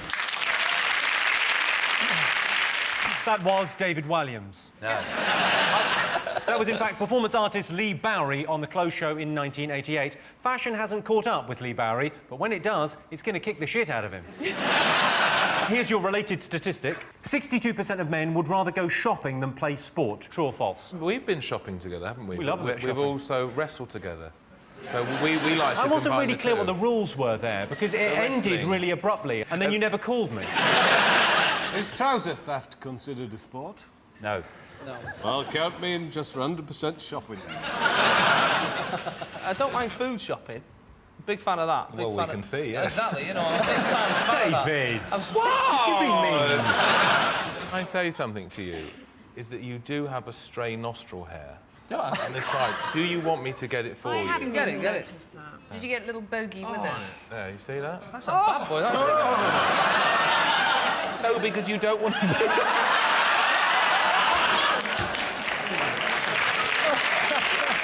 So what are you going to go for? You're Yes, saying true? Yes. Well, hang on, whose question was it? It's Everybody. to both. Yeah, Well, we're saying yes as well. Fuck you. We're saying yes. We're saying yes. You saying yes? We're all saying yes, yeah. Yeah. Well, I can tell you the answer is true. 62% of men would rather go shopping than play sports. That's right. I'd have to say I agree. If you ever hear me saying City's playing, I mean Sex and the City's on at the Film House. We're meeting at 12 for cocktails. Be there or be square. It's going to be fabulous. So at the end of that round, I can tell you it's 4 points to Sean's team and 5 points for Jason's team. And the winner is the name of our final round. Here's your first one. Top reason Brits are teased at work. Is it because they say, I can work with Prince or Pauper on TV? That must be right up there, because that would be pretty annoying. What do you mean by that? It was basically a dickish way of saying I get on with chalk and cheese. You're going with chalk and cheese. It's a dickish way of saying you get on with Prince and Pauper. Is it because they're still quite new, northern, and might have put on a little bit of weight since the last series? You're lovely. Thank you. Where does teasing stop and bullying take over? When you use a blade. If someone had a big nose and you just called them Concord, that would be teasing. But if you used it to open a yoghurt pot like that, that would be bullying, wouldn't it? Top reason Brits are teased at work. Is it because when you weren't looking, the salesman had dipped his cock in your tea? I'll give you a clue. It's something that the winner of The Apprentice suffers from. Not being able to pronounce words? Yeah, that's exactly right. Speech impediment. Yeah, that'll do. Good work. Yes, the top 5 reasons for being bullied at work are speech impediment, accent, dress sense, baldness and ginger hair. If you're watching this, Anthony Worrell Thompson, unlucky. Least desirable car passenger. Is it the Pope? Because whatever the weather, you've got to keep the sunroof open because of his hat. And he's in like a perspex box as well, so you can't... Did you watch Carr last night? Oh, forget it. Right, who would you hate to be stuck in a car with? A rapist. I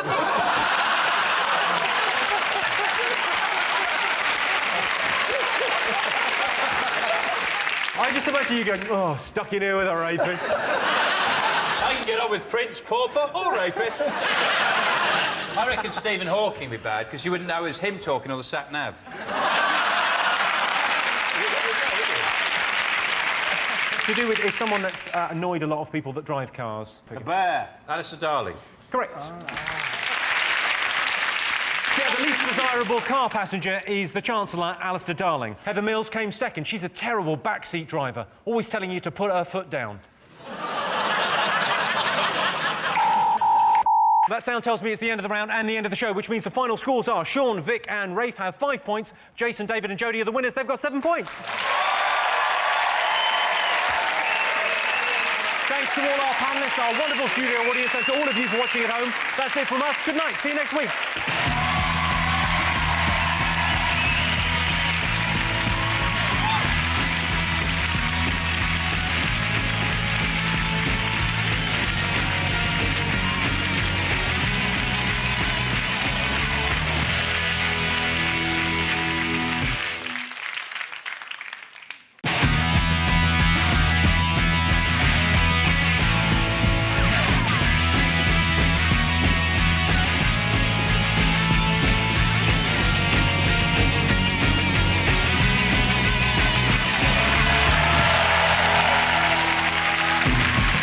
On 8 out of 10 Cats, Daddy's Girl, Kelly Osbourne.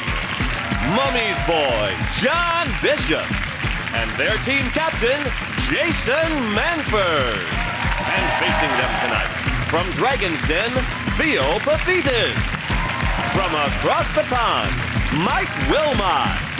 And their team captain, Sean Locke. Now, welcome your host, Jimmy Carr. Hello and welcome to 8 out of 10 Cats, a show about opinion polls, surveys and statistics. Did you know, for example, 44% of Brits keep their socks on during sex? Fair enough. Why would you take your socks off in a car park?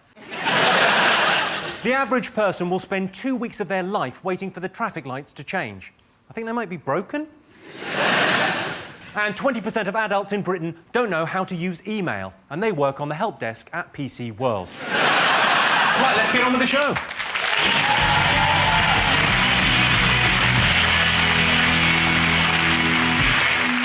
What are you talking about? That's the name of our first round. We've teamed up with a leading polling organisation and they've asked the British nation what stories they've been discussing this week. It's our panellists' job to guess the British public's top 5 most popular talking points. Jason, Kelly, John, your team to go first. What have the nation been talking about? We reckon Big Brother and, more specifically, Alexandra. She's been threatening the rest of the Big Brother inmates, is that the word? I think it's really Inmates. funny.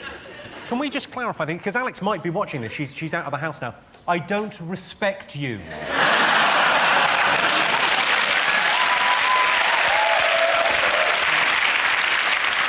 Did you see what she said as well? She said, I've got gangster friends, they could do what I say, pow, pow. Like, how old is she? 8. They're going to get you, pow, pow, pow. That's the problem with girls, is at school they never learn a good gun noise, you see. But, like, if that had been a bloke, he'd give it the old... You know what I mean? I believe the phrase is blap, blap, blap. Yeah. Just saying, no one fuck with me, right? Yeah? You'll never be ready. Remember I told you. What's that? That's how I roll, motherfucker. It's not how I roll like that. With the bitches in the back. Yeah.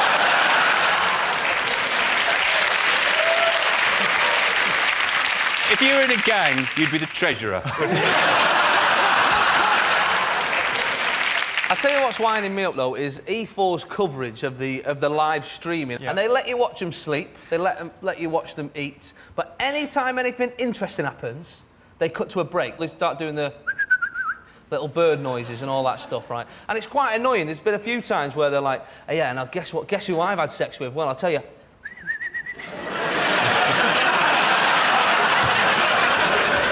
On a Tuesday.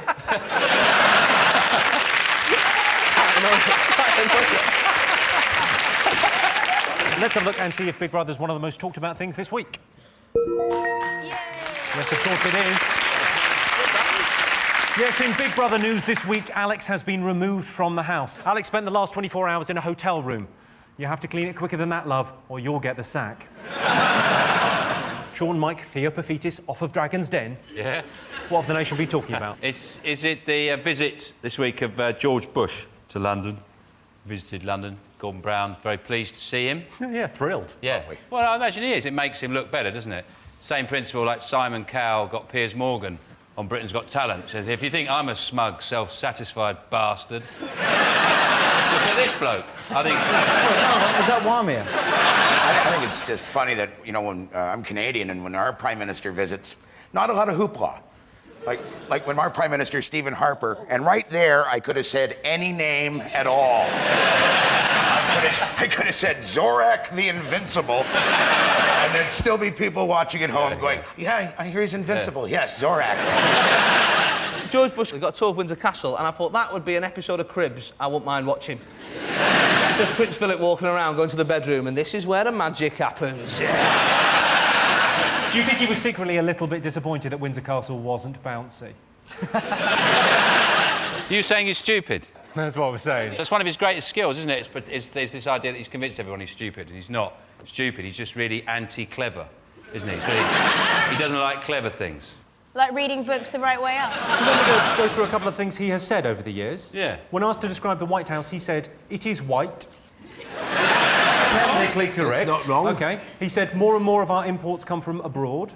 Correct, yeah. OK. "I think we can agree the past is over." That is fact after fact. Here we go. He's a fact machine. Last one. When asked by a reporter why Osama bin Laden had not been caught, he said, "He's hiding." Yeah.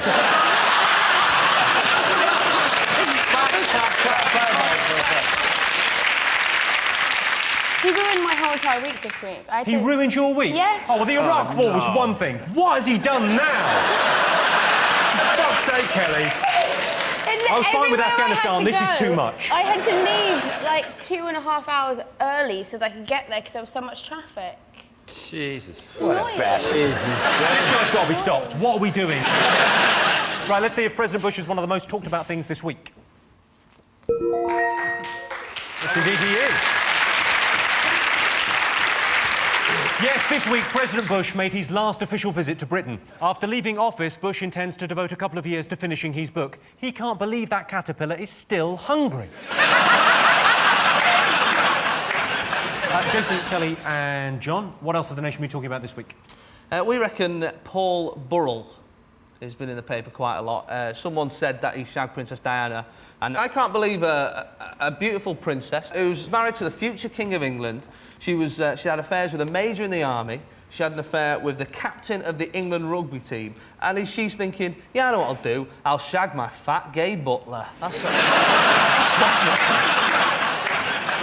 He's supposed to have said that he saw the Queen naked in her bedroom. How did he manage that? He was chasing a corgi that ran into the Queen's bedroom. Apparently the Queen was stood there naked. It's sort of freaky. Imagine busting in and seeing like 4 corgis and a naked queen. That sounds like the best hand you can have in a poker game. 4 corgis and a naked queen. What's the etiquette for seeing the Queen naked? What do you do? Do you bow? Do you salute? I've seen her naked. Yeah? On Photoshop. Amazing she looks. She's got an amazing tattoo. It's a full fox hunt coming over her shoulders. Load of dogs across her tummy and a little fox nipping in for cover.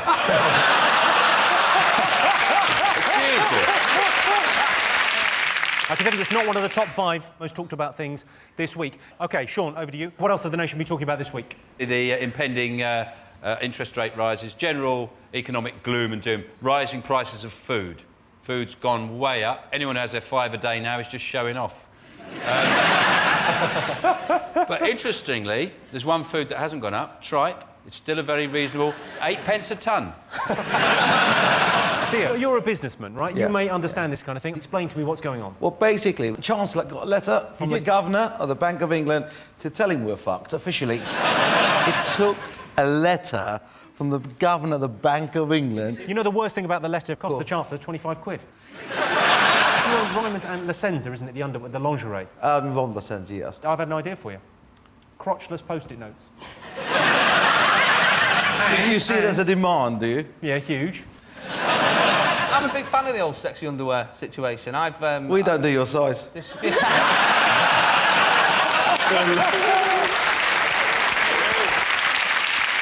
There's loads of money-saving tips people are putting out that, you know, there's loads of different ways you can save money, and I was thinking of cut one like breakfast. You know, I know it's wrong, but steal birds' eggs for your breakfast.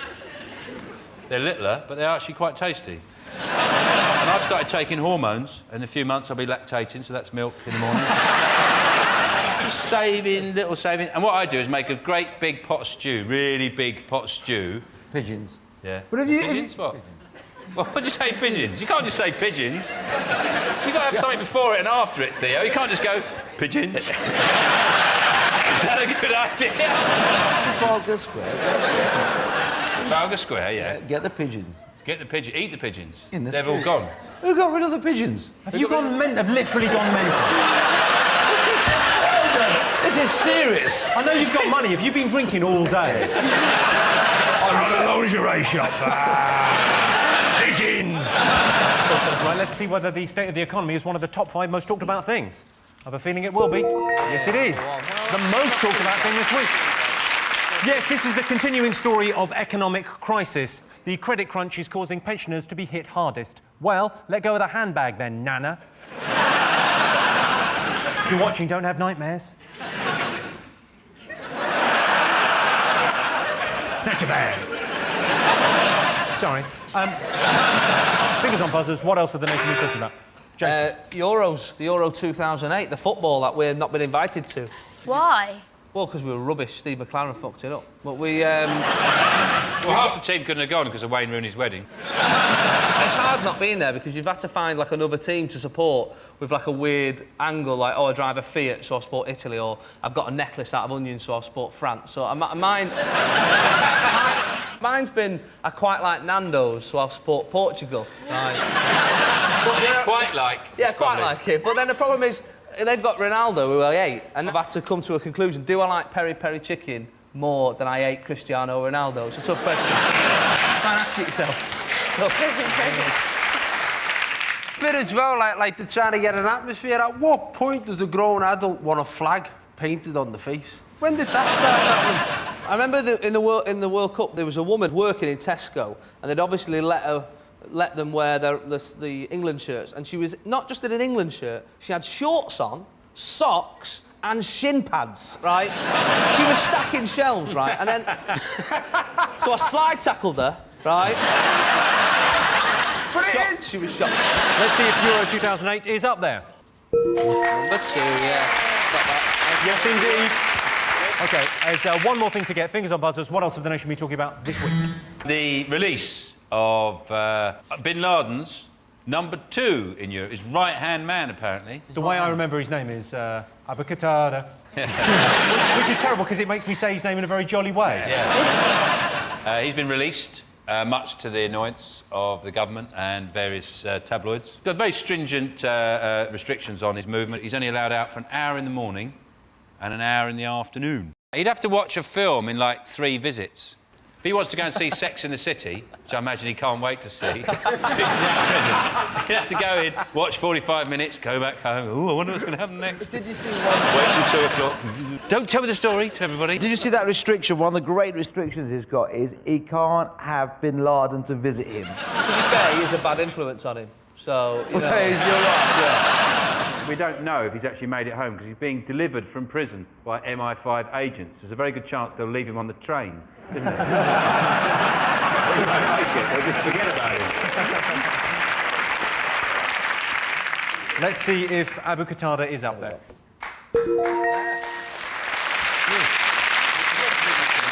Yes, this is the news that controversial cleric Abu Qatada has been released from prison. Qatada denied he influenced shoe bomber Richard Reed with his controversial sermon entitled "Bomb Them With Your Shoes, Richard."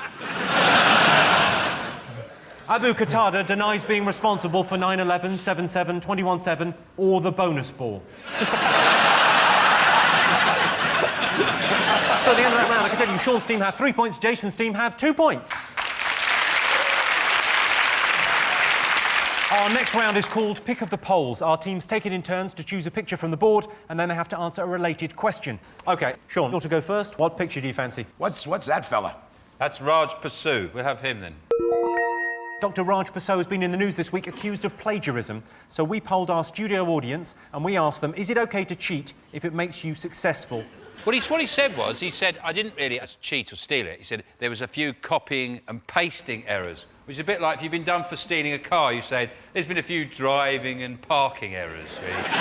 It's also like they're saying it's plagiarism. Maybe it was just like bands do it, like a cover version.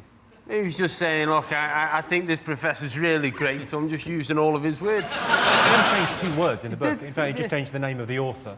OK, so we polled our audience and asked, is it OK to cheat if it makes you successful? What are you going to go for, Sean? I think if they're honest. Yes, yeah, they probably said yes, didn't they? So you're going to go yes? Yeah.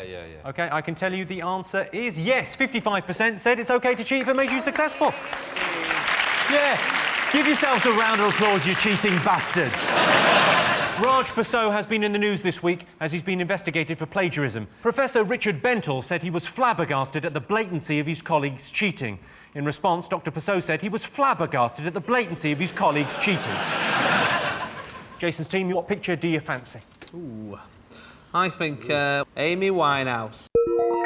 This is a poll with a whole question. 12% of people think Amy Winehouse has what? Some sort of drug problem. I was just 12% of people. What about 12% of people think that she's not on drugs? The only person that thinks she's not on drugs is Pete Doherty, who thinks, yeah, she dabbles a bit, but not really. 12% of people think Amy Winehouse has what? Some of the worst tattoos I've ever seen. They're dreadful, her tattoos, aren't they? I think the only people who should have tattoos are people in the Navy. I saw a guy once who did his own tattoos, and he was a Motorhead fan, and he wanted to write Ace of Spades under his eye, but he didn't space it out, and he had Ace of Spad. The best tattoo I've ever seen, it was an older woman that I had a thing with years ago, and she had a complete fox hunt done over her shoulder and down there, and the fox disappearing. Incredible. 12% think she's got pigeons in the head. You're very, very close with that, Theopophitis. Nits. I'll give you that, yeah. 12% of people think Amy Winehouse has head lice. We're not going to go on about Amy's drug addiction, but it's the dragon I feel sorry for. Imagine being chased by that. Have I told you about my new book? What's your book called? Enter the Dragon. Sounds like something on the Swingers website. So you sitting there going like this, enter me. Only in Britain.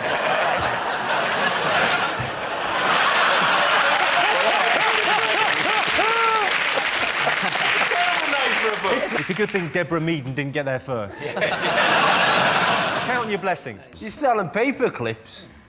And knickers. Do you design the knickers? Yeah. Pervert. I don't understand why no one's ever done an all-in-one for men. You know, like women have that thing, and they just have some poppers there. They're the most uncomfortable thing in the whole entire world, and one of the most embarrassing things that's ever happened to me in my life was that my stylist made me wear one. I put it on, and then I was like, Dad, look at this. This is the most stupid thing ever, not realising that it has a gusset hole. You showed your dad your la-la. That is an embarrassing thing. It could have been worse. It could have been Jack wearing it with his bollocks hanging out, just like... Are you sure it wasn't just second-hand? Or maybe it was a shithole and you had it on backwards. Mike Wilmot there, adding a touch of class to proceedings. So at the end of that round, I can tell you it's 5 points for Sean's team and 2 points for Jason's team. The next round is Believe It or Not. In this round, I'll give the panellists a simple statement. All they have to do is decide whether they think it's true or false. Let's have a look at a clip from Tomorrow's World to illustrate your statistic. Good King Wenceslas last looked out. For goodness sake, please be quiet. Go away. We're trying to get some sleep round here. Well, you can't win them all. I don't know what happened to his Christmas spirit and good cheer, but maybe I need someone to help me singing.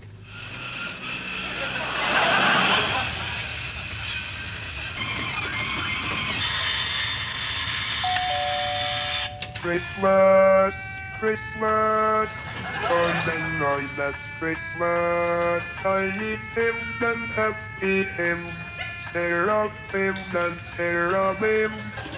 Fantastic. Sing some more. I'll take care of that, thank you. All you need to make a bit of money at this game is a computer, a voice synthesizer, a radio-controlled robot like Fred here, and you're in business. Your related question, 66% of people would rather have a robot than a pet. True or false? I mean, I've got 2 cats. I've got 2 cats I don't like. I don't like them. I prefer dogs. But what I like about dogs is every so often it just winks at you. Just, you know, just gives you a little wink. That's because they're content with life. It's sort of, they wink at you to go, it's all right, innit, life?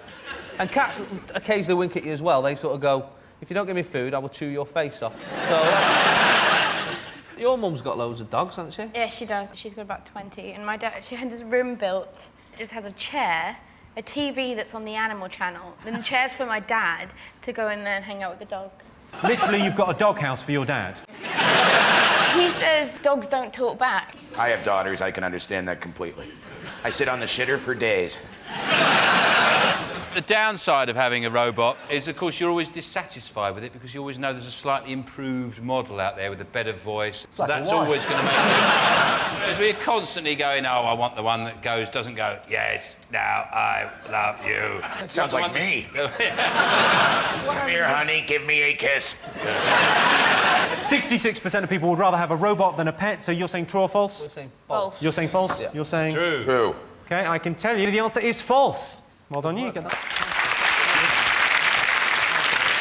Only 26% of people would rather have a robot than a pet. Just like robots, pets have got an off switch, but you can only find it with the edge of a spade. So at the end of that round, I can tell you it's 5 points for Sean's team and 3 points to Jason's team. It's all to play for as we go into the final round, which is and the winner is the most common lie told in the workplace. Oh, brilliant. I'm really glad you brought your baby in.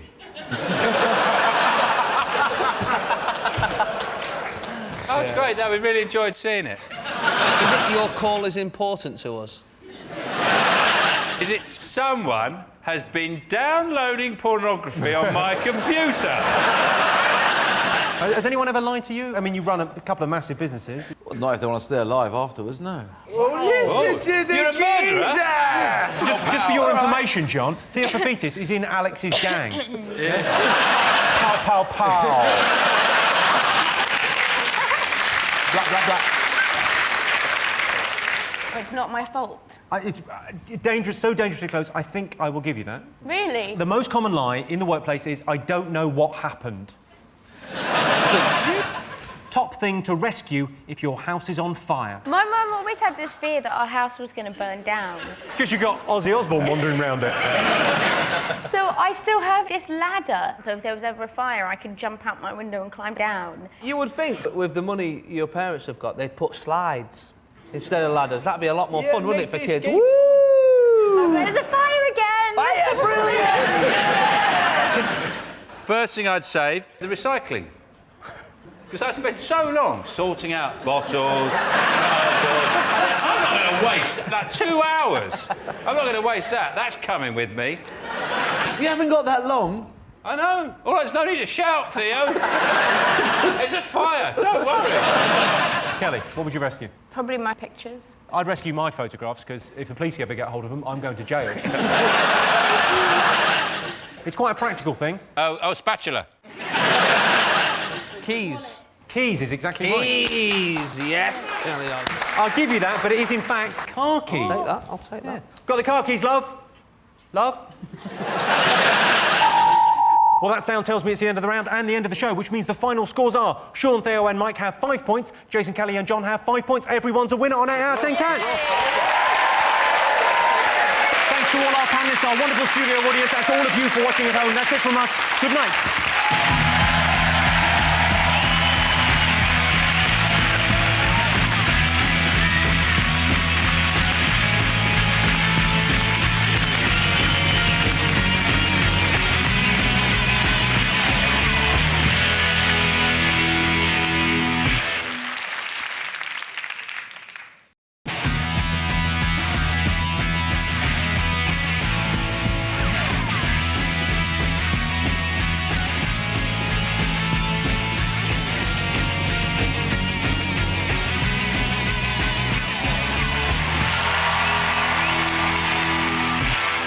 Tonight on 8 out of 10 Cats, he's not going out, Lee Mack. She's not shutting up, Vanessa Phelps. And their team captain, Sean Locke. And facing them tonight, Hollyoaks boy, Matt Butler. Glaswegian Joy, Frankie Boyle. And their team captain, Jason Manford. Now, welcome your host, Jimmy Carr! Hello and welcome to 8 out of 10 Cats, a show about opinion polls, surveys and statistics. Did you know, for example, 1 in 4 people think that using an electric toothbrush is lazy? Yeah, what's wrong with traditional foreplay? 62% of Scots spend more than 30 minutes on the phone every day. Hello, it's me again. I'm having another heart attack.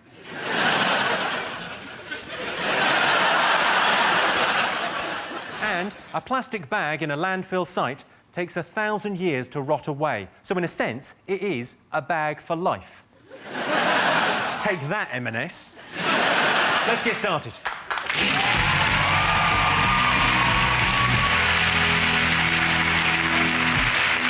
What are you talking about? That's the name of our first round. We've teamed up with a leading polling organisation and they've asked the British nation what stories they've been discussing this week. It's our panellists' job to guess the British public's top 5 most popular talking points. Jason, Matt, Frankie, what have the nation been talking about this week? Wimbledon. Oh, they're all there. Hewitt is there, Federer, Murray, the Williams brothers are there. So they're all... it's pretty good. Tim Henman is doing the commentary for the old Beeb, and it's going to be weird for him staying the full 2 weeks, I think. Do you think halfway through the commentary he's not doing so well, someone just goes, "Come on, Tim!" Do you watch the Wimbledon? Yeah, I watched Andy Murray beat the French guy. I'm quite surprised he beat him and the French guy didn't just surrender after a couple of sets. Nice. There's a new word, isn't it? Because it's henmania, and now they've got andymonium. And I think, really, it's got andymonium. I think, really, it should be called Andy Pandemonium, shouldn't it? He's a right miserable-looking bastard, Murray, as well, isn't he? Yeah, as opposed to your good self, Frankie. Not a 21-year-old millionaire who looks like if they let him near the umpire's chair, he'd hang himself off it. It's so boring, tennis, that the slightest thing, the crowd go mental, like it's the most hilarious, shocking thing they've ever seen. Federer's opponent sat next to him. Did you see that bit? The crowd reacted like he picked up a ball boy, swung him round by the ankles and thrown him into the crowd. Why do they throw the sweaty... It's horrible. They throw their sweaty headbands into the... It's horrible. We're in here for about 3 hours, sweaty... Like... Imagine if Vanessa at the end just got her knickers off and went, The press are obsessed with knickers, aren't they? If you just were going, God, I can see her knickers, whoa, I can see her looking knickers, you'd be down as a pervert, you get arrested. But the Sun can just go to the tennis and go, whoa, look at her knickers, she's got red ones on, whoa. It's the equivalent of standing at the bottom of the stairs at work just going, oh, I've seen your knickers. For some reason, it's fine. But don't you think that those sound effects, you know when they go, ugh, every time they serve and everything, ugh, and if you combine that with porn, where everyone's always going, ugh, ugh, don't you think it just puts ordinary people under colossal pressure? Because, like, very often you're being shagged and you don't want to make any noise, you just want to go... Or, you don't always have to go, ugh, do you? Or you go, ugh. You just sometimes want to go... And you really have to. Why don't you just get him to shag you and put the tennis on in the background? Well, let's see how many people are talking about Wimbledon this week. It's the most talked about thing in Great Britain this week. Yes, Wimbledon started this week. Tim Henman is commentating this year, which means the chances of him winning the competition are exactly the same as last year. Sean, Vanessa and Lee, what else have the nation been talking about this week? There's Nelson Mandela's birthday concerts in Hyde Park, and there's Glastonbury as well. Then everyone's worried about Amy Winehouse. Oh, will she be well enough to make it? Her dad, Mitch, says she's got emphysema, which I think, at 24, that must be some kind of record. By the time she's 30, she'll have scurvy and rickets. She'll go in a bath chair with an ear trumpet. Have you seen the pictures of her this week? She looks like a campaign poster for neglected horses.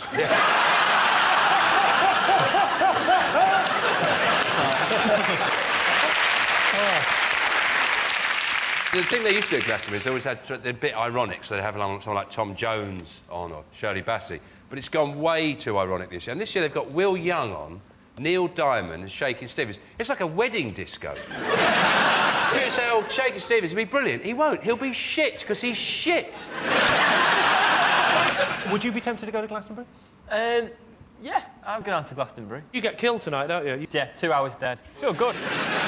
You should go to all the stone people at Glastonbury and make yourself white. Make yourself all white and then just unzip the tent like that and go...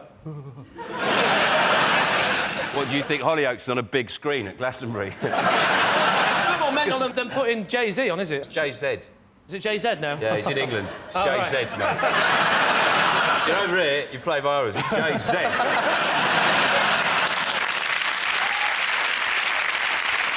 I did a Reading festival, and all the tents are really close. You can hear the bands, they're not that far away. There was a band on stage when I was on, right, and there was like a sort of thrash metal punk band, and their finale was the lead singer has a shit onto a towel, Oh, no. then gets the towel and swings it round, and then throws it into the crowd. What, he's nicked your act? It'd be great if Nelson did that, wouldn't it? You were not expecting that, were you? What a party! I'm 90! OK, well, let's see if the big concert weekend is one of the most talked about things this week.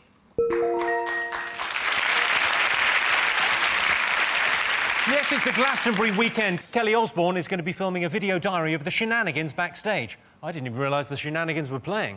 A concert to celebrate Nelson Mandela's 90th birthday is also happening. Scheduled to perform is Amy Winehouse. Amy Winehouse has lung damage, but was told it will improve if she gives up drink and drugs. I won't hold my breath. And she can't.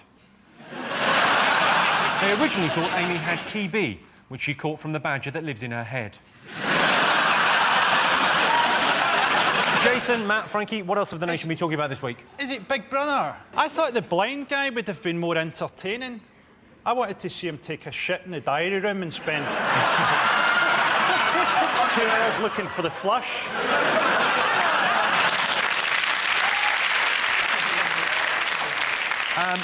Well, I can tell you Big Brother is not one of the most talked about things this week, but it was the 4th week of Big Brother. Jennifer has warned Big Brother that she's anti-fox hunting and anti-abortion. Well, that's ruined that task. OK, Sean, what else has Britain been talking about this week? Valerie Singleton. Yes, Valerie Singleton was at pains to make it clear that anyone who said she'd ever had a lesbian affair was lying because she hadn't. This is a fairly dormant rumour which has now been raked up by Valerie Singleton. So now everyone's saying, is she a lesbian? It's not a rumour, it's one of the cornerstones of all knowledge. Valerie Singleton, you go, she's a lesbian, it's a fact. You know, and her saying she's not a lesbian has kind of pretty much rocked my world. Vanessa, let me ask you, as a woman, it's not a terrible thing to be called a lesbian, is it? I mean, it's not, you know, defamation of character. It's not a terrible thing it's not to a be. terrible thing. And anchovy Well, it depends how you do it. If you go, you're a lesbian. That's you go, you're a lesbian. You know, that's not nice, is it? It's the way you say it. Yeah. Lesbian! Hey. That's nice. Come in! Yeah. Lesbian! Another one. That's not very nice. In the story, it said that she had sex with Peter Purvis while they were... It's a great name, someone who's having sex. Purvis. She said that she got it on with Albert Finney. But she said that they never had sex. They, this is the quote, thrashed about a bit on the bed. What does that mean exactly? I'll show you. Come on. That was my penis screaming.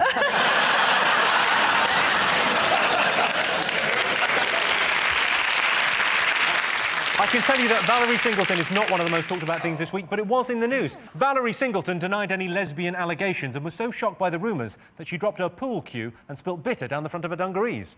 What else have the nation been talking about? Soldiers spotting the UFOs in Shropshire. Ooh. Yeah. Tell me more. I don't know what they're doing in Shropshire. Like, there was a weird sort of Yoda-esque sort of bloke going, alien going, we must see Shrewsbury Town Hall, we must. What I don't get is one of them described it as a cylindrical object with things protruding out the side, so that's just a plane. The problem with unidentified flying objects is if they identify it, then it's just a flying object. And if at any point it lands, it's just an object. And then you've just seen an O. Let's see if soldiers spotting UFOs is one of the most talked about things this week. Yes, it is. Sneaking in at number 5. This is the story that soldiers spotted UFOs in Market Drayton. The incident is set to be made into a movie entitled The Goose That Flew Over Market Drayton. Fingers on buzzers, what else have people been talking about? Is it the... well, it's been Gordon Brown, it's his first year in charge, and they brought out an equality bill this week, haven't they? Yeah. Labour. And this caused consternation in papers like the Daily Mail and the Express. They're saying that women will be more equal than men. Yeah. The easiest way to explain this to Vanessa is, if I got paid 100 money, then if you did the same job, you would be paid 100 money as well. Sounds good to me, mate. Doesn't Are it? you thinking about shopping and cake? Yes. Age. They said there's no more age discrimination at work. So they've got to start employing older people at work. You would hope that there was some sort of cut. Like, I don't want to be watching Babe Station with a 90-year-old. You know what I mean? Hey, speak for yourself, son. First thing I want to see gotten rid of with discrimination, with this old people and young people and all like that, is the preferential treatment that old people get on a bus. Because it winds me up. They pay less and they get the best seats. It's not the best seat, it stinks of piss. I don't trust Brown, mate. He looks terrible, Brown. He looks like a sad face that somebody's drawn onto their scrotum. It's true. think George Bush actually knows who Gordon Brown is? He probably thinks Tony Blair's put on weight and had a fucking stroke. Such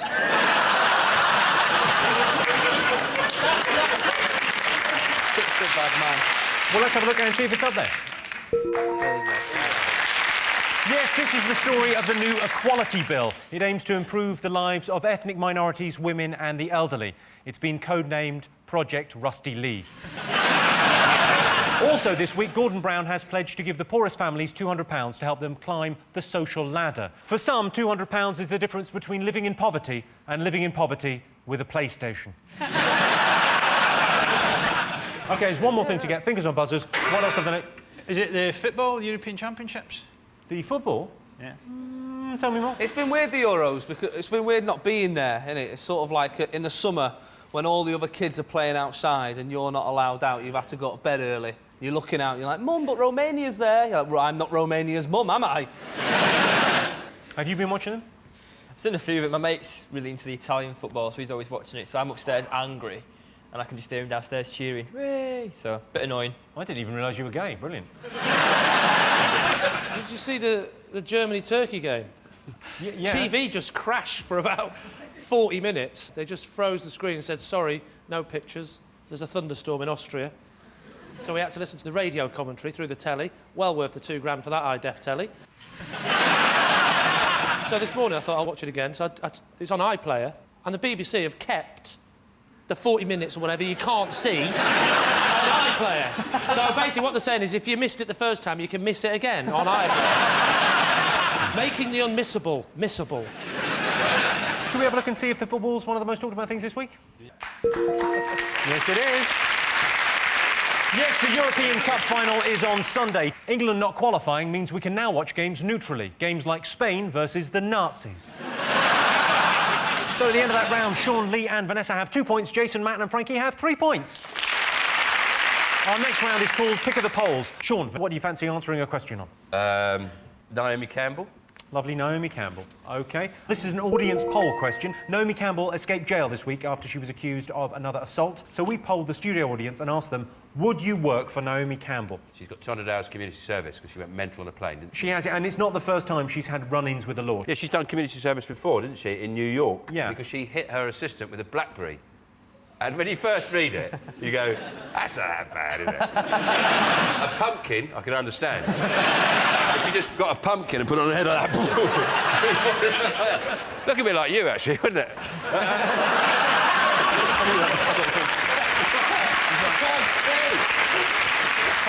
For our Halloween special on this show, I just light a candle in my mouth. You just blow it and his eyes go out. But she went mental on a plane, didn't she? She went absolutely ballistic. Well, it was Terminal 5, I believe, had lost her bag. The first thing she said was, it's because I'm black and famous. And I think you'll find that BA are an equal opportunities bag loser. They don't lose anyone's bags. Doesn't care whether you're prince or pauper. What do you think of her, Vanessa? Do you like her? She's not an endearing person. If I were to work for her, I know the role I'd like to fulfil, actually. I wouldn't mind being her Brazilian waxer and pouring molten wax all over her pudenda. I think that would be a nice job. Well, same here, but for very different reasons. Okay. Lee, have you ever had a hissy fit? Like a proper showbiz hissy fit? No, I'm a very calm and relaxed person, Jimmy. You know that. I take everything in my stride. Yeah. Don't fucking interrupt. Kate Moss, she never does anything like this. You see a picture of her pretty much every day, but you never hear her voice, do you? The reason Kate Moss doesn't speak is she's very beautiful, but actually she talks like this.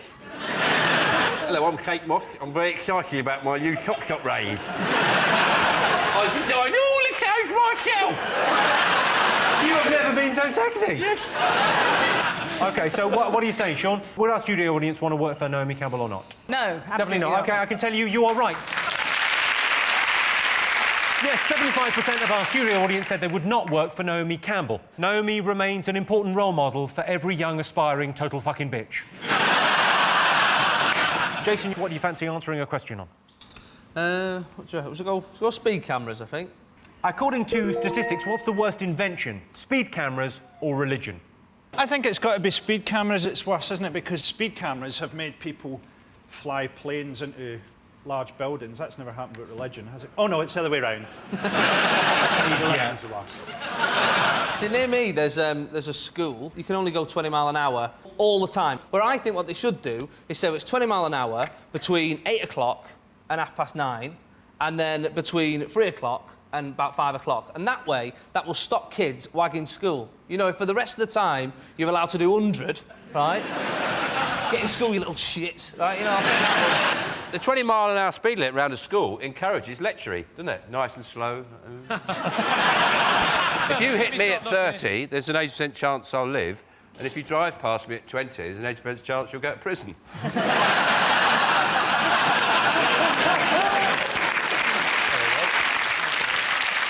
OK, so what are you going to go with? You're dead, so you know there's another side. Is there a Hollyoaks 7? No. No, where called a bill.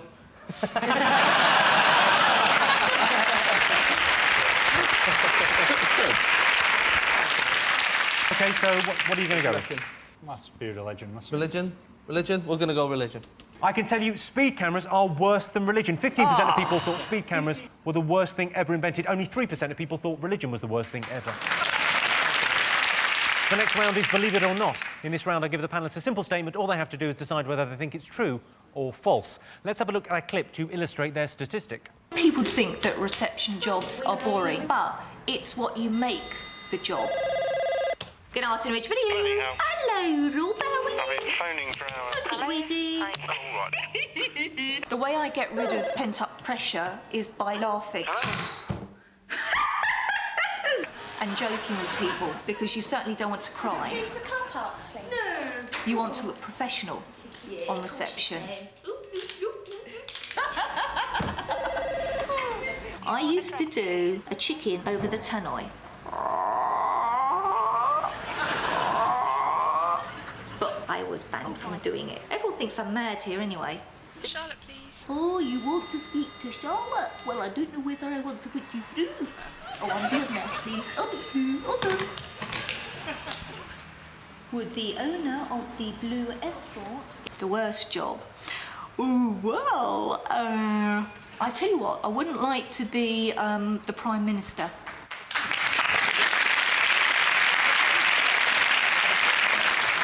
I wouldn't want to be the Prime Minister. Well, love, you are in luck. If I went into somewhere and I went, oh, can I get the key for that? And they went, yeah, oh, I'd just go... The related statistic from that, 22% of receptionists admit they've taken revenge by tampering with their boss's coffee. Is that true or false? Where does tampering... You know, what's the difference between tampering and poisoning? Like, for example, did the Kremlin tamper with Litvinenko's sushi? They poisoned it. I think the line is when you get your cup of coffee, you go, or you get your cup of coffee and you go, What I would do for revenge is I'd get the mug, right? I wouldn't tamper with the coffee, right? But I'd just every day, I'd just tap the handle with like a little toffee hammer or something. And over the course of a couple of years, it would loosen, and one day they'd pick it up, and then I'd go, yes. OK, true or false? I think it's false. I think it's less than that. You think? I think it's true, I would. OK, we'll go with true. I reckon, true. yeah. False. We think it's false. You're overruling. OK, you're going false. I can tell you the answer is false. Yeah. Yes, only 5% of receptionists have taken revenge by tampering with their boss's coffee. They say revenge is best served cold and revenge is sweet. So really what they're saying is revenge is ice cream. So at the end of that round, it's 4 points for Sean's team and 4 points for Jason's team. And the winner is the name of our final round. Here's your first one. Worst thing to happen at a wedding. Is it saving your brother's life, but then getting run over in the process and then dying in OB's arms? Because you died at a wedding. That's exactly what happens, yeah. So you've been written out of this thing? Is that what's happened? What do they say? No, they're keeping him in after he's died, Jimmy. he's playing a coffee table for the next 6 years. I am going back, though. I'm going back to direct it. Did they direct Hollyoaks? Yeah. Really? I thought it was just done with CCTV cameras. What would make you cry at a wedding? Is it when the first song they play is I Still Haven't Found What I'm Looking For? I reckon if the bride gets taken off by an eagle. And then the church is getting smaller and smaller. Ah! And then,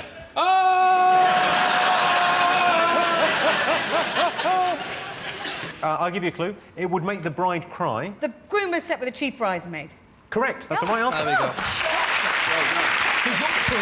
Yes, the worst thing that can happen at a wedding is the groom goes off with a bridesmaid. Of course, the biggest wedding of the year was Wayne and Colleen's. Colleen warned the stag party not to play any pranks on Wayne that would ruin the wedding photos. I'm afraid to say, Colleen, that ship has sailed. Britain's favourite word. Knockers, fanny, tits, flans. I wanted to get in before Frankie. So it's our favourite receptionist from earlier's back. I think it's gusset. It's saucy, but it's not revolting. Is this what you put in the phone cards? Saucy but not revolting, Yes, gusset. gusset. It's derived from the Latin. bollocks. That's Latin, isn't it? Bollocks. Is it? Old Latin, yeah. Old Latin, yeah, from the east end of Lat. It describes a stupid or foolish person. Knobhead. Begins with an N. Nincompoop. Right answer. Yes, Britain's favourite word is nincompoop. Number 3 on the list is mum, as in, I fucked your mum, you nincompoop. Well, that sound tells me it's the end of the round and the end of the show, which means the final scores are Sean, Lee and Vanessa have 5 points, Jason, Frankie and Matt have 5 points. It's a dead heat. Everyone's a winner. Thanks to all our panellists, our wonderful studio audience, and to all of you for watching at home. That's it from us. Good night.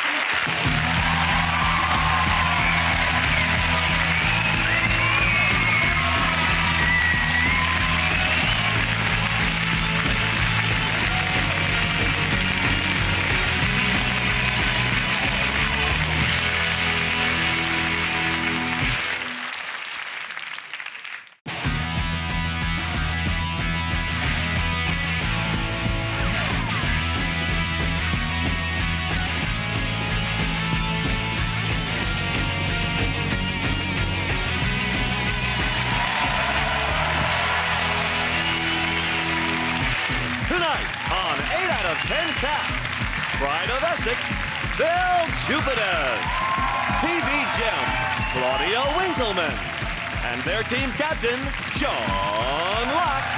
And facing them tonight, good sport, Gabby Logan, funny man, Mark Watson, and their team captain, Jason Manford. Now, welcome your host, Jimmy Carr.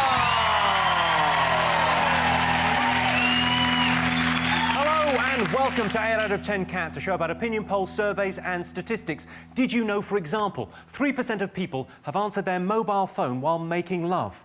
Sorry, can't talk now, just going into a tunnel. 50% of the British population are dieting at any one time. Sadly, not lunchtime. And, according to estimates, Google's index contains as many as 25 billion web pages. I don't want to worry anyone, but I've just pressed print all. Let's get started.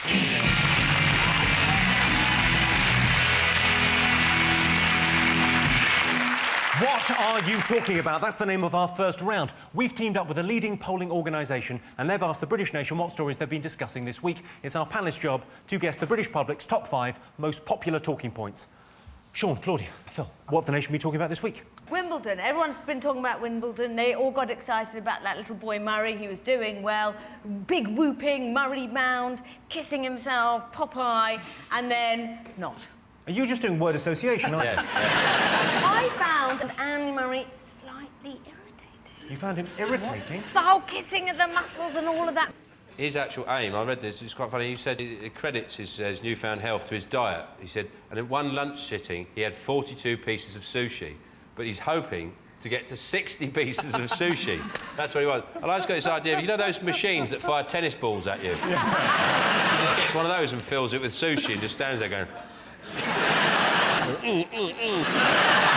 There was actually 6 complaints into the BBC because Nadal kept scratching his arse during the... As if someone from the BBC is going to go out and go, excuse me, can you stop picking your arse? The whole thing about his style of tennis is about his balance, which comes from his bottom. I think it's integral to the tennis, and Claudia probably agrees as well as a tennis connoisseur. And, yes. And a lady who likes a fine bottom.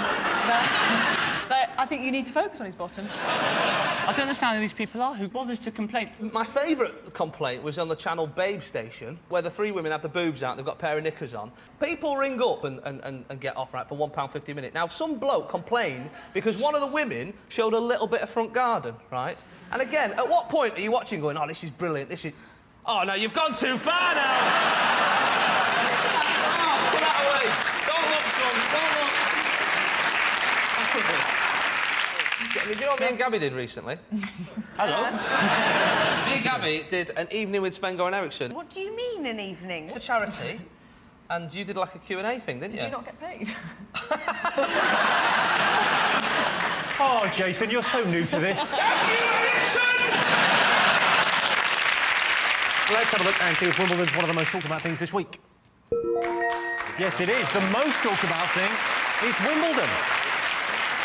Andy Murray could have beaten Nadal. All he needed was a slightly different strategy and a magic racket strung with dreams. The crowd at Wimbledon got right behind Andy Murray as they queued at the exit. Jason, Gabby, Mark, what else have the nation been talking about this week?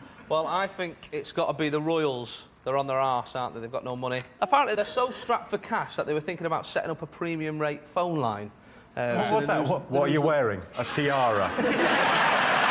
Who's that getting off? Have you got my sceptre in your hand? Yeah, it was a bit weird. Because you'd have to ring it, wouldn't you? You'd have to ring it. Just dial 1 for 1. Dial 2 for a racist rant from one's husband. For Prince Harry, press the hash key. You know, I think that's all right, isn't it? Fantastic, yeah. It does seem extraordinary, but they are saying they're strapped for cash. They don't have any money. Well, can't they do a sponsored run or something? I think they should do a calendar. The Queen should do a calendar, and over this nipple she has a sceptre, and that nipple, a corgi's nose. That'd be nice, wouldn't it? But it's ironic, because you've got Charles trying to save the planet, obviously. Yeah. And he's filling his car up with wine. Wine and cheese, yeah. Of course you are, Charles. Yeah. Of course you are. Filling his car up with cheese. The bloke has finally gone mental. He talked for plants for years. We let it go. We let it go. He swapped Diana for Camilla. We let it go, right? He's gone too far. Too far this time. By swap Diana for Camilla, you mean his wife tragically died? OK, well, let's have a look and see whether the Royals' finances is one of the most talked about things this week.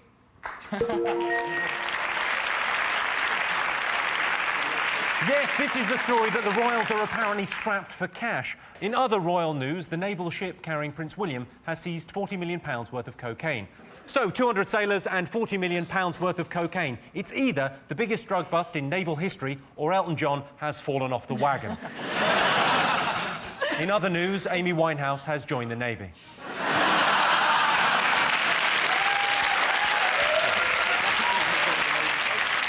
Sean, Claudia, Phil, what else have the nation been talking about? Is it the bloke, the examiner, who gave someone a mark? They wrote F off on their exam. It's the only thing they wrote. And the guy got 7.5% because it showed rudimentary skills. And he got 11% if he'd put an exclamation mark. And if he put, to whom it may concern, fuck off, he'd have passed. That's extraordinary. So he got 7.5% for writing fuck off. But to be fair, though, the question was, Yes. what should Piers Morgan do? So...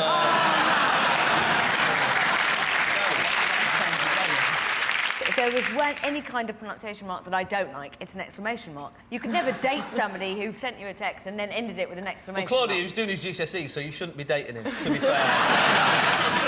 But the justification for the examiner said, for an attempt to answer the question, it's better than leaving the page blank. And I thought, that's not the case, is it? You know, if you don't know the answer to something, it's better to be quiet rather than go, fuck off, isn't it?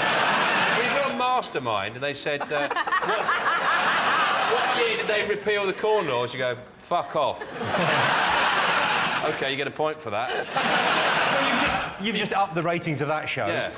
That'd be amazing. OK, you passed on 3, told me to fuck off 6 times. You're the winner. Brilliant. I can tell you that this wasn't one of the most talked about things this What? week. Fuck off!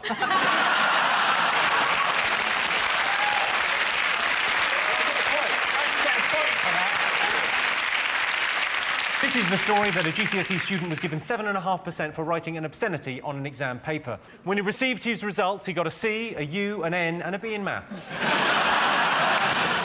Over to you, Jason. What else have the nation been talking about? Madonna, will she, won't she, are they, aren't they, her and Guy? Yeah, this has been talked about quite a lot this Yeah, week. she's in the middle of her sticky and sweet tour, which, if you think, is actually the description of a Werther's original. And she's about old enough for Werther's originals now, isn't she? She probably keeps a packet in her bra, isn't there? Packet of Werther's. You can see her now. I made it through the world and oh, these are lovely.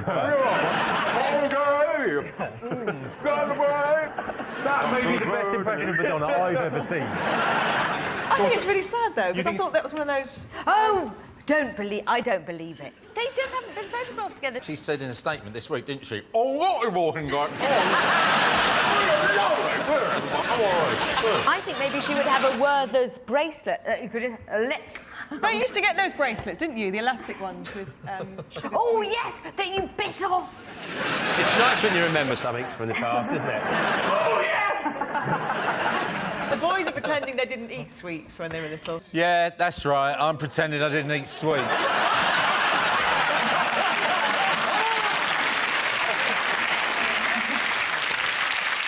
Let's have a look and see whether Madonna and Guy Ritchie is up there.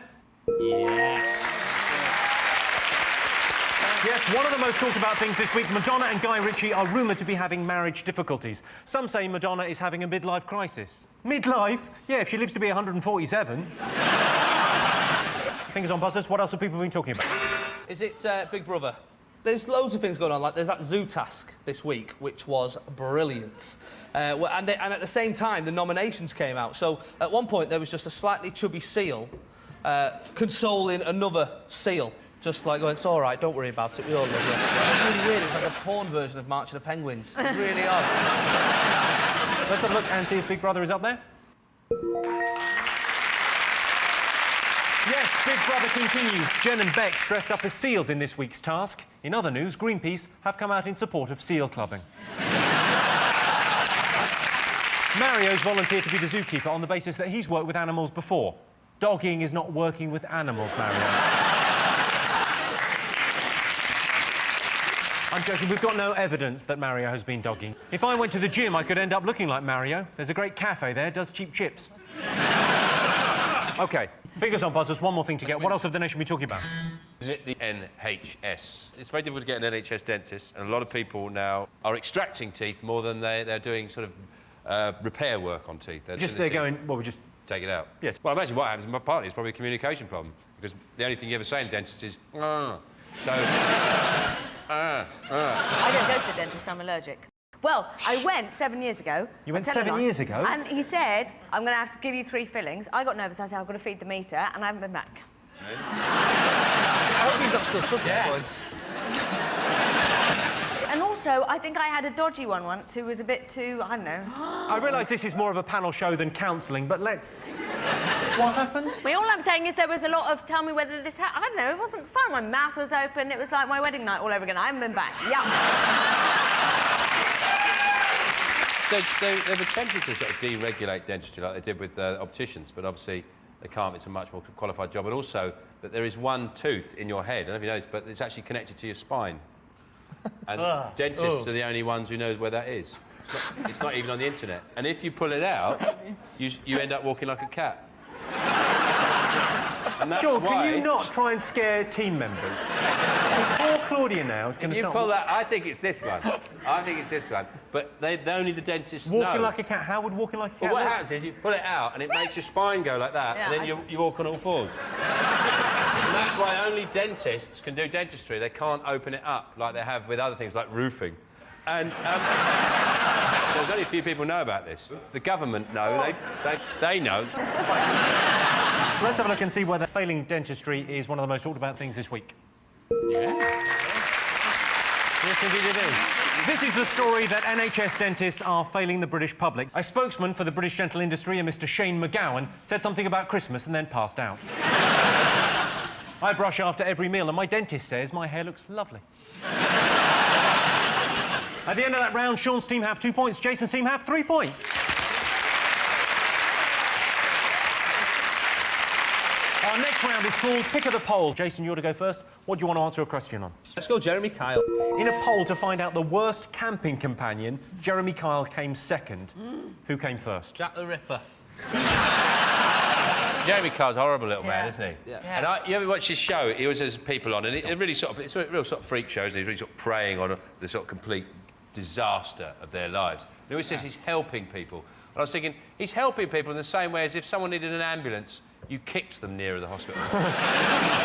You sort of booted them. You go, well, I'm actually getting you nearer aid, but I'm not actually really helping you, am I? He's a horrible little scumbag, isn't he? Who's more annoying than him? Who's more annoying? Yeah, that's what the question is. No, I'm asking. I'm just saying out Oh, loud. well, you fucking sit here then, love. Did you do a bit of camping? I went to watch the Grand Prix at Silverstone when I was about 19. The Grand Prix? The Grand Prix. Oh, great, no, because I forgot what it was, That's but then, whoa, round the corner. And so we decided, my then boyfriend and I, that we would go in a tent. And at Silverstone, the very rich people come in with helicopters in the morning. How do helicopters work again? I thought I'd woken up in Vietnam or something. Mugabe. You're not far off with that. Oh, Dave Mugabe. Idi Amin. OK, most wanted man in the world. Osama bin Laden. Correct answer. Bin Laden. The worst camping companion would be Osama bin Laden, surprisingly. That's nonsense. He's very outdoorsy. He'd be really useful. Yeah, you're right. He's been living outdoors for years. He'd be fantastic. I leave tent now. I get massive dinner for us. Yeah. Which I will cook brilliantly.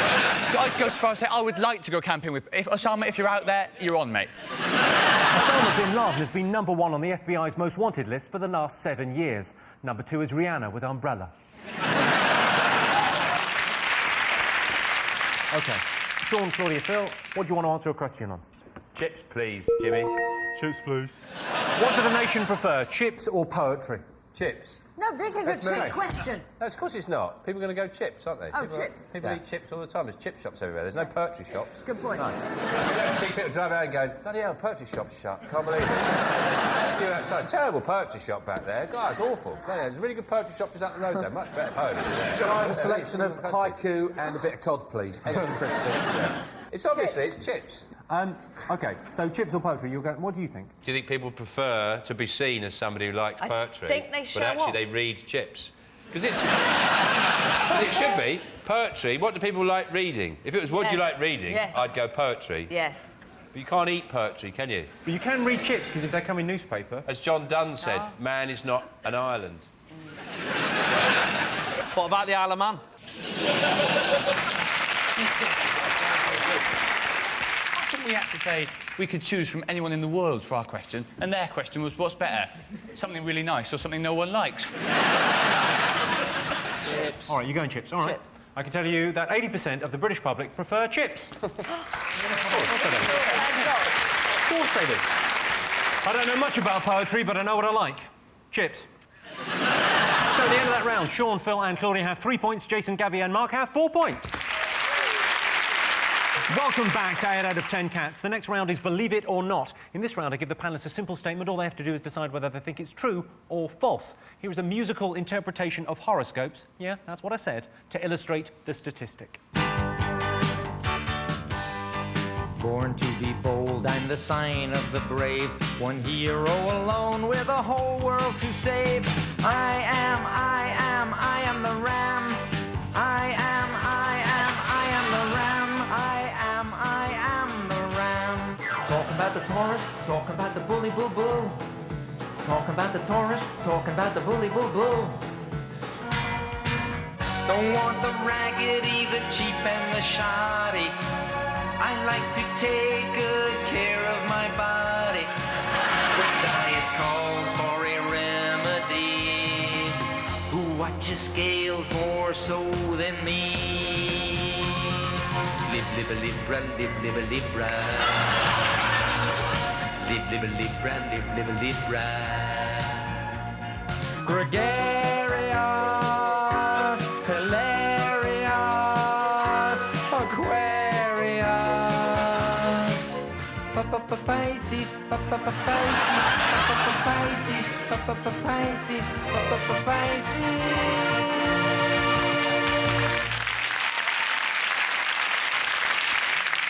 That was a special treat. Was I the only one going, do mine, do mine? I love the way they rhymed everything, and then when they got to Pisces, they just went, Pisces.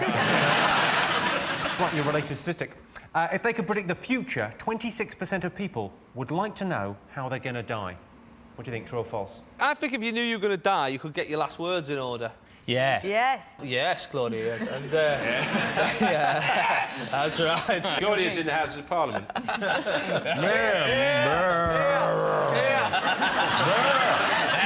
sir. Yes, sir. You want to say something profound, don't you? Don't just go, that looks a bit close. Or, no, apparently the Japanese eat them all the time. Or, you know, you want to say something good, don't you? My granddad said, knock, knock. And No. and I was going... And it's a shame, because he was a funny bloke, but it was a good one. I had a very embarrassing incident at my granny's funeral. An embarrassing incident? Yes, I had to do a reading. Oh, and how does that work? Oh, reading, yes. I see how that would work. You don't do this on the BBC, and now we're looking at golf. And then it's the judo. And the night before the funeral, my dad said, oh, we found this lovely reading and we'd like you to do this. So I stood up and in front of the congregation, I said, I'm going to read something I found in Nana's drawers. The best thing to be to know how other people die. Yeah. Yes. I'd like to know when Amy Winehouse dies so I can start buying the newspapers again. Things like that. I played that out, for God's sake. Right, OK. If you could predict the future, 26% of people would like to know how they're going to die. What do you think? I think it sounds right. OK, you're going true? Yeah, we're going to go true. OK, yeah. what do you think? We're going to go no. Yes. Just to make it interesting. Yeah. You're saying Let's false? go off-road. We're going off-road. Yeah. Whoa! Whoa! We're going to say no. Is that for my benefit? I can tell you the answer is true. 26% of people would like to know how they're going to die. If you're Scottish and you don't want to know how you're going to die, look away now. Heart attack. Can I just add something? I just feel a little few pangs of guilt that you might think I was making fun of my granny's funeral. Actually, it was a really good laugh. Everybody had a great day. And because they're Welsh, they all said, Gran would have loved that, Gabby. If she wasn't dead. Yeah. Can I just say that I was not molested by a dentist? Because my parents would feel really guilty about Dr. Rosen. OK. And also, can I... Oh, just I'd say, there isn't a tooth in your head. It's connected to your spine. No, just don't say that. I'm sorry. And also, Madonna has a very high-protein macrobiotic diet that will completely preclude her eating sugar in pretty much any refined form. So she would therefore not eat Werther's Original. Yes. So at the end of that round, and after much soul-searching, it's 3 points for Sean's team and 5 points to Jason's team. And the winner is the name of our final round. Top luxury women want in their house. Is it a beauty therapist? And like a tiny man who will just do your nails.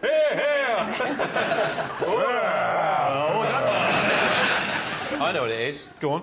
It's a talking cat that knows secrets. That would be my luxury. The cat come up and go, guess what?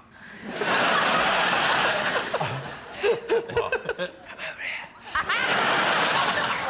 I love it already.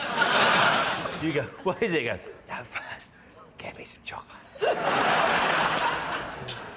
All right. You know, Gloria is across the road. What is it? What's the secret going to be? I don't know. I'm not a cat. Is it that? No. Is it a hot tub? Oh. No. Come on, Gabby, you're a girl. OK, it's connected to the bedroom. It's an ensuite. Correct answer. Top person to put on a British banknote. The Chuckle Brothers. And then what you could do is you could have like one on the front, one on the other side, and then in Latin, to you, to me. Ad mihi, ad tibi. To you, to me, to me, to you, in Latin. I think so. Well, you just got to think, what's the dative? So then it's obviously... Yeah, that sounds about right. That's what I do for my day job. They bring me phrases for banknotes and I translate them into Latin. It's been a slow decade. What about a little mirror so it was you? Oh. That'd be good, wouldn't it? Every time you go out, you go, oh, I'm on a banknote, look. No, you're not. Yes, I am. Oh, that'd be brilliant, that. Simple question. Be all right, man. That'd be brilliant. OK, top person to put on a British banknote. Diana. Correct. Good one. Good one. Yes, the person Brits would most like to see on a banknote is Princess Diana. But that's ridiculous. You can't have a picture of a dead person on one side of a note and then the person that killed them on the other. Well, that sound tells me it's the end of the round and the end of the show, which means the final scores are Sean, Philip and Claudia have 3 points, Jason, Gabby and Mark have 7 points. Thanks to all our panellists, our wonderful studio audience and to all of you for watching at home. That's it from us. Good night.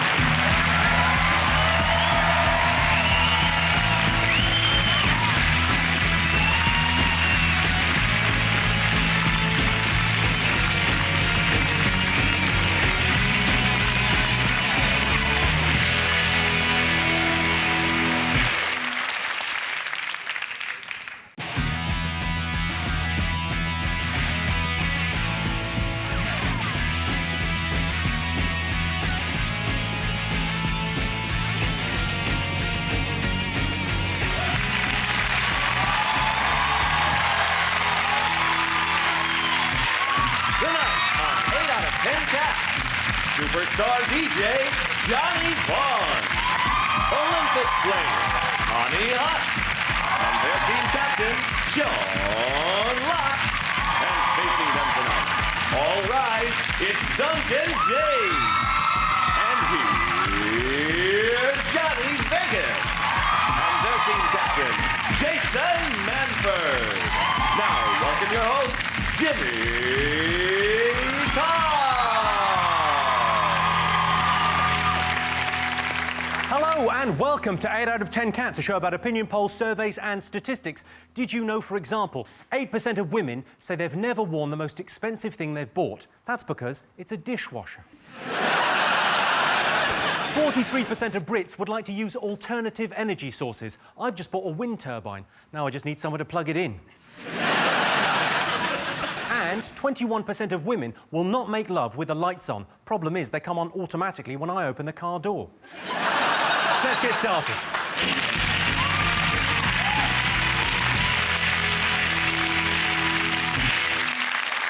What are you talking about? That's the name of our first round. We've teamed up with a leading polling organisation and they've asked the British nation what stories they've been discussing this week. It's our panellists' job to guess the British public's top 5 most popular talking points. Jason, Duncan, Johnny, what have the nation been talking about this week?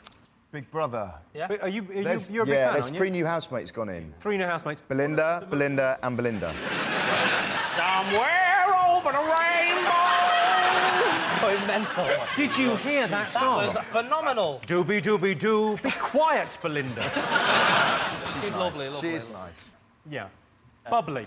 Bubbly. And I don't mean, you know, effervescent personality. I mean shaped like a bubble.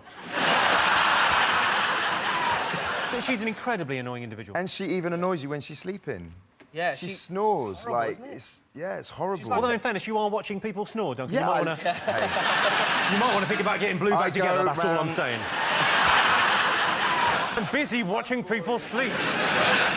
Sarah's philosophy. I'm not a big fan of Sarah. Her philosophy is she went, I take every day as it comes, and I thought, well, that's just you have to do that. I'm like, I like to grab 3 weeks at a time and then just sit waiting for another couple of days.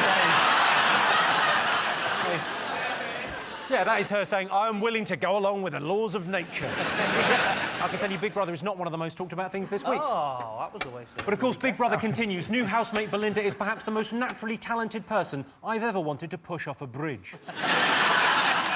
Since Belinda entered the house, Mikey has been busy wishing away his few remaining senses. Sean, Johnny, Connie Huck. What else have the nation been talking about? I think everybody's been talking about the Formula One chief, Max Mosley. Definitely. Oh, yeah. Definitely. Max Mosley's orgy. I like to say we're doing S&M. He said it's perfectly harmless. So if that's the case, he wants to get his money back. Sorry. Well, they might not be, but they could be Nazi-themed sex orgies. He's denying it. He's denying it Yeah. vehemently. He's saying, we were just doing a bit of S&M, and obviously it was in the papers one day. And he said, this hasn't been in the papers long enough. I'm going to take them to court. I hope at some point someone in court says, this wasn't just any sex, this was S&M sex.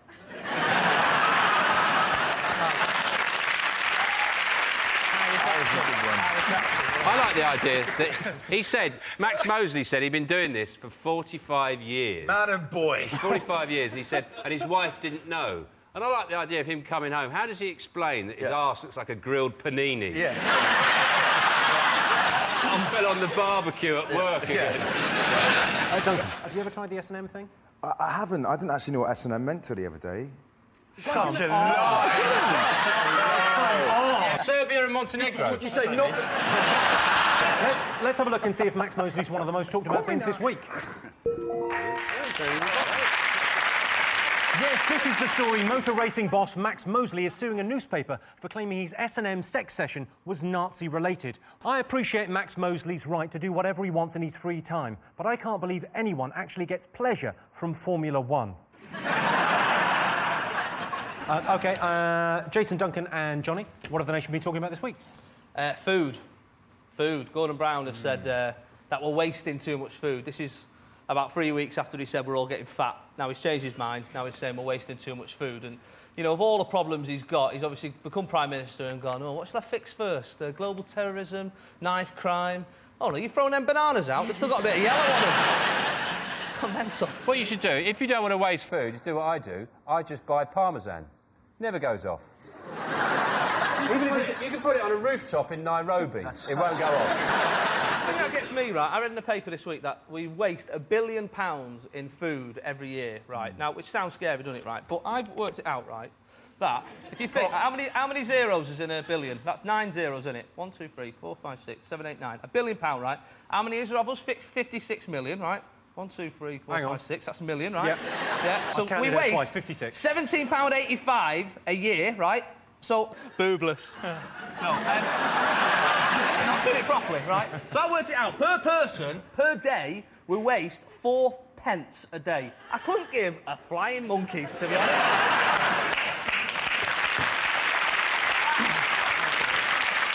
Jason, there's certain people that upset that balance. I buy champagne and, like, chase homeless people. Thanks for backing me up, Johnny. I'm a nightmare. I go shopping and I'll do my go around. I love it. I love going shopping, round with my little trolley, around Sainsbury's. I do. And I love the little 2-for-1 deals you get. Put them in. But do you tend to bring a couple of friends with you to do exactly the same no. moves?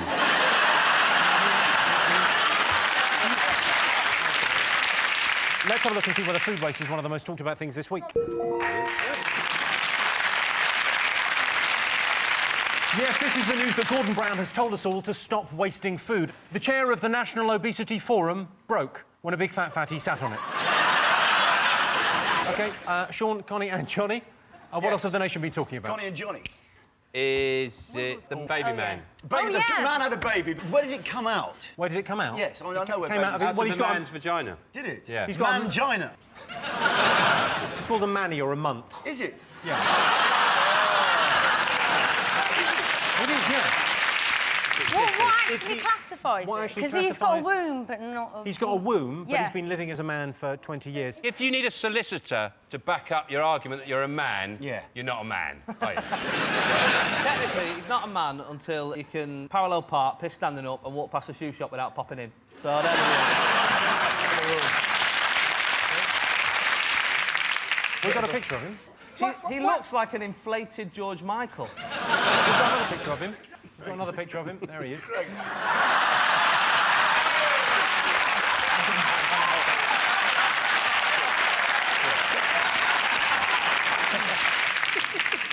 They actually look quite similar. That's the gag. That's the joke. It's like They look a bit like You are adorable, aren't you? They complained that healthcare professionals were unsupportive. They actually had to get inseminated. They were helped by a vet. Yeah, they were worried the story wasn't weird enough. I like the fact that for a brief moment, a girl was trapped inside a woman, trapped inside a man. It's like some kind of, like, nightmarish Kinder egg, isn't it? I'd like to be there for the Birds of the Bees talk in a few years because where do bees come from, Daddy, Mummy? Well, when a woman who used to be a man loves another woman who's making an exception this time, like to get together, they go to the vet, get artificially inseminated, and that's where you come from. Night, bye. I think it was a very tricky. So it's a liberal minefield, and I think we've dealt with the subject very sensitively. Let's have a look and see if a man giving birth is one of the most talked about things this week. Yes, this is the story that a man, Thomas Beattie, has given birth. I was going to get him a card, but Clinton's has really let me down on this one. 2 more things to get. Fingers on buzzers. What else have the nation been talking about? The church. Go on, tell me more. Female bishops or something, isn't it? Female bishops, and there's been a big hoo-ha about it because they were saying we should get promoted. And let's be honest, there's only so far you can go within the church. If you go vicar, bishop, archbishop, you're never going to get the top job, are you? That's God, isn't it? There's no... And he's put his son in, hasn't he? Nepotism. That's what I hate. Women would be brilliant at being priests because, like, confession is essentially gossip, isn't it? You know what I mean? Like, it's been 2 weeks since my last confession. Is it? Go on, tell us some more. I slept with a neighbour. Have ya? No way. OK, female bishops, let's have a look and see if it's up there. Yes, this is the story that the Church has voted in favour of female bishops. The Church wanted to move forward on female bishops, but bishops can only move diagonally. One more thing to get. Fingers on buzzers. What else have the nation been talking about? Is it criminals? Criminals. Apparently they're not going to be sent to prison now. They're saying, oh, don't worry about it. Yeah, this is the thing. Burglars aren't going to be sent to prison. What are they going to do instead? They'll put them in the army. And if I was in the army and I was fighting, I think that'd be a real insult all the time. So what they're going to do with these kids who are absolutely unsocial little yobs. Yeah, let's arm them. They should join the army. I think, if I was in the army, I'd think, oh, thanks. Yeah. Oh, cheers. I do I've think... done this as a career, and now you're saying it should be like a punishment. That's the thing. If you're in Afghanistan, up against it, they're going, we've got a load of shoplifters coming in now. A platoon of them are coming down here. A load of hooded knife boys are coming in from the 1st platoon of the fucking Bermondsey South East Fusiliers, and they're going to take on Helmand Province. I'm just saying it's an insult to our forces. Every time you say the answer, I'll tell you what, sling them in the army. Oh, thanks. Am I on question time? You will never be on question time. I'll be honest with you. It's not going to happen. I can tell you that criminals not being sent to prison is not one of the most talked about things this week. It was on the list, but not in the top 5. Also in the news this week, Broadmoor Prison is to hold a talent contest. One of the inmates wanted to do his sawing a woman in half trick, but that's what got him into Broadmoor in the first place. I was interested in that story because the interesting thing about it is they're going to do Britain's Got Talent, and normally the thing in Britain's Got Talent is... Broadmoor's Got Talent. Yeah, they're going to do Broadmoor's Got Talent, but normally what they do is they have some kind of sentimental backstory, so you tolerate their average warblings, don't you? They've got some story like he's bullied at school, or he came from a very difficult background. But with Broadmoor's Got Talent, they'll have Peter Sutcliffe. He's one of the country's leading psychopaths. Anyway, take it away, Peter. I believe the children are a future. Let be us. One more thing to get. Fingers on buzzers. What else have the nation been talking about this week? I think the #1 will be Wimbledon, the greatest final of all time. It was the greatest final of all time. There's no two ways. It's very good. I think saying the greatest tennis match of all time is like saying that's the tastiest water I've ever drank. It's like, much of a muchness, to be honest. I listened to it in the back of a taxi. It was a good match. It was on the... What were you doing in a taxi for 9 hours? Yeah. A dogging marathon, It's a long way to go. It's weird commentary on a tennis match. It's not like football where they go Beckham to Rooney, Rooney to Owen, goal. It's like Nadal to Federer, Federer to Nadal, Nadal to Federer, rain, Federer to serve. 9 hours. It's a serious point. But they're saying in the papers, they're looking at how close Nadal and Federer's eyes are together, and they're comparing with Borg and the great tennis players of all time. They're saying that all great tennis players have eyes very close together. Over the years, with like sort of natural selection, one day we'll just have Cyclops just playing tennis. Just one big eye in the middle. Again! I want to be a Cyclops. Push my hand together. Push him that way. Good. Make it happen. Push my eyes together. I don't want to. I don't want to. Do myself, you lazy bastard. Let's have a look and see whether Wimbledon is one of the most talked about things this week. Yes, the most talked about thing this week.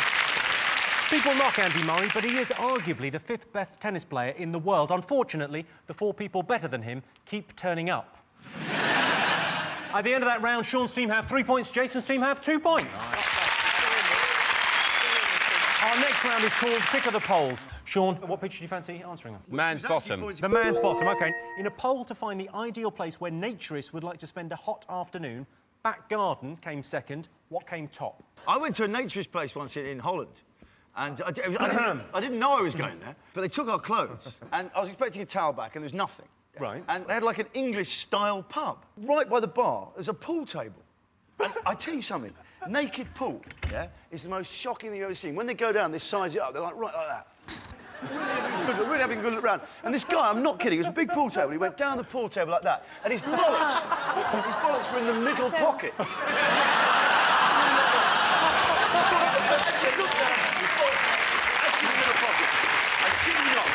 It's got to be a temptation to do a trick shot, isn't there? Or put 2 50s in the slot and go...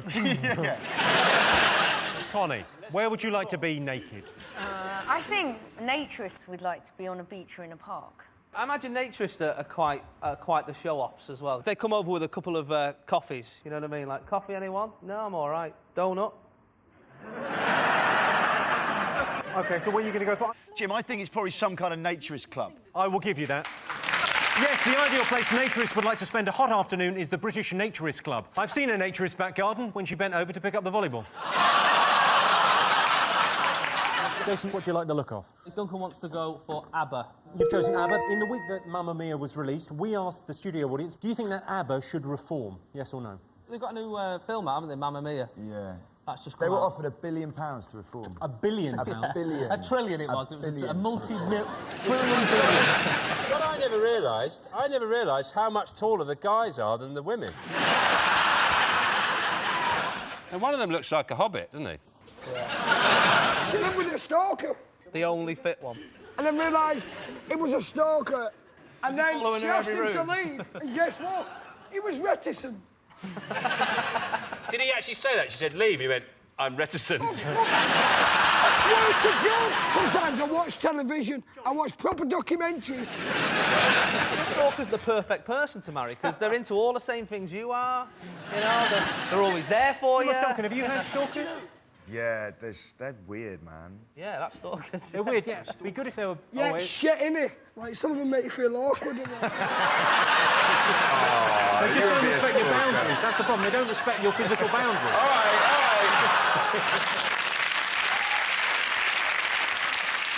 I would say there's enough reforms going on. Everyone's reforming every 5 minutes. I imagine you'll be at it in a few... No. No, not at all? Not fancy reforming? There was a big thing in Heat the other week saying, please get back What, is he together. a Terminator? Is he going to become a puddle and then come back together? I've been in love with a robot. Yes or no? No. What are you going with? Yes. I'm going with no. I'm going to go with Duncan from Blue. No. I can tell you the answer is no. 66% of our audience don't think ABBA should get back together. Well done, mate. Good work. Good lad. If you haven't seen Mamma Mia, I don't want to spoil it for you, but it's shit. So at the end of that round, Sean, Johnny and Connie have 4 points, Jason, Duncan and Johnny have 3 points. The next round is Believe It or Not. In this round, I give the panellists a simple statement. All they have to do is decide whether they think it's true or false. Here is a clip to illustrate the statistic. The difference between contemporary interviews and this programme is that my interviewees have total freedom of choice.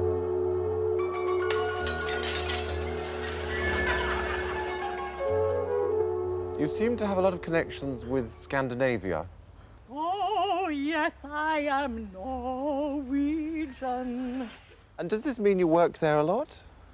No, unfortunately, because the Opera House is practically bankrupt.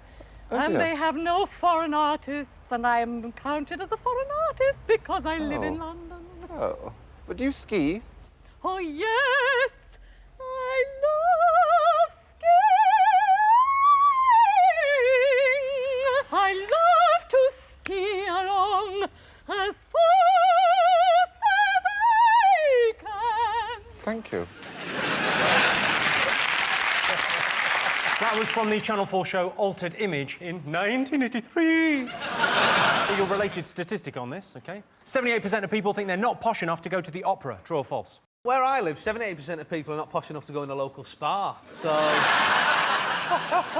I think this is a true stat. A lot of people know they're vermin. A lot of people... A lot of people in this country, they look themselves in the mirror and they say, do you know what? I'm vermin. A lot of people know they're vermin. And I'd say, I can't go to the opera, I am vermin. Well, I'm vermin and I've been to the opera. Were you selling choc ice? My wife's... I went to see Darren Brown, actually. Not really opera, though, is it? He does a big finish, like, but he... No, it's weird, because my mum got called up on stage, and she always thought... She was like, oh, I don't feel posh enough to go to the theatre. And to be fair, you're not, right? But we went anyway, right? And it's like, she got called up on stage by Darren, and he went, right, sleep. Eventually went to sleep. But she had to slap him in the face to do this trick. But she didn't want to slap him in the face, because she's a nice woman. And a bloke at the back of the room just went... Fucking hit him, love! Hit him! Smack him out! And Darren Brown turned round with a second gap. He just went, you do that again, and I'll make you wet the bed for the rest of your life. And I thought, I reckon that night the bloke went home and his wife went, do you want a cup of tea before bed? And he went, do you know what, I'm going to leave it, to be honest. 78% of people think they're not posh enough to go to the opera. Is that true or false? What do you think? We're going to go false. We'll go true. You're going true, you're going false? False. I can tell you the answer is... false. Only 24% of people think they're not posh enough to go to the opera. I told you.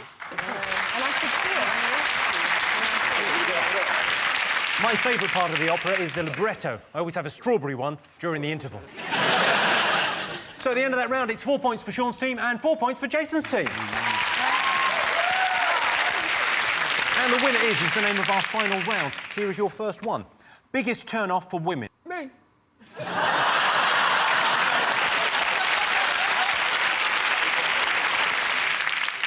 Men with tails.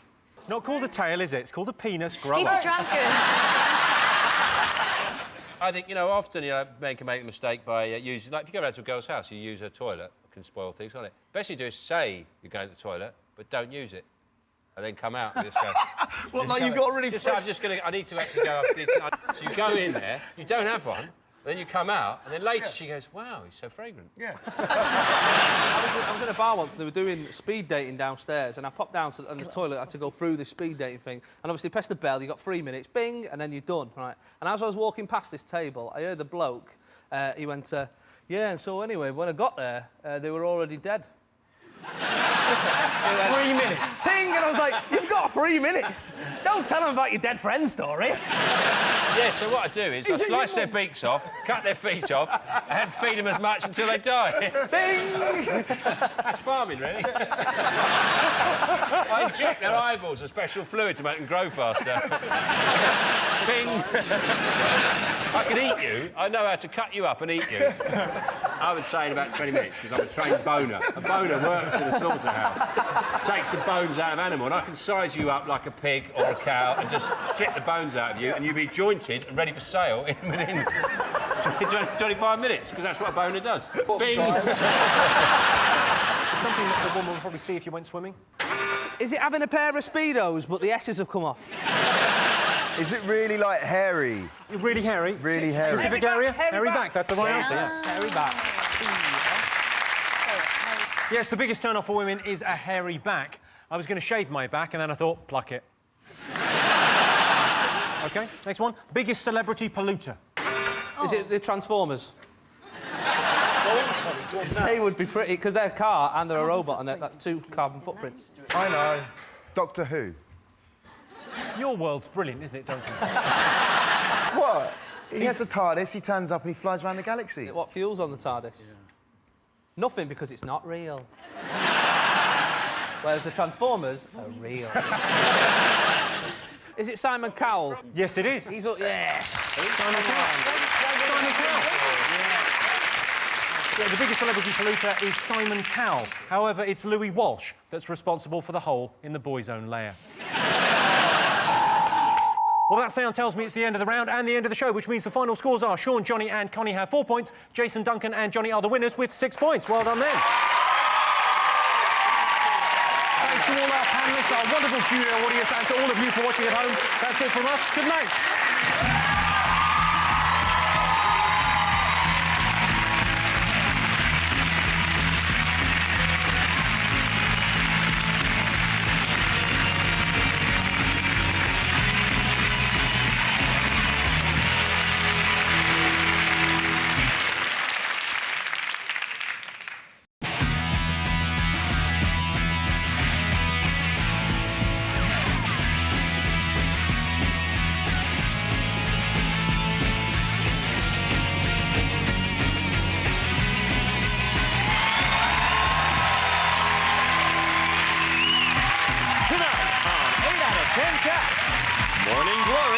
Chris Moyles.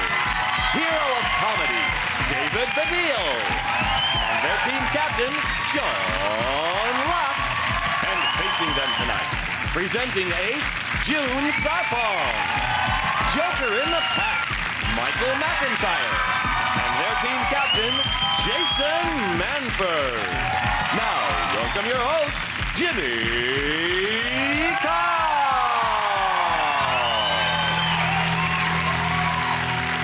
Hello and welcome to 8 out of 10 Cats, a show about opinion polls, surveys and statistics. Did you know, for example, after school, 33% of teenagers go back to an empty house? Break a window, steal a DVD player and then go home. The longest time spent in space is 803 days, and that's a record set by the moon. And 1 in 3 Scottish girls is clinically obese, as are the other 2. Let's get started.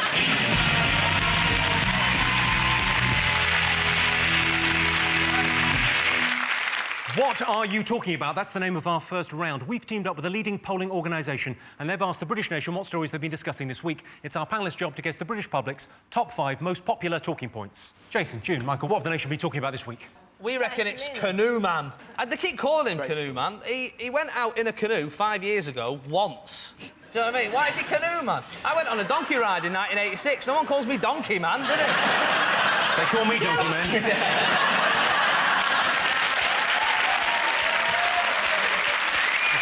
It's a joke thing, I've got a tiny He cock. pretended to die in a canoe. He went away on the canoe and then he came back and he moved in next door. Did he actually move in next door? I didn't know that. Same house. Did that mean that his sons and stuff were saying things like, you know, now he's gone, I seem to see Dad's face everywhere I look. Yeah, he's in the garden. There was a great bit in the papers that kept saying, not only has he got a new passport, but he joined the local library. That's the ultimate deception. Like, he's taking a book out and he's going, I'm not even going to read it. I'm crazy. I can't see what all the fuss is about. What about No one's died, have they? No one's died. What's all this fuss? He's the most famous person to fake his own death since Beadle, right? And I think... Oh, yeah, we think he's dead, but the greatest trick he ever pulled was making us believe that he didn't exist, old Beadle. You wait till a Raw Variety performance, that's all I'm telling you. A little clue for you there. So you Even now, if I put a conservatory up and a bearded man from the council comes round to tell me to take it down, I have a little look at his hands, make sure they're the same size. All I'm saying. Just have a check. Whoever can see this up there. This is the story of canoe man John Darwin's wife. John Darwin faked his own death and lived happily for 5 years until he made the tragic mistake of steering a canoe up Shit Creek and then losing his paddle. Sean, David, Chris, what else have the nation been talking about this week? Is it about Ronnie Wood shagging a 19-year-old Russian? Someone has got to tell the Rolling Stones that they are no longer sexually attractive men, I think, because they look like cigarette butts with bad hair now, basically. I think Ronnie Wood, he looks quite interesting. He looks like a blow-dried crow. Someone's got a crow and given it a hairdo. I feel sorry for his wife, because she's been with him for a long time, and she said that she's now going to divorce him. And I think that if she's looking for someone younger, I'm available. I'm everything that he's not, and she's going to be loaded when that divorce comes through. He's a recovering alcoholic, but he's actually got a pub, yeah, I in think his he house. thinks the 12-step programme is the walk down the path to his pub. But I just thought that's like trying to lose weight, but you've got a Greggs in your basement. I was going to say that wasn't the only celebrity breakup this week. There was Lembit Oakpick and the Cheeky Girl, who have also separated this week. Have you seen the mother with the girls? Basically, what's happened is Marguerite, the mother, she has got these 2 little girls, and she has quite obviously plotted their entire life so they will seduce Liberal Democrats and they will have a career. She's much like the mother from Carrie. Yes. She's coming in the night with candles. Wake up, Gabriella. You must awake. What is it, mother? It is over. You must get rid of Lembit. But I love him and I love his policies. It is over. You must go for leader now, Nick Clegg. Let's see if it's up there.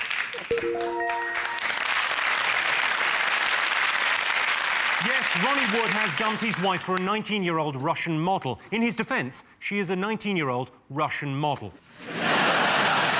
Jason, June, Michael, what else have the nation been talking about?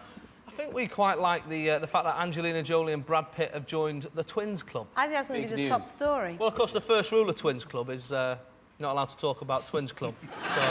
You know what the second rule of Twins Club is? Stop putting them in the same fucking clothes. They look ridiculous.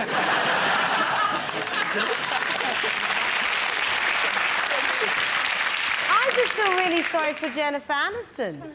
You feel sorry for Jennifer I'm Aniston? sure every woman in this room feels the same. I just feel...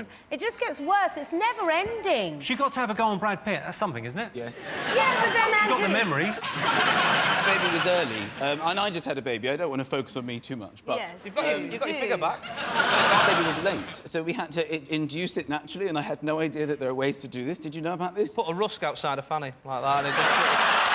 the sweat comes out, is it?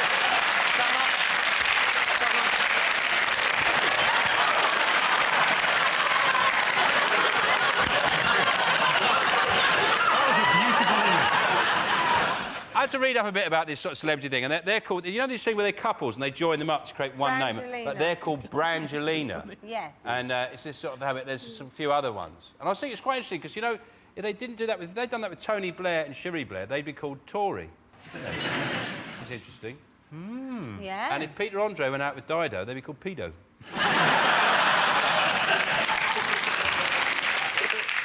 I tell you, it's Jennifer Aniston I feel sorry for. Yeah. I'm with you, June, and the sisters. Why do you feel sorry for Jennifer? I don't, I'm taking the piss. I read somewhere that Brad Pitt, he said, oh, I'm delighted, and I thought, that's the best-looking woman in the world. He's the best-looking bloke in the world. Yeah. Now, surely... That's why I feel sorry for Jennifer No, but when Aniston. two good-looking people together, maybe the babies are proper ugly. You know what I mean? Maybe it gets to a point where they're so beautiful, Yeah, I've the seen baby your parents. has to be ugly, yeah. Beautiful, aren't they? His dad is beautiful. Is he? Yeah. He's gorgeous. He turned me, your dad. He's so gorgeous. And look what happened, Jason.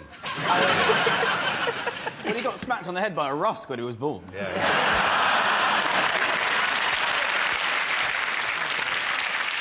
Well, let's have a look and see whether Angelina Jolie is one of the most talked about things this week. Yes, Angelina Jolie has given birth to twins. Brad Pitt is said to be over the moon, elated and walking on air. He's fucked Angelina Jolie. The only chance I have of cuddling Angelina Jolie is if I black up and check myself into a Mozambique orphanage. So well done, June, you got that top story. OK, Sean, your team to guess. What else have the nation been talking about? Is it the Dwayne Chambers, the drug cheat, whether he's allowed to run in the Olympics? He was caught using performance-enhancing drugs, and he served his time, but the British Olympic Association won't let him run in the Olympics. I don't think he's done anything that bad. It's not like he tried to light... He's cheated, but... Yeah, but he didn't try and light a crack pipe off the Olympic torch, is no. Well, what he's saying banning him from the Olympics is a restriction of his trade as a sprinter. And to be fair, there isn't any other jobs he can do as a 100-metre, sprinter. I mean, a courier, maybe, he'd be pretty good at that. Or I was thinking, like, working for a company that can't afford internal email system. Oh, yeah. Do you know what I mean? So he could just go, take that, Dwayne. There's cakes on Marjorie's desk. Or, someone who hasn't got a very good eyesight, right, and they're out having a picnic, he could work with them. They say, what's that in the distance? And they go, I can't quite see it. And he goes, don't worry. Runs off, brings it back, brings it a bit closer. They go, oh, it's a tree stump. It's called a distance shrinker. Yeah. I don't understand, because the whole point of the 100 metres is you're running fast, so why do they have to all this with the take photos of when they finish and stuff? Why don't they just put the middles at the end and just put them on a table and then start, and then whoever gets the gold is the winner? You've just made the Olympics better. I think at the end of the 100 metres, it should just be a sheer drop. And actually, the skill is stopping. Not running. Yeah, because that would be the running exactly 100 metres. That would be amazing. That would not be 10 seconds. No, they're doing 100. They're doing 100 and a bit at the moment. 100, bang on, or you're dead. And also... How about that? Walking still an Olympic sport? Because when I was a kid, walking was a sport, and I never understood that because I've never seen anyone walk like in professional walking in real life. Well, people fundamentally don't want to run, don't they? If you're crossing the road and you're walking and you think the car might hit you, you don't run to save your life. You just hurry up a little bit, don't you? Not like a fool. You just hurry up. Yes, because you want to just miss. Oh, you see, I knew I had that under control. So you don't... Because what you should do is realise the car would kill you. You must set off as fast as you can to save your life and go, I'm alive! But you don't. You just go, whoop, just missed, OK. I think that's totally true. Yeah, there you go. Let's have a look and see whether Dwayne Chambers is one of the most talked about things this week. Yes, he is. This is the story of Dwayne Chambers trying to overturn an Olympic ban. The side effects of steroids include sudden bursts of anger and shrunken genitals. Damn my tiny balls! OK, one more to get. Fingers on buzzers. Is it Margaret Thatcher having a state funeral? Apparently. What do you think? Should she get a state funeral? I don't think it matters whether she has a state funeral. As long as the bitch is dead, that's the main thing. I'd like them to fire her out of a cannon, right, onto the walls of Buckingham Palace so she just splats like that. That's what I'd like her to do. Is she going to lie there for 2 or 3 days? Yeah, she'll lie there for 3, 4 days even, yeah. Depends how many people want to see her. I like the idea that there would a be. permanent thing. But there would be this she lied state, people go past, and, like, you know, every 50th person goes, woohoo! And then it's really quiet and respectful. Yeehaw! Oh, yeah! It's just you going round and round and round. I never met Margaret Thatcher. I've never been lucky enough to meet her. But when I was at school, I was at the age of primary school when we used to get free milk. And then free milk stopped. And I was about 6, 7, and I remember asking why would I get free milk anymore. And my mate at school said, Margaret Thatcher stopped it. And I genuinely believed that was the name of a girl in another class. David, have you ever met Margaret Thatcher? No. Sean, you ever met her? Yeah, I've had an affair with her. Love her. It's not to do the political thing. She broke my heart. I have. You've met... I've met her twice. Is she on T4? She's on T4. One of my friends went to a dinner at her house, and apparently she said, oh, we have to wait for Dennis, we have to wait for Dennis. And no one could actually tell her, well, you know, Dennis kind of isn't around anymore. They're all eating dinner. So then she taps him on his knee and she says, don't worry, I've remembered. Meaning she remembered he was dead. That's possibly the most depressing story I've ever heard in my life. The reason it's funny is because it's Margaret Thatcher. Anything sad that happens to her is funny. She gets a fork in her eye, it's funny. Let's see if Thatcher's funeral is up there. Yes, this is the story that Margaret Thatcher is to have a state funeral. Thatcher is going to be buried at the bottom of a man-made lake. Well, she will be once we finish pissing on her grave. At the end of that round, Sean's team have 3 points, Jason's team have 2 points. Our next round is called Pick of the Polls. All right, Sean's team, you want to go first? What do you like the look of? Chris, do you want to do your pick? Go on then, me. By the way, I'm the one without the crown of thorns. OK, 32% of Brits would like to watch Chris Moyles. Kill.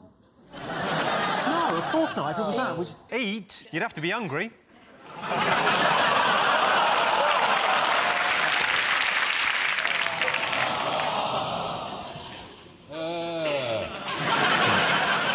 I'd rather be fat, Chris.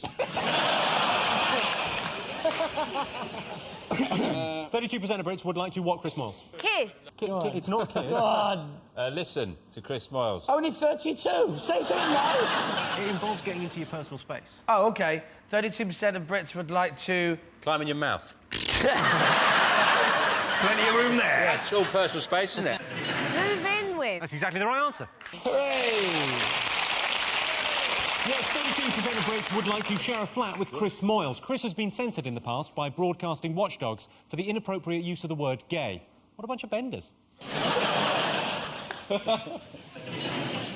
Jason, what do you like the look of? Let's go Wilder Ogden from that documentary, Coronation Street. 63% of northern women have what? A pie fetish. They like a bloke to dress up like a pie and come in, hello. And it's different each night. I'm cheese and onion. What about rollers?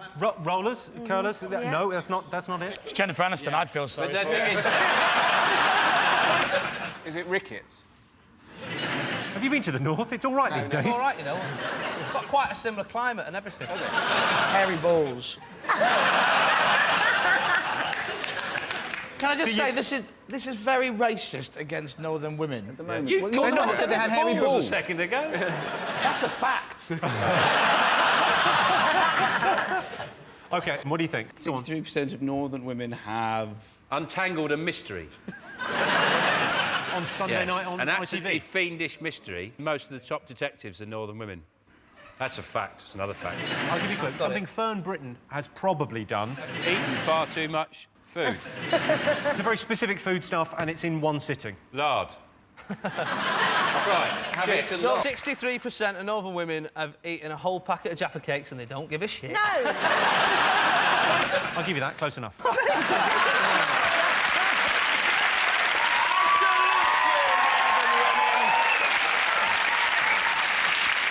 63% of northern women have eaten an entire packet of biscuits in one go. Well, you've got to finish the pack before you get to the checkout, or you have to pay for them. OK, so at the end of that round, Sean, Chris and David have 4 points, Jason, June and Michael have 3 points. Welcome back to 8 out of 10 Cats. The next round is Believe It or Not. In this round, I'll give panellists a simple statement. All they have to do is tell me whether they think it's true or false. Let's have a look at a clip.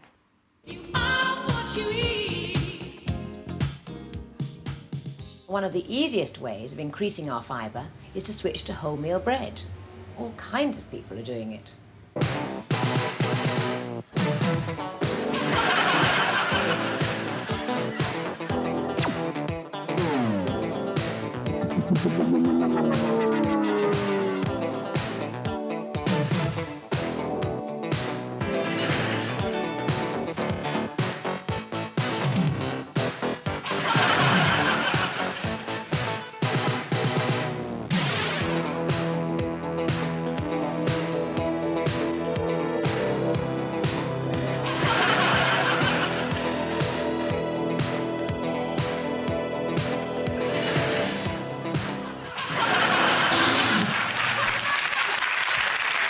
That's what Greg the Baker looks like.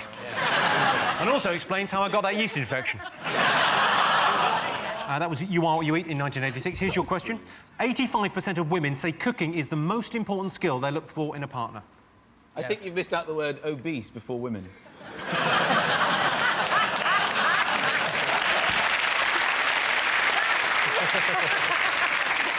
If you're watching this and you're obese, put that down, fatty. What do you think? Absolute rubbish. What do you look for in a partner? I don't know many women that say, oh, he's really good at cooking. Maybe you misheard him. What do you look for in a man? Fat face. Even fatter face, you know.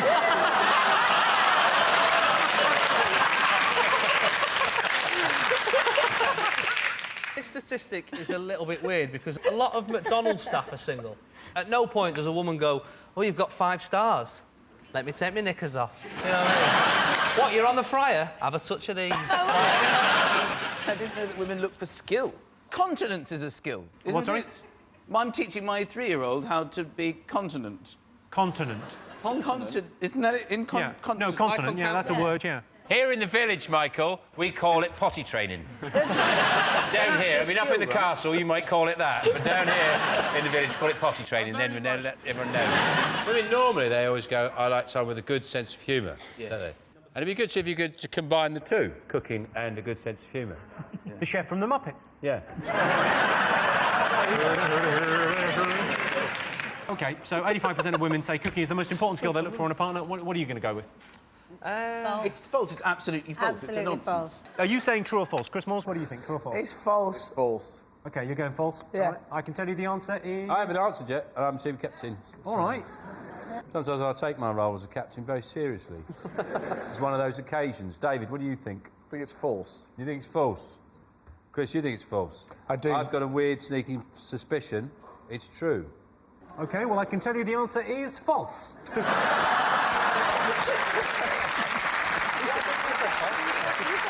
Only 13% of women say cooking is what they look for in a man. When my girlfriend Amir in the kitchen, things get pretty steamy. We haven't got an extractor fan. So at the end of that round, it's 4 points for Sean's team and 4 points for Jason's team. And the winner is the name of our final round. Here was your first one. Britain's most ridiculous law. Is it Jude Law?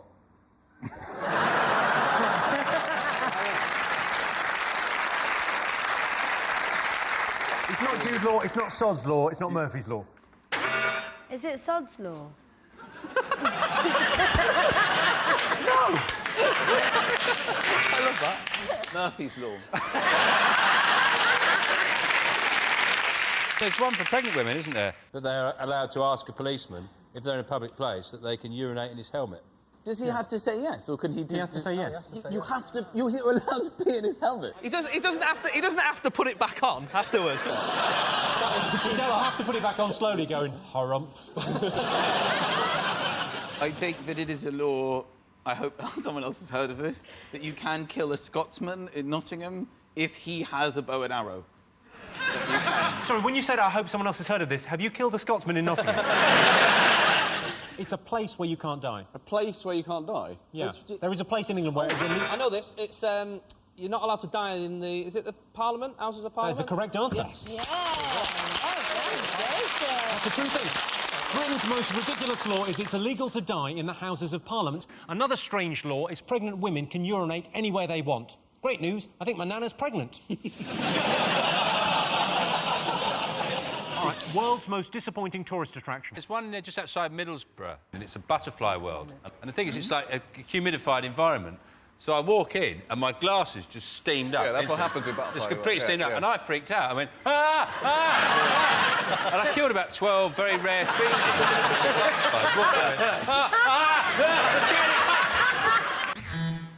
Auschwitz.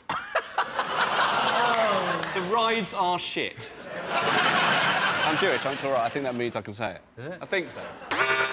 Is it Blackpool? And my dad used to drive us. He's got narcolepsy, my dad. He'd get in the car, he'd drive, right? Yeah. He'd get in the car and he'd go, right, lads, if you hear this noise, wake me up. And you'd be driving to Blackpool, you're like, Dad, I'm all right, I'm only winding you up, I'm only... You get there, you're like, I don't want to go on any rides, just shitting yourself. It's horrible. He's gorgeous. Hasn't put me off him at all. The fact that he falls asleep, in fact, it's made it more attractive. I can't wait to get my hands on your sleepy dad.